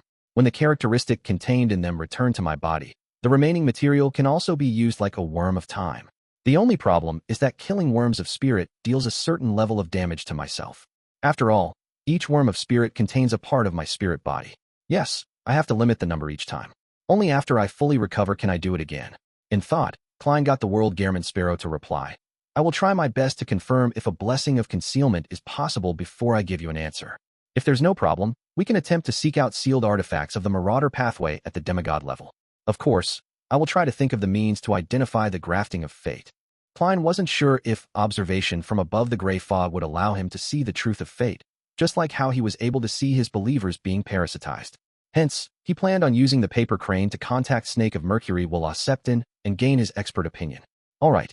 As Leonard grumbled about how Old Man would have recovered further if demigod-level sealed artifacts at the Marauder pathway were that easy to find, he nodded slightly in response. Chapter 991. A Ritual Without a Reply. Chapter 991. A Ritual Without a Reply. After ending the private communication, Klein made the world Gehrman Sparrow look at Catlia. Please inform Queen Mystic that I wish to meet her to talk about something. The exact time and location is up to her. Queen Mystic? So Ma'am Hermit represents the royals above the 5 seas. Leonard was first taken aback before he came to a realization. What's the matter? Catlia frowned slightly in a wary manner. I will forward her your intentions, but I cannot provide any guarantees over her agreement. Okay. The world Gehrman Sparrow nodded simply, indicating that it was fine. At this moment, Derek finally had an opportunity as he asked, Everyone. He glanced at Mr. Hangman and Mr. World before continuing. The ritual needed for me to advance to Priest of Light requires pure darkness. I need to bury my entire body in ice that usually doesn't melt. In the City of Silver, Such ice isn't difficult to find. However, how do we create pure but safe darkness? So that's the Priest of Light's advancement ritual. Little Sun Sure is honest and simple. Due to her lack of experience and knowledge, Audrey was unable to provide any substantial suggestions. All she could do was cast her eyes at the person she believed was capable of resolving the problem. The world, Mr. Gehrman Sparrow. And at this moment, the world raised his hands to pinch his temples. As for the fool Klein, he was rapidly trying to think of a solution. Sigh, if this were the outside world, pure darkness is extremely easy to obtain. Ice that normally doesn't melt would be the most troublesome thing to obtain. But the City of Silver is the complete opposite. There, darkness is too dangerous. Just being within it will result in one's disappearance or suffering the attacks of strange monsters. I can get Leonard to provide charms from the Evernight domain, and then I can stir some of the powers of the mysterious space above the gray fog. Using Little Sun's prayers, I can provide an area of artificial darkness. But the problem lies in me being unable to determine if this would bring the normal danger that the City of Silver encounters. This is not something that can be answered with divination. When matters do not involve myself, I can only determine if a matter is dangerous or not, or when matters should be done. And under such situations, there are too many elements involved, and the sources of danger are diverse. Yes, I'll summon Arrodes later and ask it. Klein had previously been considering the problem over Little Sun's advancement, but he had never been able to find an answer. Seeing the world silent, Leonard, who had originally wanted to say that creating pure darkness is extremely easy, slowly shut his mouth. He began pondering over the sun's words and caught notice of a word that he had ignored: safe. In the forsaken land of the gods, in the City of Silver, darkness is equivalent to danger? Leonard roughly grasped the key idea, but due to his lack of understanding, he was unable to provide any suggestions. Finally, it was Alger who spoke. He glanced at Derek and said, I will help you gather information and seek out solutions. But in the process, you might need to provide some help to confirm that it can be done. No problem. Derek answered without any hesitation. Right on the heels of that, he added, there's no need to rush it. I still have about a month before I can finish digesting my notary potion. Alger nodded gently, indicating that this wasn't something that needed any reminders. At this moment, Catlia deliberated for a moment and said to Derek, perhaps we can consider this problem from another angle.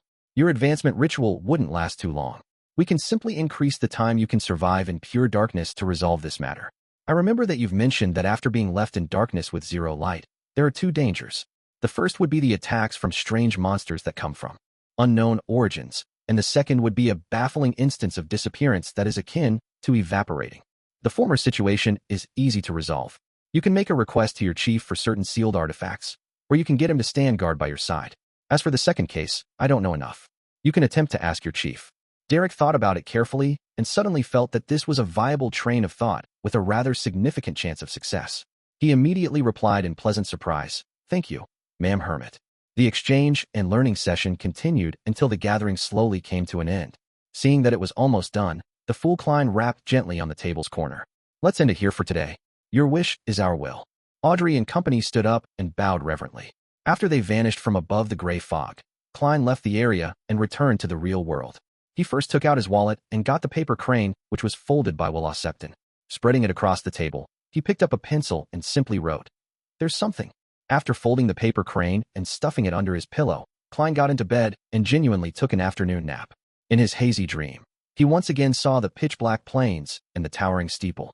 Passing through the plains and through the wooden doors, Klein arrived at the familiar corner. A black pram came out of the thick shadows as Septon, wrapped in silver silk, sucked at his right thumb and derided angrily. You are getting more and more impolite. Klein laughed dryly and said, with our relationship, there's no need for such pleasantries, right? Septon harumphed and said, speak. What's the matter? This is the thing. I recently encountered Amon's avatar, Klein said directly. The baby's mouth widened a little as though he was about to cry.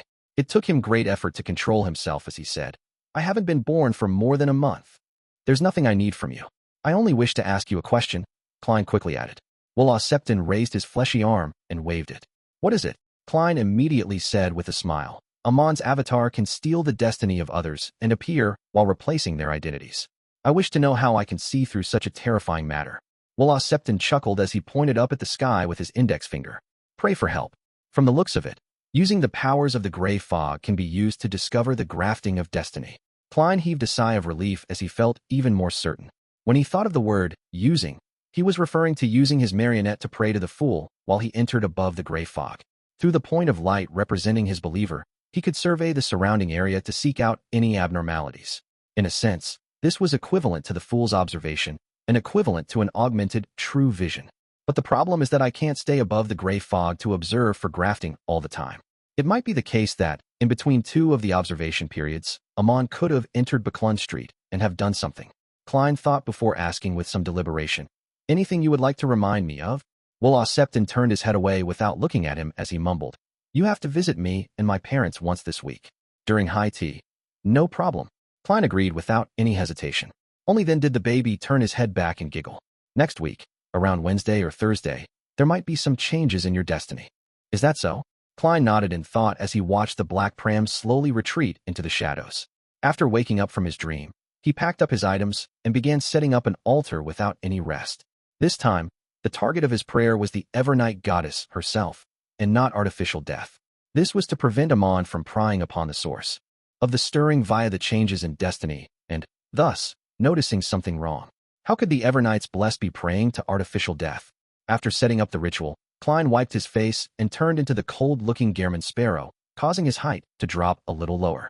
After igniting the first two candles in front, Klein made the ordinary candle representing himself burn with a yellow flame. There were two candles in front. One was a candle made of night vanilla and slumber flower to represent Evernight, and the other was a candle made up of white chestnut flowers and wild rose to represent concealment. Following that, he created a wall of spirituality, dripped full moon essential oil, and burned some herbal powder that pleased the goddess. Bit by bit, he completed the ritual. Towards the end, Klein took 2 steps back, activated his spirit vision, and chanted softly, I pray for the power of the dark night. I pray for the power of the mystery. I pray for the goddess's loving grace. I encountered blasphemer Amon's avatar in Buckland. He was gathering the characteristics of a marauder pathway demigod. I seek for the blessings of concealment, so as to complete the mission of eradicating the blasphemer's avatars. Night vanilla, a herb that belongs to the red moon. Please pass my supplication to the goddess. Moonflower, a herb that belongs to the red moon. Please pass my supplication to the goddess. After he was done chanting, Klein patiently waited for a while, but nothing happened. There wasn't any reply. The goddess is in a critical period of gaining control over the death pathway's uniqueness and is unable to respond beyond anything normal. Should I try to pray to artificial death? After all, if there are the blessings of concealment, Amon wouldn't be able to see it. If it doesn't, then the source of stirring destiny wouldn't point to me. Klein frowned little by little as he ended the ritual and cleared the altar. He felt that he needed to find other solutions.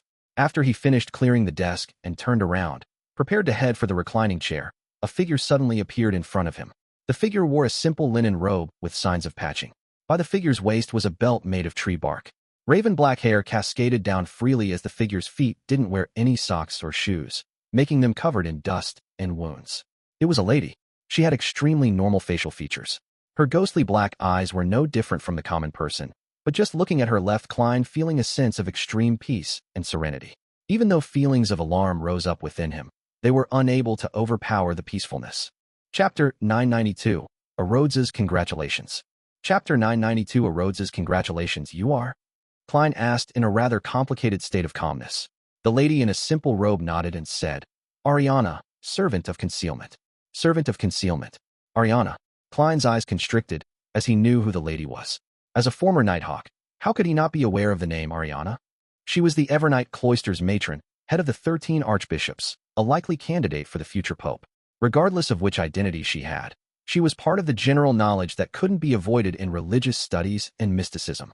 As for the name, Servant of Concealment, Klein had read about it in Emperor Rosel's diary. Considering the similar name of Attendant of Mysteries, he suspected that this pointed to an angel. Meanwhile, based on the law of beyonder characteristics conservation, with a sequence O in existence, it meant that Attendant of Mysteries couldn't be a sequence 1 angel. Therefore, Klein believed that the Servant of Concealment was likely sequence 2 of the Evernight pathway. It isn't that the goddess didn't reply, but that she used a very special way to respond. She directly sent her servant over. Klein felt mixed emotions that could hardly be described. He fell silent for a few seconds before giving a solemn bow. Good afternoon, Your Eminence. In the various churches, if a demigod at the angel level walked the land, there was a need to address them as Your Eminence, as a show of respect. Likewise, towards the pontiff, pope, and chief shepherd representatives of the deities, one had to use Your Holiness. In addition, A church's head was synonymous with the Holy See or Apostolic See. Of course, many a time, the Holy See could also represent the church's headquarters itself. Ariana tapped her chest 4 times in a clockwise fashion and replied in a pious manner, "May the goddess bless you." She then said, "I'm an ascetic. You can just call me ma'am." "Yes, ma'am Ariana." Klein didn't insist. Ariana looked at him calmly for 2 seconds and directly asked, "You plan to deal with blasphemer Amon's avatars in Backland?" "Yes, I wish to obtain the blessings of concealment," Klein frankly replied. At this moment, he felt a little stumped because this was different from what he expected. He originally expected the goddess to answer by blessing him. Then, he and Parasitizing could join forces to wipe out all of Amon's avatars in Backland. During this process, it wouldn't expose Leonard or the Marauder Pathway Angel. But now, with the blessings becoming something corporeal that would be involved in the battle, Parasitizing would immediately be discovered once he took action. When that happened, it was hard to predict what would ensue. Don't tell me I don't need to ally with Parasitizing. I'll only get him to provide intel and then split some of the spoils of war. Klein's thoughts rapidly ran through his mind as Ariana spoke unhurriedly. I can provide the power of concealment to shield everything that happens from the prying of fate. However, I cannot guarantee that I can eliminate all of Amon's avatars in Backland. Parasitizing said that he has the means of doing so. The person who understands Amon the best is indeed a sequence one of the same pathway. Klein thought and said, "Ma'am Ariana, I have already come up with a well-thought-out plan. All you need is to provide the power of concealment.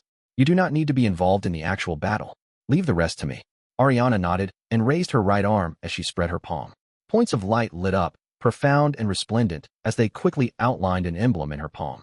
This emblem was completely crystallized, as though it was made of obsidian. It made one realize its existence when looking at it, but it appeared to vanish when not looking at it. "This is my Evernight coat of arms. It doesn't possess any characteristics or power by itself. The only use is that, when triggered, it will establish a connection with me, regardless of where you are in the real world," Ariana explained simply. "Before you begin your operation, remember to use it. I will provide you with the power of concealment. If you need more direct assistance, use Ancient Hermes to chant Ariana when triggering it. This is equivalent to an itemized altar and ritual that points to her." "Oh, at the level of angel, the range of responding to prayers has extended to the entire world?" Klein instantly grasped the true nature of the Evernight coat of arms. As a Bizarro sorcerer, he did not have the means to reply to prayers. This was a trait that could be obtained only at Sequence 3. Of course, as Sea God and the Fool, he was very well versed in such matters. Klein didn't stand on ceremony as he accepted it and bowed sincerely. "Thank you." After saying that, he tapped 4 spots in a clockwise manner on his chest, forming the sign of the Crimson Moon. Praise the Lady. This way, he could still join forces with Parasitizing. As long as he triggered the Evernight coat of arms without using Ancient Hermes to chant Ariana's name, everything would be fine. "Praise the Lady," Ariana replied piously. Her figure then vanished as though she had been erased by an eraser. This is a departure by entering a concealed state? Klein pursed his lips in thought. Meanwhile, he was filled with suspicion over Ariana's swift arrival. After all, the Evernight pathway wasn't well versed in methods such as teleport. To go from Winter County all the way to Backland required a significant amount of time.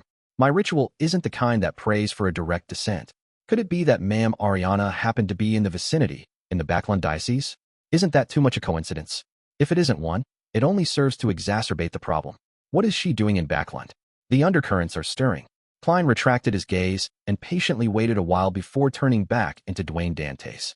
He found a pen and some paper once again and drew the symbol that was a mixture of concealment and mystery prying.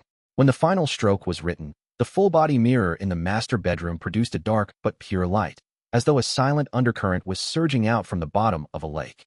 Right on the heels of that, fireworks appeared, bursting in the sky. Colors of gold, silver, red, and blue exploded as words formed in the mirror. "Welcome back, great master. Your humble servant, Arrodes, has witnessed the retrieval of a portion of your authority. I'm thrilled that you are gradually recovering your aura.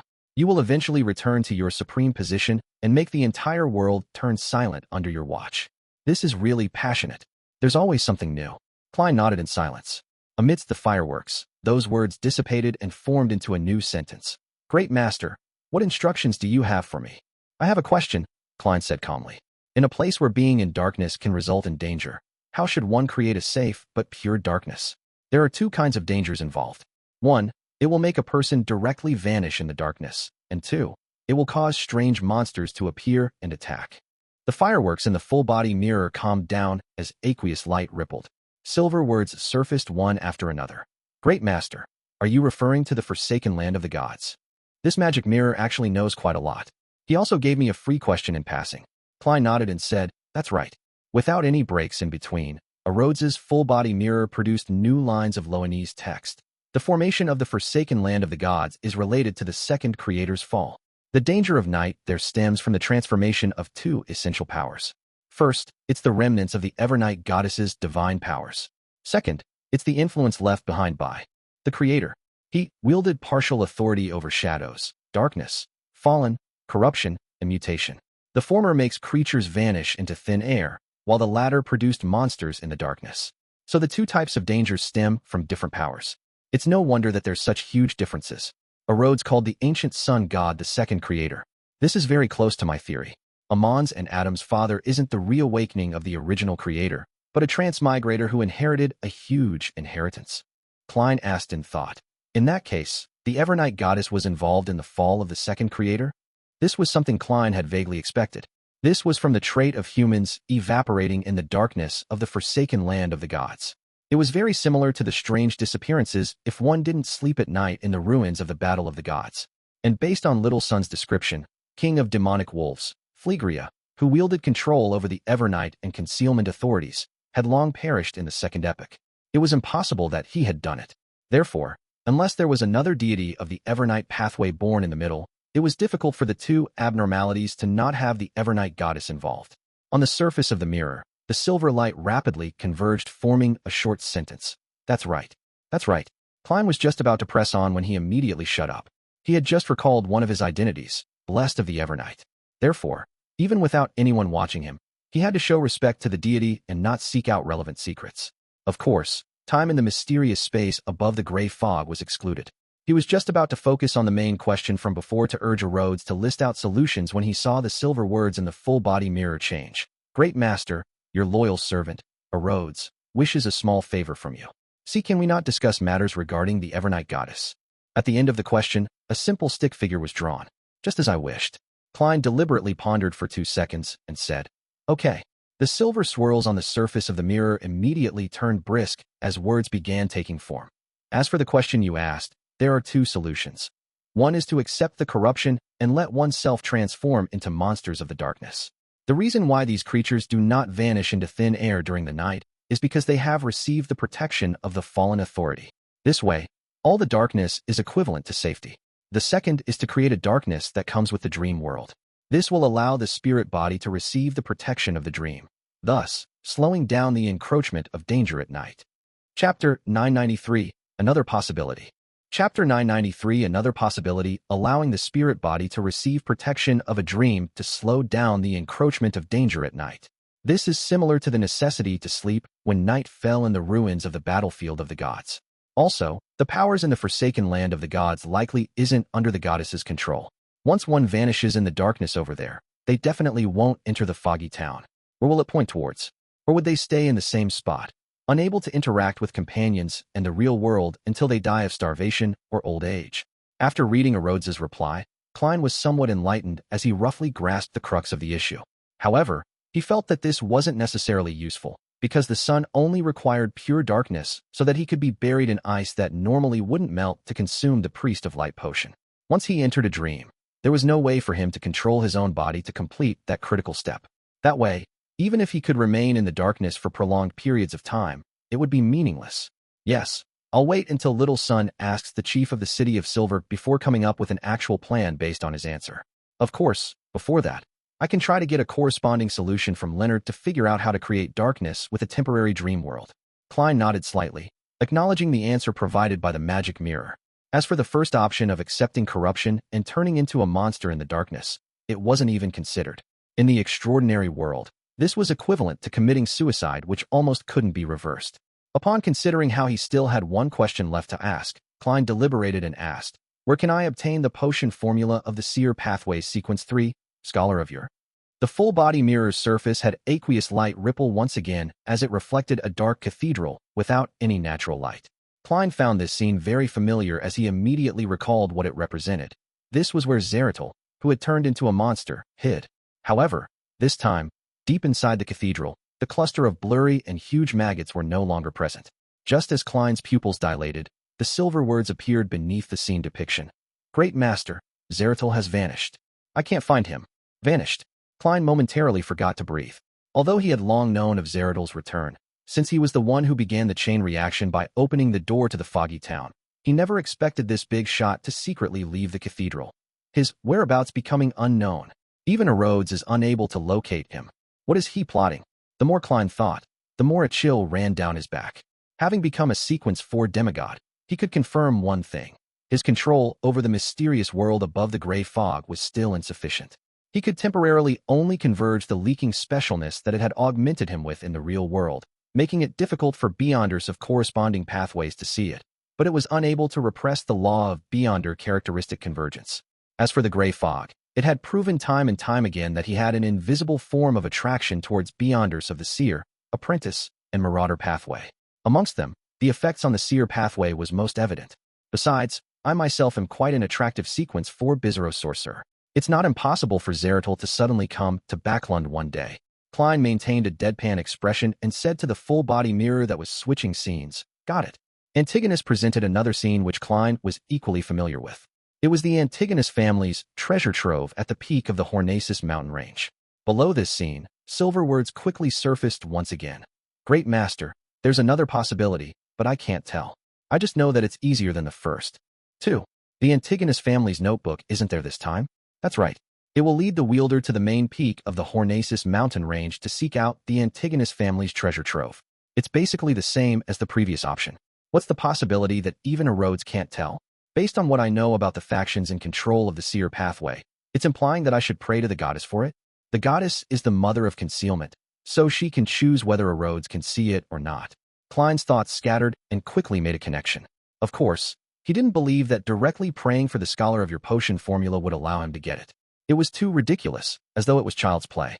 From his experience as a Nighthawk, he suspected that he might need to make enough contributions before he could obtain the scholar of your potion formula from the Evernight goddess via a ritual. Making enough contributions. This sure is a familiar phrase. Klein sighed as he began having some ideas. Clearly, he had hints on how to do so handle the artificial death faction of the Numinous Episcopate. However, Klein suspected that the goddess only had up to the scholar of your sequence for the Seer pathway potion formulas, and not the subsequent ones at the angel level. This was because the Antigonus family's angel didn't perish immediately back then, but had hidden in a secret palace, losing control to become a monster and was in a half-sealed state. In addition, the Fool card was also there and hadn't been retrieved yet. At this moment, Klein had the intention of asking about Amon's avatars, but he suddenly recalled that within the memories of the rat demigod, the warning about the Marauder pathway angel and Amon had been given by this very mirror. As his thoughts flashed through his mind, Klein narrowed his eyes, looked at the full-body mirror, and nodded. All right, that's it for today. Head back. If there's anything in the future, I'll summon you again. Yes, Master. Goodbye. Master, your loyal and humble servant, Arrodes, is constantly waiting to return to your side. Light gathered on the mirror's surface, depicting a stick figure waving its hand. After everything returned to normal, Klein turned around and picked up the paper with the previously drawn symbol. With a snap of his fingers, he made it burst into scarlet flames. The ash floated down as he spread open his left hand. In it were two maggots shimmering with solid mysterious symbols. The two maggots squirmed gently, using their life force to fill the entire bedroom with madness and bizarreness. The surrounding lights then dimmed and brightened from time to time in a non-uniform fashion. They were none other than the worms of spirit which Klein had separated from himself. Suddenly, Klein reached out his right palm, suddenly pressing them towards the two transparent maggots. Instantly, his palm paused, just short of touching the worms of spirit. He raised his palm again, lowering it only to pause. He repeated this several times until he finally exerted his strength with a deadpan expression. Amidst an invisible and illusory cracking sound, his head suddenly felt a stabbing pain. This made his soul feel like it was being ripped apart. It was even more painful than encountering a gunshot or a slash wound. Klein used his clown powers to control the twitching of his facial muscles. After a few seconds, he raised his right hand to rub his temples, inwardly mumbling, "Indeed, the death of every worm of spirit deals damage to the spirit body. My current limit is 6. I'll temporarily stop trying. Let's see how long it takes to recover. Thankfully, this is a tolerable matter. Otherwise, it would be dangerous if a marionette is destroyed while the worm of spirit isn't able to be collected in time due to an intense battle." Yes, it's different from Amon's worms of time avatars. A Bizarro sorcerer's worms of spirit will not necessarily die when a marionette is destroyed. Most of the time, a Bizarro sorcerer is able to retrieve them in time. It's because the distance between the body and the marionette isn't that exaggerated. After confirming the situation, and waiting for the beyonder characteristics contained within the worms of spirit to return to himself, Klein rummaged for some materials and set up a ritual to pray to the fool. After a series of tasks, Klein used the carcasses of 2 worms of spirit, 2 silver plates, and the complicated symbol which he had previously recorded down to make 2 silver-black bullets, of which the latter came from Snake of Mercury, Septon. The 2 bullets were carved with strange, indescribable patterns. They kept extending inwards as though they were coming together in the middle at one point. Their entire bodies were gloomy, but not dark. Just one look at it made one's thoughts sluggish. Klein flicked a gold coin and used divination, together with his spiritual intuition, to swiftly determine the abilities of the 2 bullets. The target would immediately enter a state of paralysis upon being hit. The length of time that one was left in this state depended on the potency of one's spirit body. Even sequence 3 saints would be in a state of stiffness for a second or 2. This already exceeds my powers. Of course, the premise is that contact can be made. Oh, this is a result of the gray fog's augmentation. These 2 bullets should be at the same level as the Fate Siphon charms.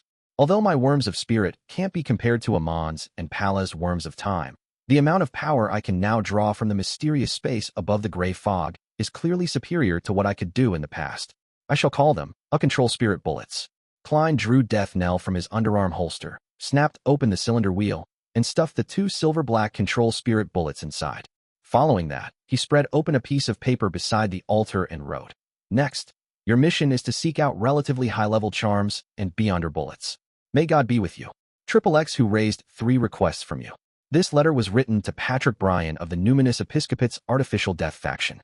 With a subordinate at my disposal, why let him go to waste? As Klein mumbled, he folded his letter. At the altar from before, he summoned Patrick Bryan's messenger. The surface of the desk burst into pitch-black flames and quickly gathered together, forming a translucent bird with dark feathers. This spirit world creature glanced at Klein before slowly lowering its head to bite at the envelope. Watching it disappear, Klein nodded slightly and inwardly muttered, "Patrick's contract companion isn't of a low level either." He quickly reined in his thoughts, took out another letter, and fluidly wrote, "I have already obtained the blessing of concealment. You can attempt to gather items at the Marauder Pathway demigod level. In addition, I've found a way to crack the theft and replacement of destiny. You don't have to be too anxious. Do you know how to create a darkness that includes a temporary dream world? If you have the time, can you head to Tinjin and help me use 3-0782 to create flaring sun bullets? The mutated sun's sacred emblem has the divine blood of the eternal blazing sun hidden in it. Only by sufficiently raising your strength can we be more confident at dealing with Amon's avatars." Chapter 994, Prelude. Chapter 994, Prelude. At 7, Pinster Street. Leonard, who had specially returned home to participate in the tarot gathering, was just about to head to St. Samuel Cathedral's basement to read the dossiers so as to make preparations for his placating of souls at night, when his vision suddenly went into a blur. He saw the messenger in a dark, full dress holding 4 blonde, red-eyed heads. As a soul assurer, he could already see such creatures with spirit bodies. After taking Klein's letter, Leonard didn't even have the chance to say thank you when Rionette Tynker turned around and walked into the void. She didn't even stay for long. "Old man, why does Klein have a messenger of this level? Is this a perk of being a blessed?" Leonard couldn't help but ask Palaz Zoroast with a suppressed voice. He originally fantasized that it was standard for every tarot club member, but he later realized that he had been imagining things. Palaz Zoroast's slightly aged voice chuckled immediately. "It is likely to solely belong to Klein Moretti. Everyone receives some special fortuitous encounter, isn't that the case? Isn't it the same even for a fellow like you? Haha, I thought you would use incomplete angel to describe her, but you ended up using messenger of this level. Not bad. You still remember my warning." Leonard curled the corners of his lips, spread open the piece of paper, and read the content on it. "He's indeed the blessed of concealment and fate." Palaz Zoroast quickly scanned the heading through Leonard's eyes. Leonard didn't look at the ground. Instead, he took a few steps back and threw himself into the embrace of the sofa before saying, "Klein can see through the theft and replacement of destiny. Then, we don't need to rush to seek out items at the Marauder Pathway demigod level. Even if you were in a hurry, you have no idea where to seek them out," Palaz scoffed. "Even for the gathering of the Hermits of Fate, similar items needed years to appear even once. And the next gathering was to happen at the end of the year. Leonard was momentarily at a loss for words and could only cast his gaze at the last 2 paragraphs. After a brief silence, he chuckled. I've always been curious as to where Klein received the high-level charm of the Sun domain when facing Magos. I thought it was provided to him by that death console, but I couldn't understand why a death domain angel would be gathering high-level charms of the Sun domain. Wouldn't that be suicide? Now, I finally understand. Old man, I wielded 3-0782 before as well. Why didn't you notice that there was a drop of the eternal blazing sun's divine blood hidden in that? If you could have stolen some of its power back then, things wouldn't have. Leonard originally wanted to mock old man, but as he went on, he fell silent. Palaz sighed in his mind. If that drop of divine blood could be so easily discovered, that mutated sun's sacred emblem wouldn't have been intingent.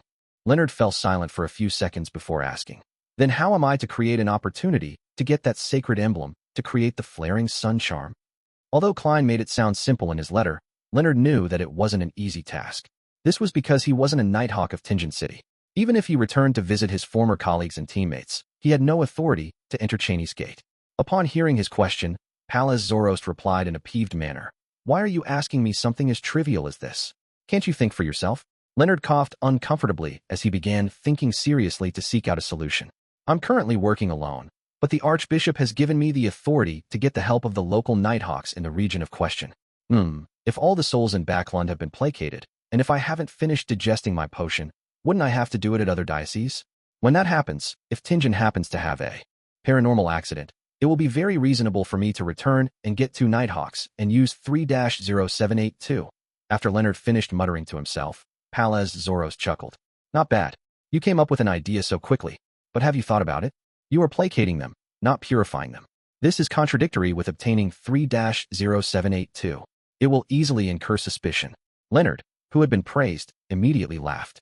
Old man, that's because you aren't aware. Back when I joined the Nighthawks team, there was one line in the education I received. Only under the premise of having the ability to purify can placating achieve the best results. Emperor Roselle had also once said that to solve problems, you need a stick in one hand and a carrot in the other. Palaz immediately sked. Then follow your plan. Of course, that's assuming that you can finish Anthony Stevenson's missions in a week or 2. If you haven't obtained the Sunflare bullets before the actual operation of eliminating Amon begins, then it would no longer be necessary. Leonard recalled the list of missions written on the pieces of paper as his forehead twitched. He then forced himself to forget about his worries and mumbled, I wonder when the mission to punish the Sanguine will begin. I wonder if the Sanguine has a sealed artifact at the Marauder Pathways demigod level. Temporary dream world. I can create it myself.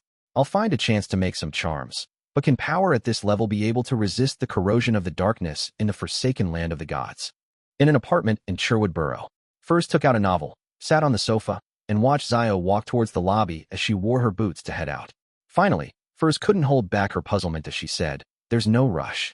That gentleman said that he wouldn't assign the mission that quickly. Zio shot her a glance and said, I'm a bounty hunter. I have other missions. Upon saying that, she paused and said after some deliberation, Furs, do you think that Miss Justice resembles Miss Audrey? Furs was taken aback for a few seconds before she snapped back to senses. She subconsciously waved her hand and chuckled. How is that possible? Just as she said that, the similarities began flashing through her mind, her eyes widening in response. After a while, she whispered, it's not impossible. Spectator pathway, psychology alchemists, noble lady, blonde hair and green eyes. She's the only noble I know that meets those criteria. Of course, I don't know that many nobles. Furthermore, I have no idea if the ones I'm familiar with have anything to do with the psychology alchemists. Zio silently listened to her friend and said after some thought, Furs, do you still remember the missions assigned to us by Miss Audrey? I originally thought that it was issued by Earl Hall, but on second thought, perhaps it came from the Tarot Gathering. Also, how did we know of Mr. Fool's honorific name? Do you remember? It was from books we borrowed from Viscount Glaint. In the book cover was a strange, ancient slip. Furs nodded in enlightenment. If we could discover it, as a good friend of Viscount Glaint, Miss Audrey has a chance of discovering it as well. This can explain why she joined the gathering. Yeah, Zio agreed with Furs's guess. Furs opened her mouth and was just about to say something when she recalled that the matter with the Sanguine wasn't completely over. She immediately looked around warily and said, Zio, we should lessen our discussions of gatherings in the future. As for Miss Audrey, we can visit her once every week or 2. We can continue observing when the time comes. Zio snapped to her senses and nodded heavily. All right. She then opened her door and went to a particular bar in East Borough and sat by the bar counter. Rapping on the table, she said to the bartender who looked up, Any new missions today? The bartender gave a rough list, without mentioning any investigations of a particular Mr. Ernst Boyar. Indeed, I'll have to wait till tomorrow or the day after tomorrow. Zio looked around, retracted her gaze, and asked in puzzlement and concern, I haven't seen Sherman in a while. Do you know where he's been? Sherman was a young man who thought himself as a woman, one of Zio's informants. The bartender chuckled. Perhaps he ran off with some man. You do know that he's happy to do so if a man fancies him. This isn't something worth ostracizing him about, Zio rebutted seriously, feeling a baffling sense of concern. She then exerted strength in her palm and jumped off the high stool, prepared to seek out Sherman in the places he was usually seen. Backlund Bridge area, Iron Gate Street, Braveheart's Bar. Holding down his hat, Emlyn pinched his nose as he passed through the crowd that exuded all kinds of smells before finding the red-eyed Ian in the card room. Mr. White, what is it this time? Ian smiled as he led Emlyn into an empty billiard room. Emlyn took off his hat and quipped, something trivial. Help me put up a mission to the bounty hunters. The details of the mission is to track a man named Ernst Boyar. Figure out his daily activities. The bounty reward will be £100. 100 pounds? Ian subconsciously asked. For investigations like tracking, £100 was quite a ridiculous reward. One had to know that if a bounty hunter was able to complete this mission on their own, they could rest for an entire year, even if they were supporting a family. Emlyn nodded. The target is rather dangerous. After the discussion back with the Tarot Club, he had already thought it through. He believed that tracking Ernst Boyar was an easy mission. The sanguine Viscount would definitely pretend as though he didn't notice anything and deliberately follow a fixed trajectory. Therefore, this £100 was in fact payment for misjudgment to take the risk of participating in this operation. Of course, to aid in the misdirection and concealment, it was almost certain that more than one bounty hunter would complete this mission, allowing them to earn different portions of the reward. All Emlyn could guarantee was that misjudgment would earn the most. I see. Coming to an understanding, Ian extended his hand. Down payment, exact address, level of danger, looks and characteristics. It's best if you have a portrait. Ernst Boyar then gave £30 in cash and Ernst Boyar's portrait. Red eyes. Ian flipped through the pieces of paper in his hand and couldn't help but blurt out, yes. Emlyn nodded gently and looked around him. He suppressed his voice and said, there's also something else. Help me seek out clues regarding the Rose School of Thought members in Backlund. Rose School of Thought. Ian was taken aback as he asked in puzzlement, as though he had never heard of the name. Chapter 995, Conjoined Person. Chapter 995, Conjoined Person. Emlyn glanced at Lon, raised his hand to pinch his nose, and chuckled. It appears you don't understand me. It's okay. A more simple description is to gather information about foreigners that come from the southern continent, especially from the Star Highlands and the Paz River Valley. What information do you want exactly? There are plenty of pure-blooded people from the southern continent in Backlund. Those that you've mentioned are also common. Ian calmly asked without flaring up due to the contempt he received. Emlyn laughed. The ones that are a bit more abnormal.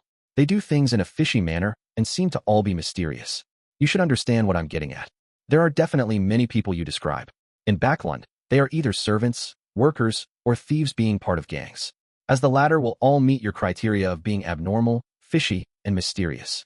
Ian sincerely pointed out how unpragmatic Emlyn's request was. Emlyn was already prepared for this. With an unobvious smile, he nodded slightly. Then, give me all the information that meets those criteria. I'll do the filtering.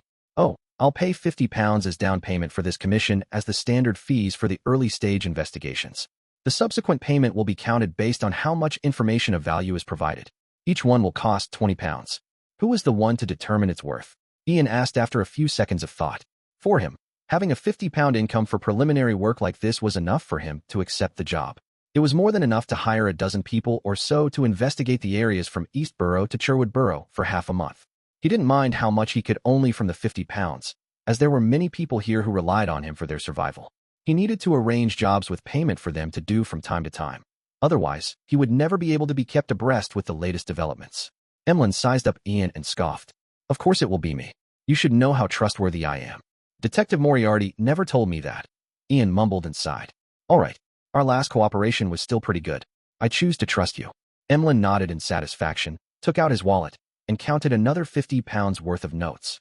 During this process, Emlyn momentarily felt the pinch when he realized he only had £407 in savings. And now there's only £357. He looked away from the notes and handed the cash to Ian. He didn't stay.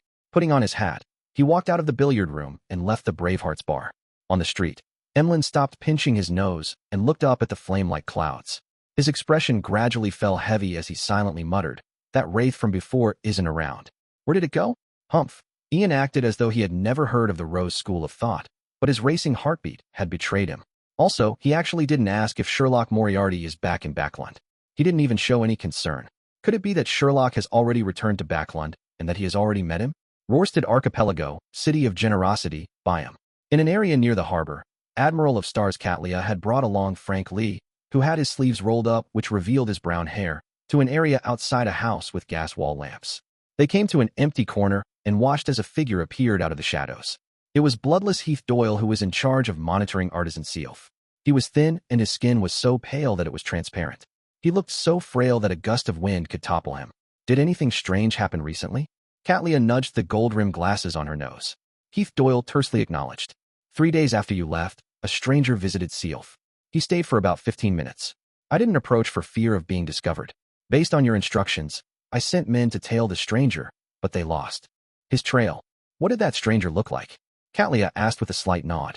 Heath Doyle took out a piece of raw beef from a leather pouch by his waist. The blood on it remained fresh, but it didn't show any signs of contamination. It appeared to be a pure piece of solid meat. Right on the heels of that, this piece of beef melted in Heath Doyle's hand, dripping to the ground like water. They then squirmed like they had life, drawing a portrait. This is the effect I want. Frank Lee's eyes shimmered as he watched this scene, expressing his intentions with excitement. Under his gaze, Heath Doyle had the intention to run, but he slightly slanted his body and pointed to the ground. Roughly like this. At this moment, a blood portrait had already taken form. It was that of a man with a mustache, with facial features that resembled that of the Paz River Valley. His greatest characteristic was the 3 ear studs on both his ears. Golden ear studs, thin body, not much fat, very athletic, Heath Doyle added. Catlia retracted her gaze from the ground and asked, and then? Heath Doyle tersely acknowledged. No one visited Sealf after that, other than his temporary servants and chef he hired. I got men to investigate them. They are clean. Sealf has an evening stroll at a fixed time every day. He will bring a prostitute home, allowing her to leave only at daybreak. I've been constantly tailing him, but I never discovered any contact with odd people. He has been acting very normally all this time. Catlia asked with a frown. From her point of view, not having any abnormalities made it most abnormal. After all, this involved Rose School of Thought members that believed in the primordial moon. Heath Doyle nodded in affirmation. Yes. Catlia turned her head to look at the building's main door and said after some thought. I actually planned on using Beyonder powers to infiltrate and bring Sealf under control in the fastest speed possible before taking him away to prevent any accidents. But from the looks of it, the best solution is to knock on the door. Unknown danger was what terrified people the most. At the thought that he had been busy with his experiments recently and hadn't done his duty as first mate, Frank Lee hurriedly said, Captain, I'll go with you. Catlia took off her thick glasses and hung them by her waist of her black warlock robe before nodding. Okay. With that said, she left the shadowy corner and walked towards the main door of Sealf's residence. As she approached, she looked up at the crimson moon that could be seen penetrating through the clouds. She curled her fingers and tapped thrice on the door. Before long, footsteps approached and the door creaked open. Sealf didn't show any obvious changes from the previous time. He remained thin and dark. His eyes were somewhat puffy, and his brown eyes were trying hard to force a smile. Admiral, is there something this time? He stood by the door, blocking the gas wall lamp's light behind him. It made the area appear dark and gloomy, as though he was sinking into the shadows. Catlia stared at him for a few seconds before saying slowly, I have a new idea. I plan on making you a part of my crew. She stood there motionlessly without any intention of stepping inside. Sealf's expression warped as his voice turned somewhat dark. Why? Catlia's eyes seemed to freeze as she slowly said, Because I'm a pirate. Pirates didn't need reasons. They did whatever they did out of their own desires. Sealf's facial muscles twitched as a smile suffused his eyes once again. I can be your sailor, but as an artisan, I'll be of much greater use in a city. I agree. Catlia destroyed his resistance. But before then, I need you to spend some time on the future to be partners with others. Sealf's expression gradually turned cold as he replied in an ethereal voice. I'm afraid I won't be able to control myself. I have a strong urge to procreate every day. Strong urge to procreate. Frank Lee's eyes lit up as he asked, seemingly in confirmation. Sealf was taken aback as he wasn't sure whether to nod or shake his head. Frank then looked at Catlia and asked in excitement, Captain, is he going to be my assistant for my experiments? I love this trait of his. Catlia fell silent for a few seconds before nodding heavily. Yes. Frank immediately revealed a bright smile and offered his right hand to Artisan Sealf. Pleasure to meet you. Let me introduce myself. First mate of the future, Frank Lee. Sealf's expression returned to normal as he shook the man's hand with puzzlement. Then, he said, am I really going to spend a short period of time on the future? I guarantee it with my reputation on the line.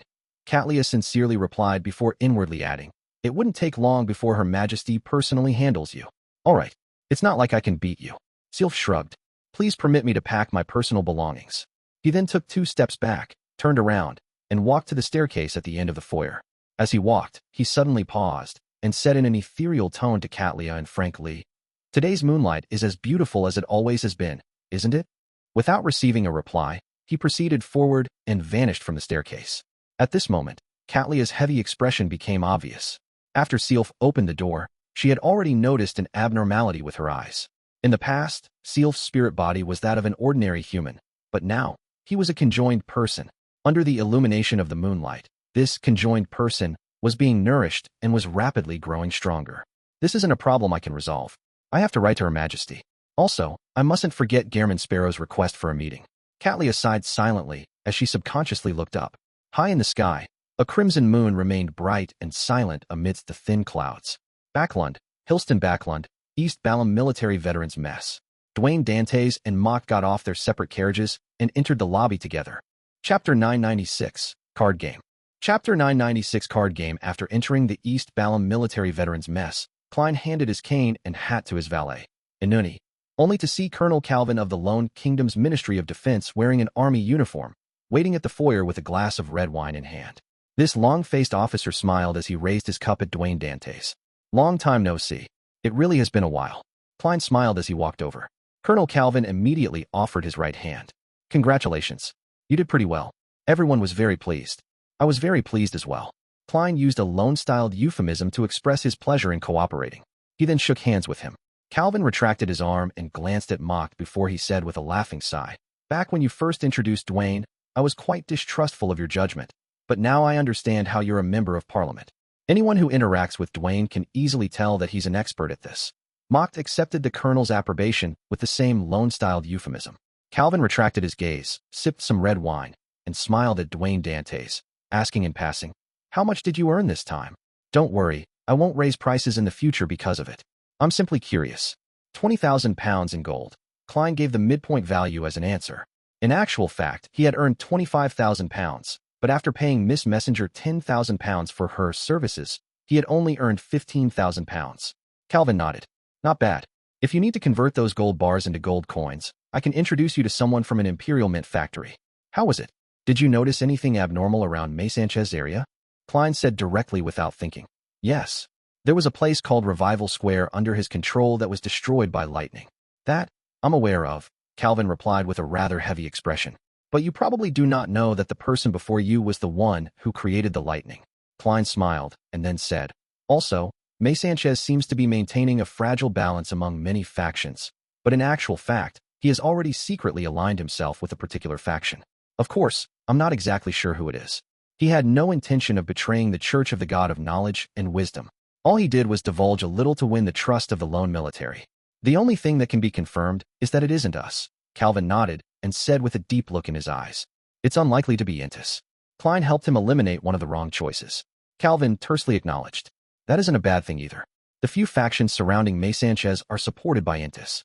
If he wishes to expand, there's no way he can circumvent them. When the time comes, perhaps we will have more arms sales on our hands. With that said, he offered a toast. Holy Lord of Storms, to riches for everyone. As believers of the Evernight Goddess, Klein and Mock smiled in response without giving a direct answer. After taking another sip of red wine, Calvin pointed at the second floor. Dwayne, I brought you here today to play cards with a VIP. Texas Hold'em. Which VIP? Klein asked with piqued interest. Calvin's expression turned solemn as he said with an unobvious smile, Admiral Amirius. He has been given a post and is currently in charge of the Ministry of Defense. Admiral Amirius. The admiral whose younger brother was stripped of his post as Governor-General, had his mistress corrupted by the Mother Tree of Desire, and ended up losing his post as highest commander of the Central Sonia Seas Navy? I've worked with him before and even pretended to be him for some time. Indeed, when it comes to a demigod, as long as they didn't screw up too badly, and if they are willing to hold it in, they will always be able to step out of the nadir. Klein recalled everything that had happened at Orvie Island. Turning, wistful, towards Admiral Amirius Revolt, he still felt some guilt towards him. Although most of what happened back then didn't have anything to do with him, his mistress's anomaly was ultimately a result of the mother tree of Desire's wish to control him. That is to say that our future cooperation requires His Excellency's approval. Klein asked in enlightenment. That's how it is. Calvin nodded and pointed up the stairs. Let's head on up. When they arrived at the second floor, they stopped in front of a pair of dark red double doors. Calvin turned his head to glance at Dwayne Dantes. Your mission today is to lose money. Lose money? Klein sized up Calvin as he curled the ends of his mouth. I'll try my best. By the side, Mock said with a laugh. There's actually no need to be too deliberate. Admiral Emirius has excellent card-playing skills. It's almost impossible if you wish to win any money. Heh, I always lose. Sigh. I just hope I won't lose too much today. Otherwise, I wouldn't even dare to return home. Klein nodded thoughtfully. I only brought 200 pounds in cash. Would that be enough? Definitely not. Calvin chuckled. I've already changed chips worth 1,000 pounds for you. Just remember to return it. Loan's best lawyers only earn about 1,000 pounds a year on the surface. You bunch of profligates. Klein sized up Calvin again. This colonel didn't notice it as he knocked on the door. After a while, the double door creaked open, revealing the scene inside. It was a hall paved with thick, soft carpets. There wasn't a lot of furniture, making it appear rather spacious. In the middle of the hall was a card table that could accommodate more than 10 people. Surrounding it were luxurious-styled high-back chairs. By the sides of the hall were gold-plated cutlery, marble-carved sculptures, coffee tables with books and newspapers, and a series of leather sofas. Klein looked over and saw Emirius Revolt sitting at the seat of honor. This admiral didn't look different from before. His black hair was neatly combed backward, with his blue eyes dark and profound. The corners of his lips drooped slightly, and his face was clean-shaven. He had an austere temperament, and he wore dark blue clothes with an epaulette. He was meticulous in every detail, appearing extremely serious. When he swept his gaze, Klein found another familiar person. He had thick but neat black brows with a short and hard crew cut of the same color. He had dark blue eyes and a high nose bridge with a bushy mustache spreading out from his mouth. He had a long face with accentuated outlines as well as callous curves. He was MI9's deputy director, Conas Kilgore. He was one of the targets for Klein's return to Backland. He was the middleman in the dealings between the Demonist sect and a particular faction in the royal family. He was one of the accomplices of the Great Smog of Backland. This brigadier general had abnormally broad shoulders, making his white shirt and black vest abnormally tight. He was playing Texas Hold'em with great focus.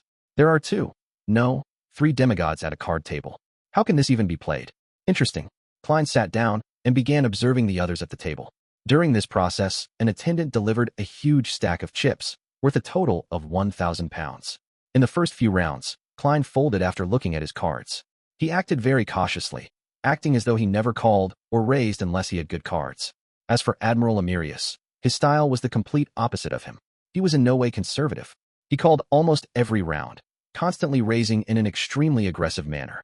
Every round that he was involved in seldom reached the point where everyone showed their cards. Most people failed to withstand such aggression and, with the Admiral's domineering force, they would call a round or two before folding. At times, someone would attempt to call Emirius Revolt's bluff, only to encounter 4 nines. The color in his face instantly drained, as though he had been passed the death verdict by a judge. Conas Kilgore had a completely different style as well. He would occasionally lose a round, but the chips lost wouldn't be much, preventing him from having too great a loss. And in the next round after his loss, he would often be able to wipe out the person who won all his chips the previous round, forcing him to spend money to buy in again. Is there a need? Why are you using powers to cheat when dealing with low and mid-sequence beyonders, or even ordinary people? Others might not be able to tell, but would I be fooled? One has the Arbiter Pathway's dominance, and the other has the Baron of Corruption's bribe. Klein looked at his 5 of hearts and 9 of clubs as he shook his head indiscernibly. He couldn't help but consider which powers of a seer pathway could provide him help if he wanted to cheat. Turn all my opponents into marionettes? In that case, I can win as much as I want. I'm practically invincible, but it's of no pragmatic value. It's not like I'm planning for some deathmatch poker tournament. Unfortunately, there aren't any mosquitoes here. Otherwise, I can use their spirit body threads and turn them into marionettes to help me check out their whole cards. Faceless only allows me to change myself, not the cards. Magician's illusion? The effects would likely be pretty good when playing with ordinary people or low and mid-sequence beyonders. But there are 2 demigods here. Use a clown's ability to swap cards? It's useless. The dealing and shuffling of cards are done by the croupier. As his thoughts raced, Klein realized that apparently only his powers as a seer was of use here. He threw out his 2 whole cards to indicate a fold before taking out a metal chip and allowing it to move between his fingers. At this moment, Amirius Revolt suddenly looked up at him and retracted his hands before pushing all his chips in. Indeed, Klein nodded inwardly without a hint of surprise. During his last cooperation, he knew that Admiral Amirius was able to distinguish ordinary people from Beyonders from his position. He suspected that he could even determine a Beyonders level, or in other words, their position. However, Klein wasn't too worried, because a Bizarro sorcerer had concealment powers to a certain degree. This was also why he could converge the augmentation effect the gray fog had on him after he reached sequence 4. This made him confident that Amirius wouldn't be able to determine his level. However, he didn't attempt any corresponding interference, as he suspected that Amirius was able to tell that he was a Beyonder. Therefore, he decided to reveal a tiny problem, making it easy to be seen through and be grasped. Chapter 997. Gambling God Dwayne. Chapter 997. Gambling God Dwayne. The core rules of Texas Hold'em were very simple. It was to use 2 whole cards and 5 community cards to form a hand with any 5-card combination. Whoever had the biggest hand won, and the community cards were dealt in 3 phases. 3 community cards to form the flop in the first phase, a 4th community card called the turn in the second phase, and a 5th community card called the river in the third phase. Each phase allowed players to fold, check, call, or raise. This continued until everyone was done, or until one person didn't fold. Klein fiddled with the chip in his hand as he divined the existence of any lucky instances within the next few rounds. However, he was unable to tell which exact round it was. After all, it was only a quick and simple divination with average effects. Using this method to play with ordinary people and low-sequence Beyonders wouldn't be a problem as long as the correct strategy is used, but it's definitely inadequate against demigods. It's already quite a challenge to defeat a mid-sequence Beyonder. Must I close my eyes each round and do a complete dream divination? Haha, if that were the case, Dwayne Dantes might end up with the title Sleeping Gambling God. Klein sighed inwardly. He continued watching the round play out as he sat by the side. At present, he had already lost a big blind, 1, and a small blind, 2, when it was his turn. At this moment, Klein noticed one point. The MI9 deputy director, Conas Klein, had lost 20 pounds to Admiral Amirius. A successful bribe. Admiral Amirius should be able to tell that Conas is using his powers as a baron of corruption, but he might not know that this MI9 deputy director is a demigod. The next round will be interesting. Hee. Klein jolted to attention as the new round began. He didn't check his whole cards when the croupier handed him 2 new ones. Instead, he placed the metal chip he was playing with in his hand onto his whole card, taking on the stance of not planning to look at them. After 2 people folded, the stern and old-fashioned Amirius Revolt casually took a look at his whole cards. After counting 5 pounds worth of chips, he threw it into the middle of the table, having raised the stakes without garnering any surprises. Another person folded as mocked called. Right on the heels of that, Conas Kilgore, who had an unyielding personality, raised the stakes, throwing out a total of 20 pounds. Calvin confirmed his whole cards once again before calling after one last person folded. Dwayne Dantes didn't do an actual count. He grabbed a handful of chips and threw it out. The croupier who was in charge of counting the chips glanced at it before precisely announcing Dwayne's action. 20 pounds. Call. I thought it would be 50 pounds. From the looks of it, I'm still not very used to these chips. The white sideburn Dwayne Dantes with an outstanding temperament said with a laugh. However, he didn't add on the additional 30 pounds. At this moment, no one made a move. It was Amirius Revolt's turn again. This admiral didn't even glance at the remaining players. Picking up 5 10-pound chips, he threw them out. Another raise. He didn't show any perturbations in his emotions, acting as though he was ordering a cup of black tea. However, that indescribable sense of dominance and the act of repeatedly raising the stakes pre-flop made the mood at the table freeze. Such situations often implied that Admiral Amirius had excellent whole cards. Perhaps they were a pair of aces or a pair of kings, or an ace and king. Mock decided to fold.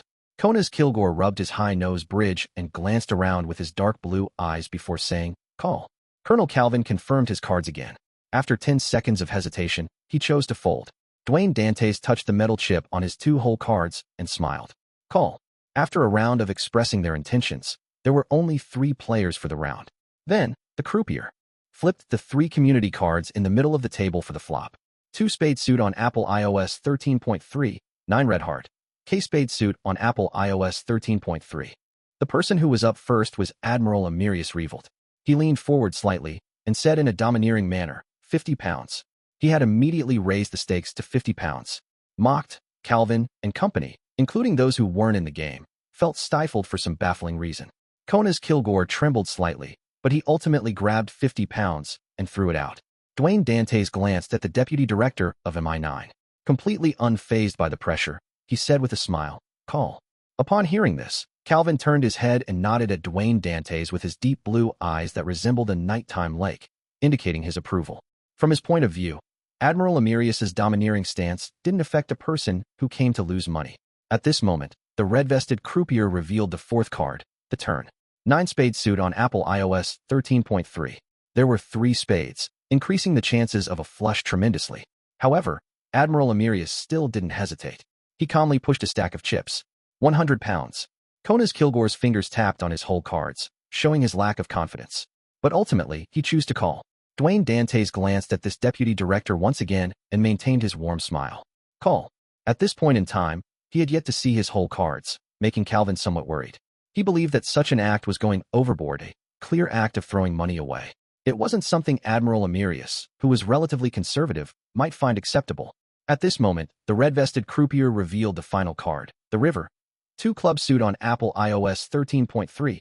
As such, the community cards took form. 2 spade suit on Apple iOS 13.3, 9 red heart. K spade suit on Apple iOS 13.3, 9 spade suit on Apple iOS 13.3, 2 club suit on Apple iOS 13.3, 200 pounds. Admiral Emirius pushed a pile of metal chips in with an extremely domineering attitude. Konas Kilgore took a deep breath before pushing 2 stacks of chips. 500 pounds. This amount of money was half of his purported annual salary. Is he trying to bluff? Calvin and Mocked exchanged looks, believing that Brigadier General Kilgore had made it too obvious, making it easy to see through him. One had to know that when playing Texas Hold'em, apart from doing risk management and probability calculations, it also involved psychological battles most of the time. Be it in terms of body language, expression, or the style used for raises, they made it easy to expose one's hidden cards. Of course, good players could also use these details to deliberately misdirect their opponents. Dwayne Dantes sized up Konas Kilgore before he laughed. Then, like the previous few times, he said, call. Emirius raised his hands, prepared to push all his remaining chips, to pressure his opponents into folding. At this moment, he suddenly paused. His deadpan expression wore a look of solemnity. After a few seconds of silence, he calmly said, call. At this point, the whole cards could be revealed to compare each person's hand. Admiral Emirius flipped his card first. It was an A-spade suit on Apple iOS 13.3 and 10-spade suit on Apple iOS 13.3. It formed a flush with the 2-spade suit on Apple iOS 13.3, K-spade suit on Apple iOS 13.3, and 9-spade suit on Apple iOS 13.3. It was a rather high-ranking hand, with the only ones bigger than it being a full house, four of a kind, straight flush, and royal flush. It's your turn, Emirius then urged Konas. Konas first flipped open a single card K-diamond suit on Apple. It made 2 pairs with the K and 9 from the community cards. Following that, he picked up his second whole card. At that moment, the remaining poker cards at the red-vested croupiers and blurred. The whole card was flipped open, revealing itself. 9 club suit on Apple iOS 13.3. What? Mocked and company exclaimed, hardly believing their eyes. This meant that Konas Kilgore had obtained a full house 9s over kings. It was bigger than a flush. Sorry about that. Full house. Konas looked at Emirius and said with a smile. Then, he turned to look at Dwayne Dantes. You can reveal your cards. I'm also very curious as to what my cards are. Dwayne Dantes smiled. He picked up the metal chip that he had placed down on his cards and very casually flipped the 2 whole cards. What? Calvin and company rubbed their eyes.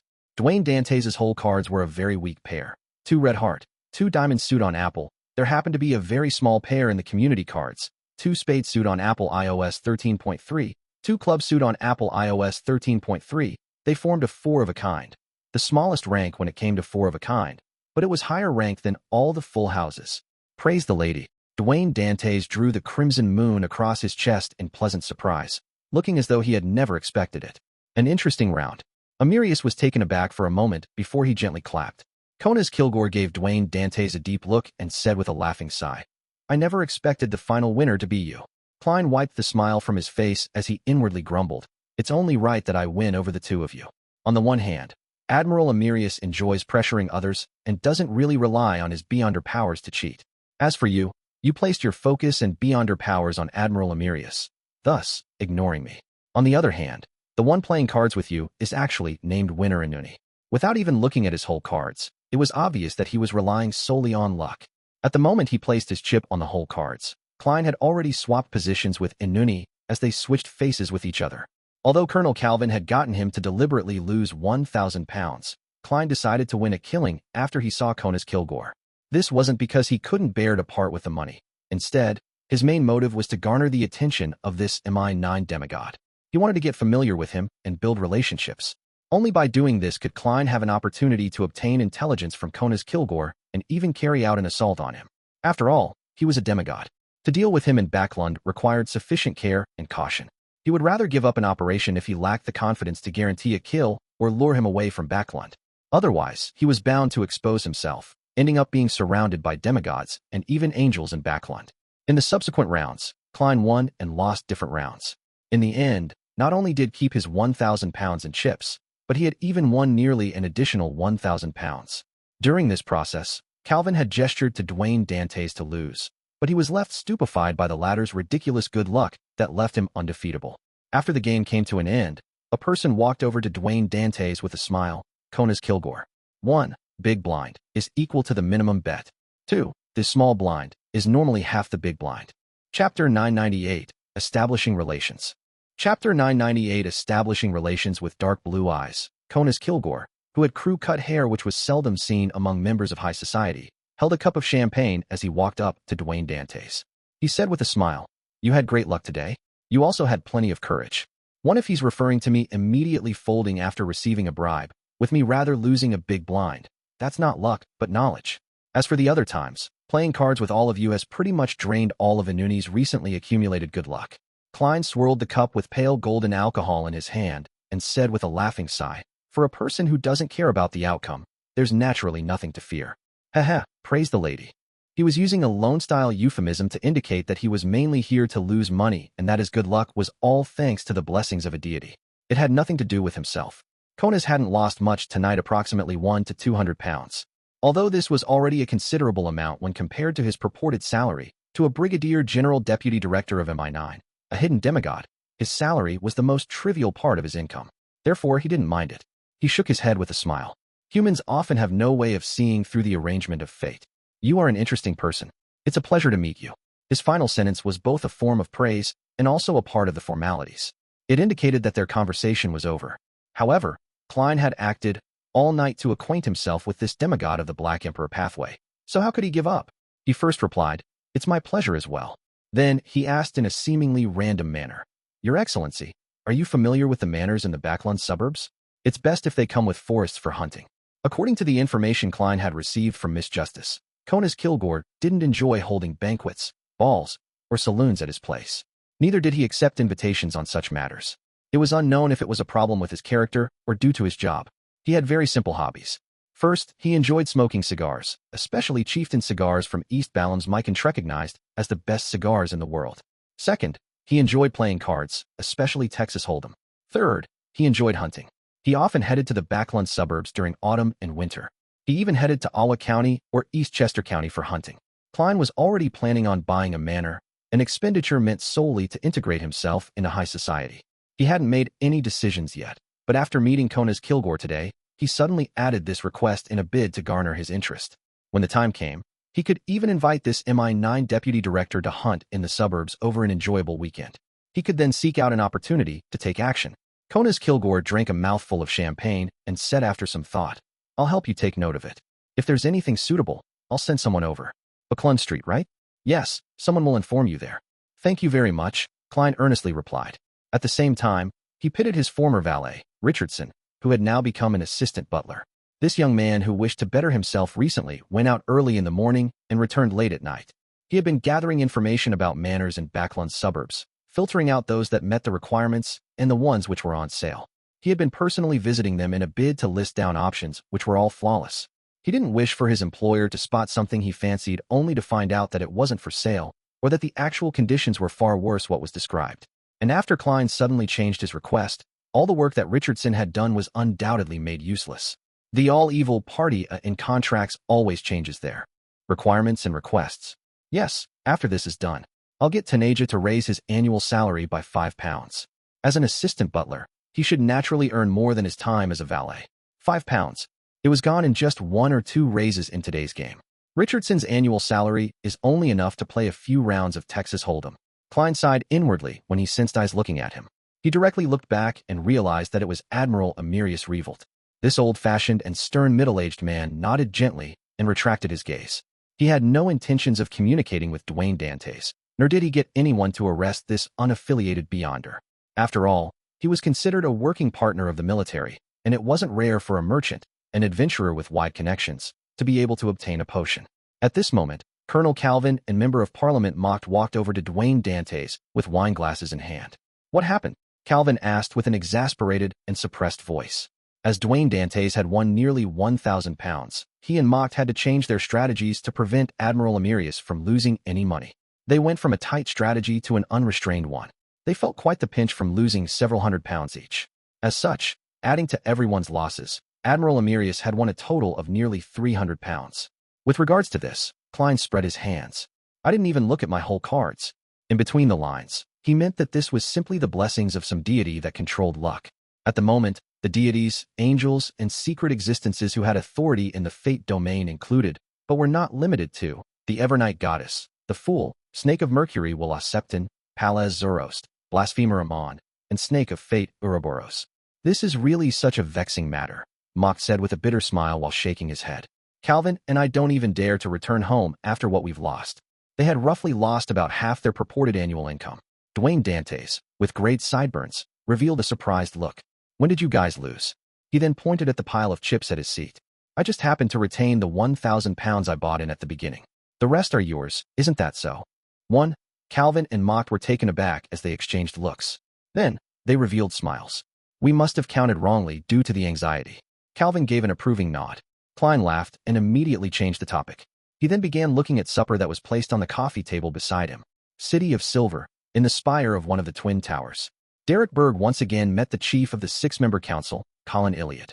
"You said that you have something you would like to ask me about?" Colin, who had quite a number of old scars on his face, calmly asked the youth who wasn't considered too tall. Derek bowed and replied frankly, "Yes, Your Excellency. In the advancement for Priest of Light, I need pure darkness, but once I do it, it will be extremely dangerous. I'm wondering if there are any solutions." Colin Iliad listened seriously before nodding. "You have to confirm one point.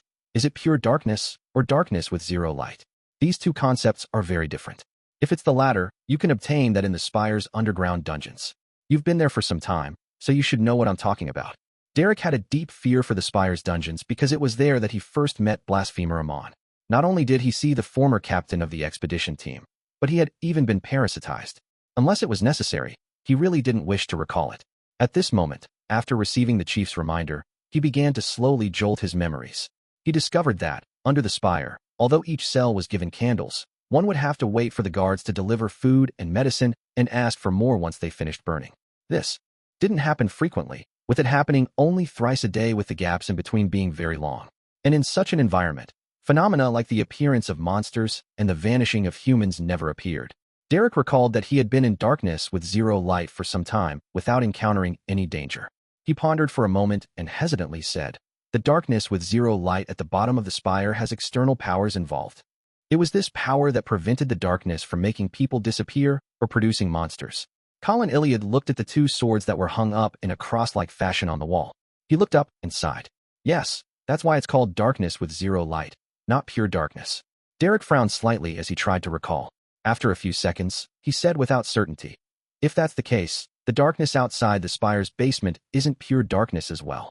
In many historical records, the nights before the Dark Ages didn't make people vanish or produce monsters. Now, the darkness must have undergone an abnormal change or had some other forces mixed into it to turn it dangerous. Not bad. For you to make such connections shows that you've improved. Therefore, let me ask you again. Do you need pure darkness or darkness with zero light?" Colin's light blue eyes revealed a hint of surprise. Could it be that pure darkness only exists outside the forsaken land of the gods? Derek turned gloomy before he pumped himself up. "Your Excellency, I'm not too sure either. I'll take some time to confirm this." He believed that the experienced and strong Mr. Hanged Man, Mr. World, and the other members of the Tarot Club could give him a good solution. Colin Iliad didn't ask further as he said with a nod, "Go on then. Once you reach Sequence 5, even if you aren't able to become a demigod for a long period of time, you will have the chance of wielding certain sealed artifacts." One Backlund, Hilston Burrow, Zio changed into a brown jacket and wore a cap, pretending to be a very ordinary short man. She had officially taken the commission and had begun tailing and investing the gentleman named Ernst Boyar. There were also a few other bounty hunters who participated in this mission. Ernst Boyar lifted his top hat and pointed his cane forward as he instructed the carriage driver to St. George Borough. It was southeast of Backlund, separated from East Borough by the Tussock River. Once he got on his carriage and took his seat, Ernst sniffed. He looked out the window and suddenly grunted. As a sanguine viscount, how could he not have discovered the clumsy bounty hunters tailing him? Chapter 999, Instigation. Chapter 999, Instigation. When Ernst left on a carriage, the few bounty hunters hiding in the vicinity immediately appeared. Without being stingy about the costs involved, they immediately stopped any rental carriages that passed by.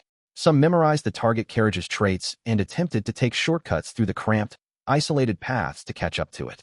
Others rode on the bikes they had prepared ahead of time, swerving through the crowds and carriages with their bells ringing. It was very easy for them to keep pace. Among them, only Zio was completely composed. She remained in her spot, watching Ernst and her peers leave. This transportation tool known as a bicycle is more useful than I imagined.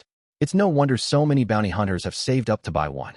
This can save expenses from taking carriages and save time walking.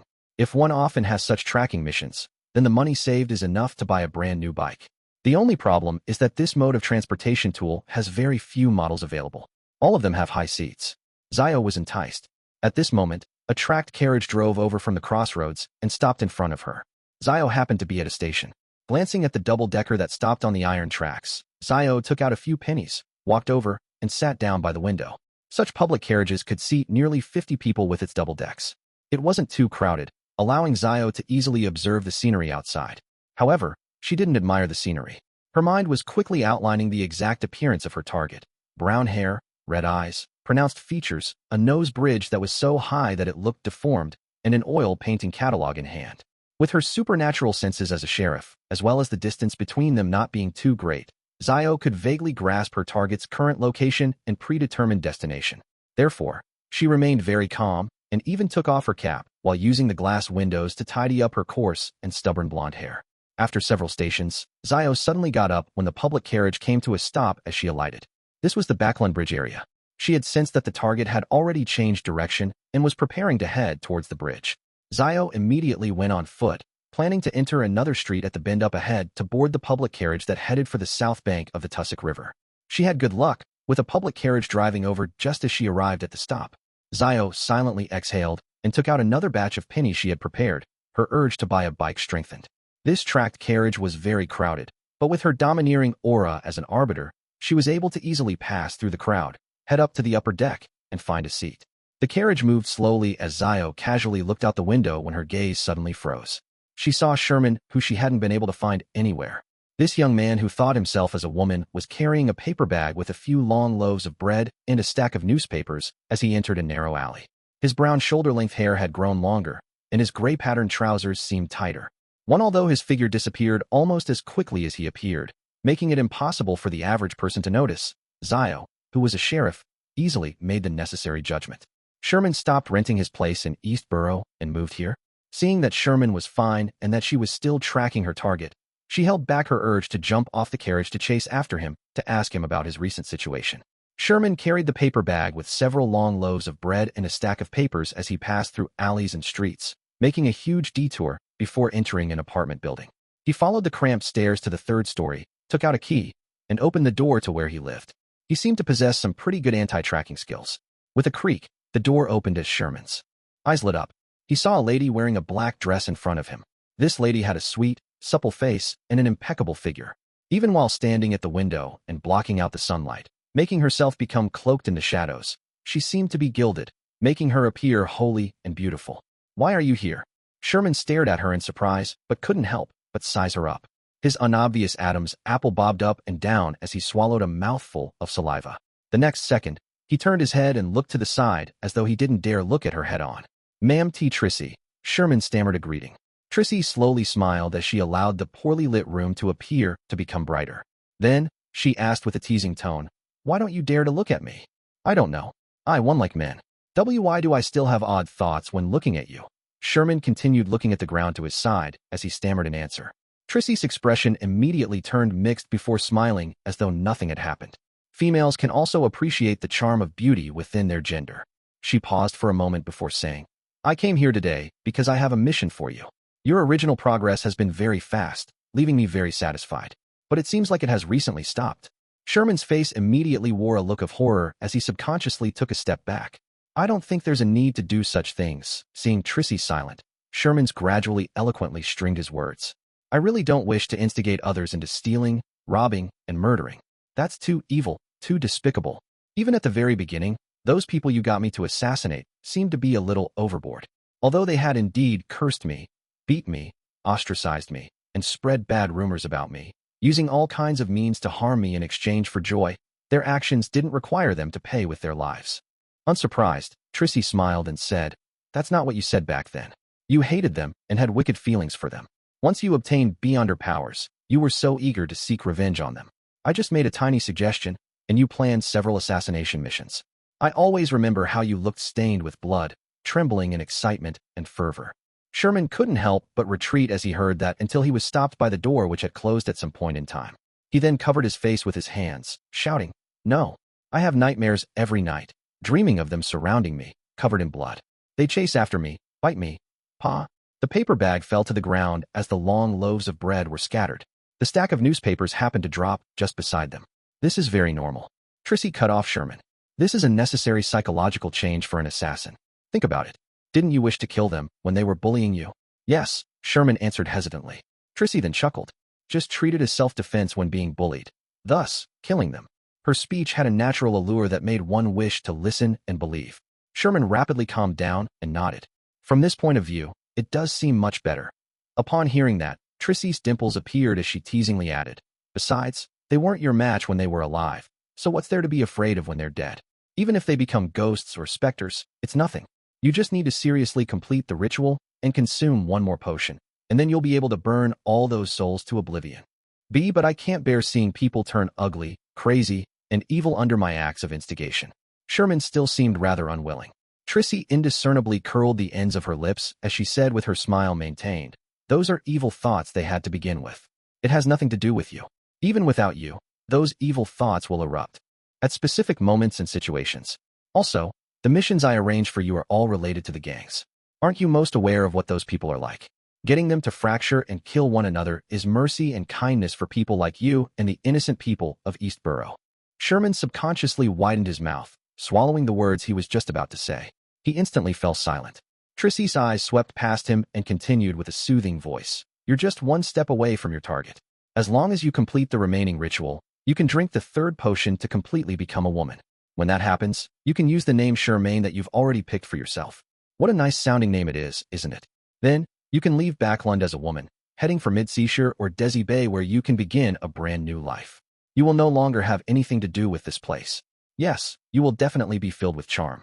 Many excellent men will court you, and you can choose the one you like the most and are most satisfied with, walking down the aisle in a cathedral. You will have bubbly kids, and you can bring them up to be healthy children.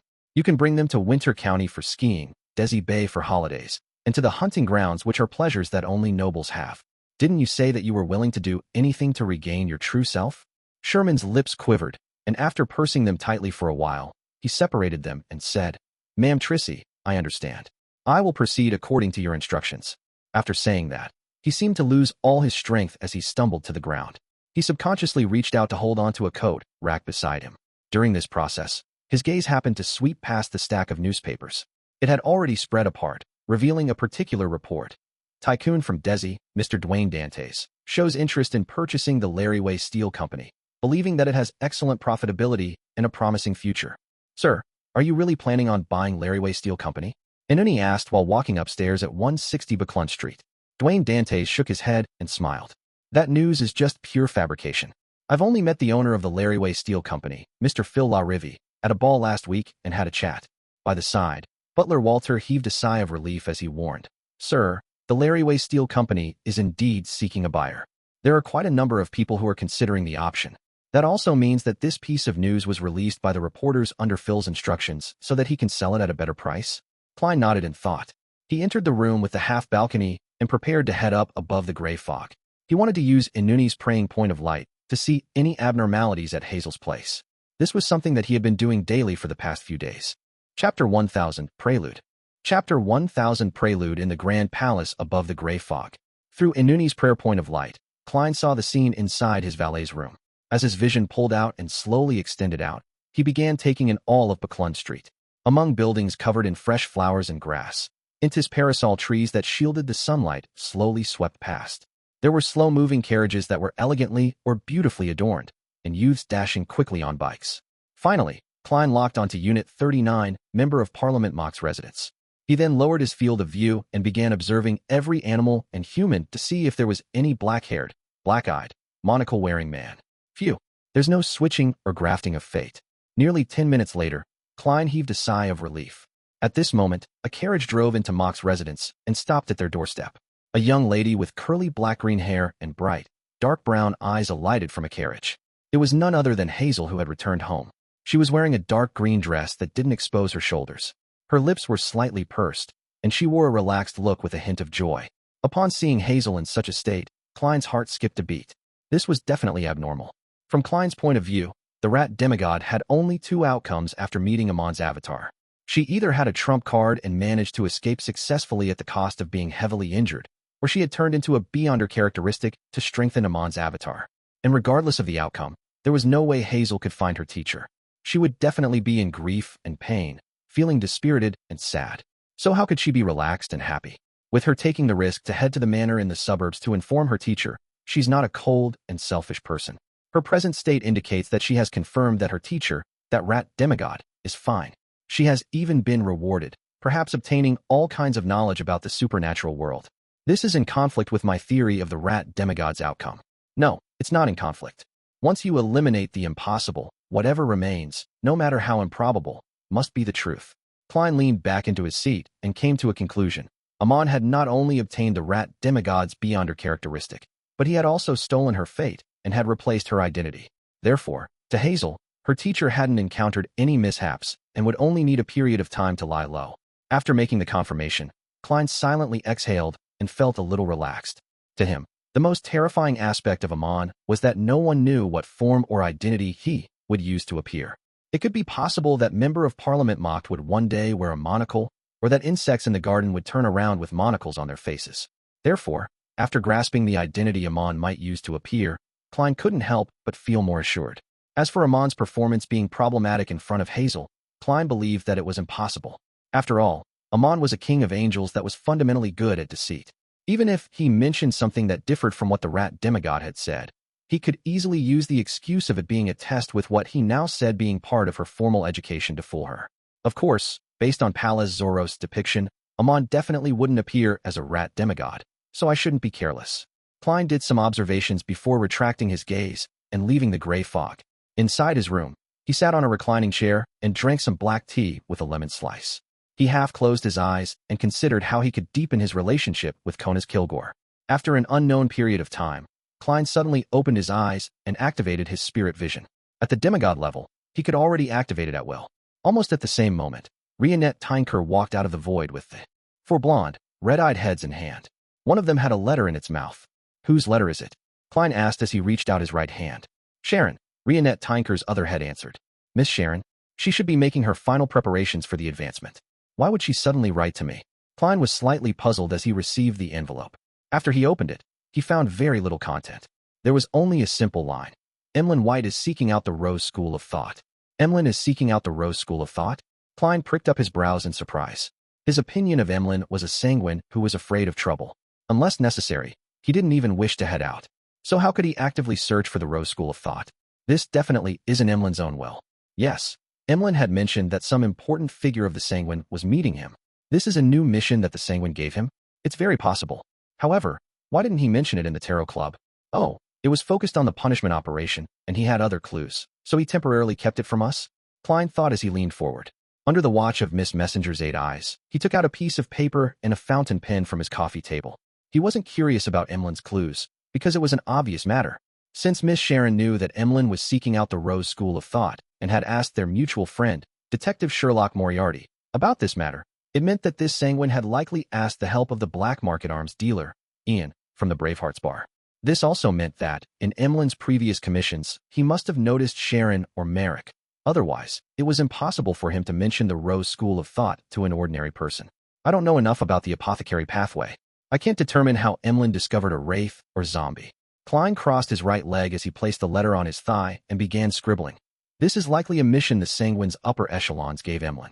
They hate the Rose School of Thought members who believe in the primordial moon, and they have directed this anger at the other factions of the Rose School of Thought. Upon writing this, Klein paused and added, I suspect that the Mother Tree of Desire has the intention of encroaching onto the authority of the moon domain, but I'm unsure why the primordial moon believers would join the Rose School of Thought.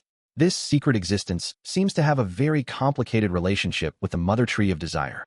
They are at odds, but they have also cooperated. It's hard to tell. Putting down his pen and folding the letter, Klein looked at Miss Messenger who had been waiting. He asked with a chortle, How did you know that I'll be replying? One of Rionette Tinker's heads succinctly answered. Inkling, right on the heels of that, the four blonde, red-eyed heads spoke one after another. You seem a little livelier recently. Your expression has also become much richer. As Klein pulled out the box that was connected to his golden pocket watch, he took out a gold coin from it and said with a self-deprecating smile, Repeatedly wearing a thick mask isn't good for one's mental health. I realized that after becoming a demigod. Therefore, unless he was in situations where he needed to disguise or hide his feelings, he limited the use of his clown's power to control his emotions. Rionette Tinker didn't say a word as the heads bit on the gold coin and letter before vanishing. Watching Miss Messenger leave, Klein leaned back slightly and inwardly muttered, I wonder if Miss Sharon and Merrick will use the Sanguine to deal with the Rose School of Thought members in Backland. Miss Sharon is probably focusing her time and efforts on her advancement. She might not involve herself, but I can't be sure about Merrick. Emlyn changed into his Church of Earth Mother priest robes, and then wore a red coat and a silk hat before walking out the Harvest Church. He then got into a rental carriage by the roadside. After saying his destination, he casually cast his gaze out the window. At this moment, Emlyn sensed something as he abruptly moved his body, leaving shadowy afterimages in his wake as he moved to the side. Then, he saw a figure appear out of nowhere. It was a young man whose coat wasn't buttoned, revealing the white shirt and black vest within. His brown hair was a little moist and messy as though he hadn't combed it in a while. His brown eyes were filled with temperance, as though he was restraining certain urges deep within his heart. Upon seeing this pale corpse-like face, Emlyn tipped his chin and said with a smile, showing no signs of nervousness, You have finally come. Aren't you afraid that I'm a member of the Rose School of Thought that's here to finish you off? The young man's figure turned somewhat transparent. Emlyn scoffed and said, Would I not be aware of the Rose School of Thought's history?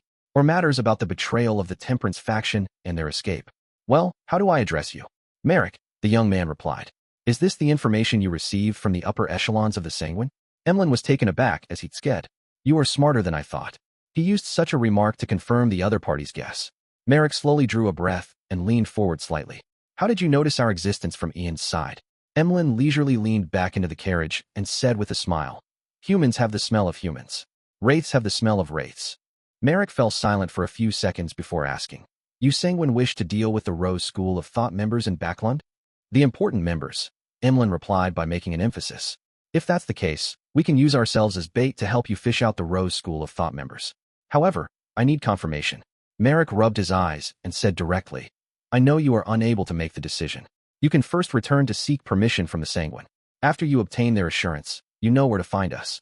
Having said that, he handed a dossier in his hand. This is from Ian. It's the initial feedback from tracking Ernst Boyar. Many bounty hunters have completed this together. Emlyn received the dossier and nodded in a rare look of solemnity. Okay,